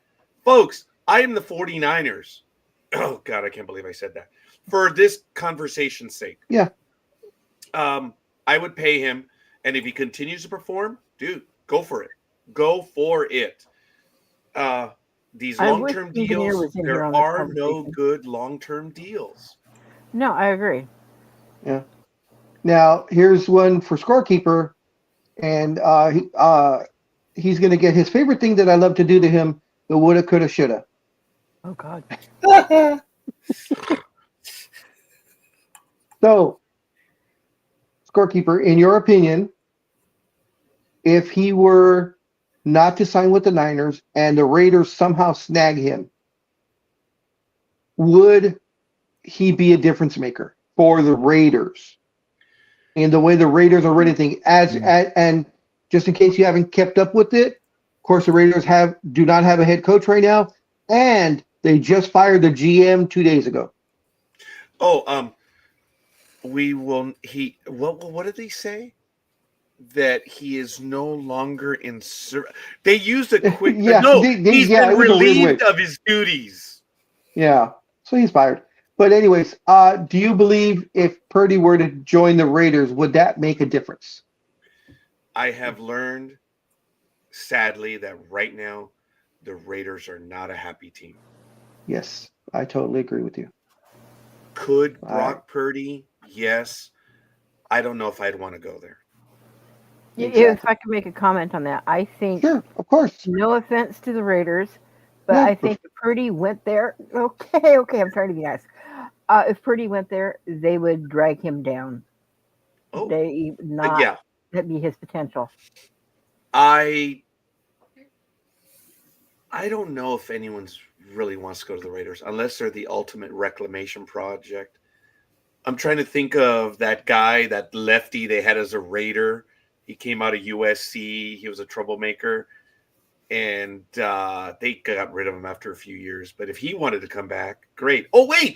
What was his name? And he was one of my favorites. He was that big, tall quarterback. You're not talking about Garoppolo, are you? No. This was a quarterback. I forget. He got nailed after the fact for doing like Sprite and... Oh, Jamarcus Russell. There it is, Jamarcus Russell. I was always a fan of Jamarcus Russell. I would love to see him come back as a reclamation project. I think he's 59 now. I think he would do very well with the Raiders. So the situation would have to be correct on the reclamation project. Unfortunately, you know who I think is going to come there, and I'm going to die if he does. I would have loved it 5 years ago, but now, no. A certain free agent that we just talked about that's 42 years old. Oh, no. But not tinfoil man, are you? I can see the Raiders being desperate enough to go for him because he did. If you look, not looking at the record, but if you look at what he did for his stats for being 42 freaking years old, I mean, how many quarterbacks out there threw for 3,800 yards? Right. Guys, look, as much as I dislike the guy, sorry, NorCal girl, as much as I dislike the guy, look at his numbers. Yeah. I try to be fair on that. And, dude, he's doing better than 10 other quarterbacks. NorCal Girl. It's because the lightning is hitting that tinfoil hat and making certain things happen. So you're saying that he is Frankenstein for the Something NFL? like that. Okay. Anime Girl, what do you have to say about that? Brad Johnson and Rich Gannon. Very good. Will be share the quarterback duties for the Raiders Oh, next year. jeez. Jamarcus Russell is 39. He'll be 40 at the start of the season. I got to be Anime honest. Girl? Yeah, I got to be honest. If Rodgers is to go anywhere near the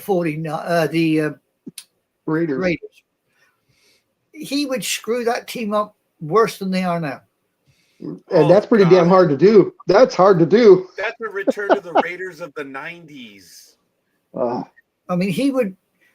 Do Hell, you I wouldn't even want him to coach a college team. That guy is just. I wouldn't want him Look to coach a little league team. Oh, damn. I forgot to charge my watch last night. Did you watch? That Did was it die? clever. It's about That to was die. clever. Actually, I've been doing that a lot because I've been stressed out over a whole bunch of things. Ladies and gentlemen, Jamarcus Russell is going to turn 40 next year. I think they should give him a shot. Yeah. The Raiders are such a cluster F, and I don't see any daylight right now. I mean, I don't know about you, Scorekeeper. You're just as much a fan as I am of the Raiders. I don't see a light at the end of this tunnel right now. I do not. I mean, Brady came in as a partial owner, and I thought he was going to have some input or some say so, or some words of wisdom, anything. And he was a bust. I mean, he was a silent partner. Supposedly he's going to have a hand in the hiring of the GM and the hiring of the coach, but to me, his first year was a bust as partial owner. I still believe that he should not be in the booth. Now, you guys can all have your different opinions of him being in the booth, but he shouldn't be in the booth as an owner. I don't think he is anymore, is he? A lot of rumor. I'm sorry, a lot of conjecture. Of what? Of him calling it and doing something else. Something is cooking in the land of him right now.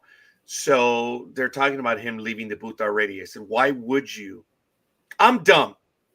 The amount of money he's being paid to be in the booth, dude, who cares what people think of you? Someone thought of you enough to pay you ungodly sums of money. It was a 5-year deal, right? I don't recall right now. Yeah, I really don't. So, we'll see. I'm sure I read it somewhere that was it CBS or somebody have already said that he will no longer be in the booth or something.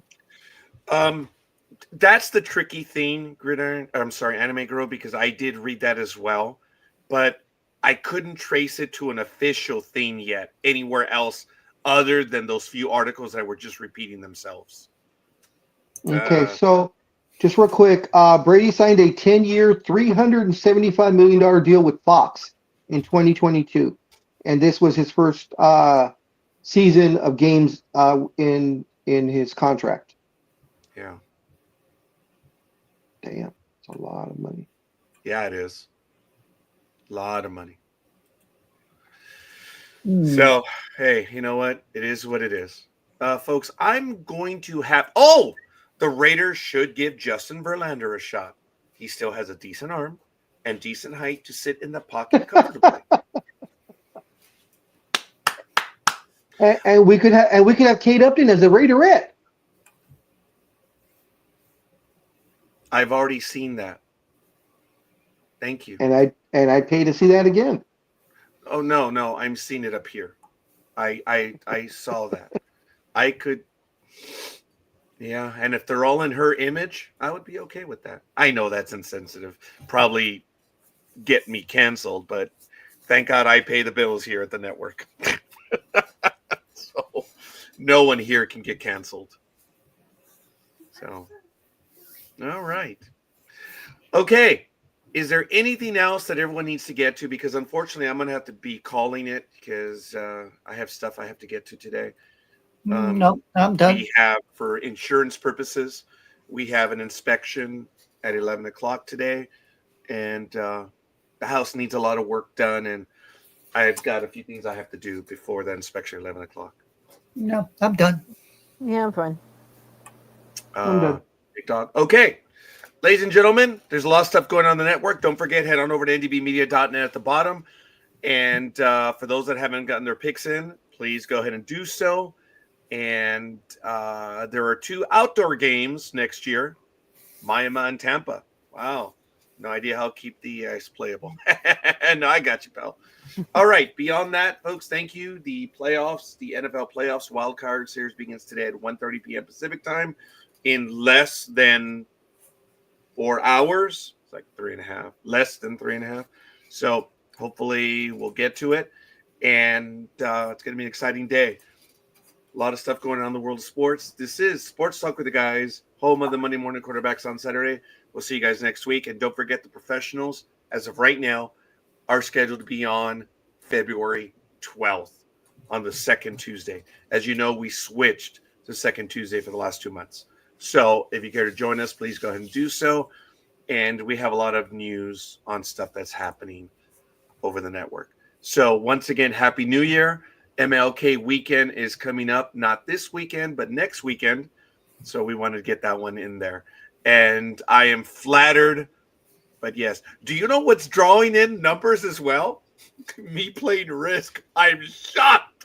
Yeah, I don't am even get shocked. me started with that. Thank you for re-addicting my 2 addiction. people have reached out to be friends with me to play online.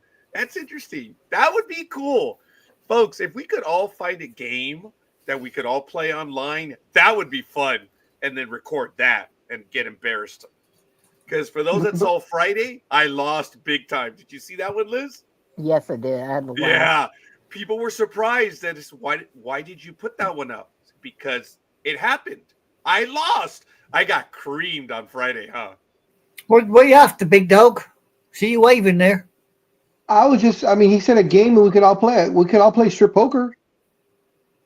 Oh, hell no, as Fluffy would say. Cuddly puppy, you only strip for me. And gig, but that's beside the point. When I can't get up towards you and you can't come down this way, then I gotta call gig. Yeah. Big dog. You know what the old adage is, don't you? What's for flashing ain't for having. So Okay. forget Guys, we could actually play strip poker, but all of us have a big doll. Oh, God. And then as each one loses, the doll gets stripped and we could get away with it. But no, someone would complain eventually. But Yeah. Thank you, Lethal Migraine. I don't think so. Hey, you girls on tomorrow? Yes, we Yeah. are. We're doing Okay. Marrying the Witch's Flower tomorrow. Yeah, So Mary if and the you're not Witch's going to be Flower. on the Sunday after, No. for MLK, Waffle may be on. Yay! So we'll see. I think we're exchanging that one. So, all right, folks, all kidding aside, I really got to go. It's 10:20, and we'll see you guys on the other side. Peace. Bye. Bye. See ya.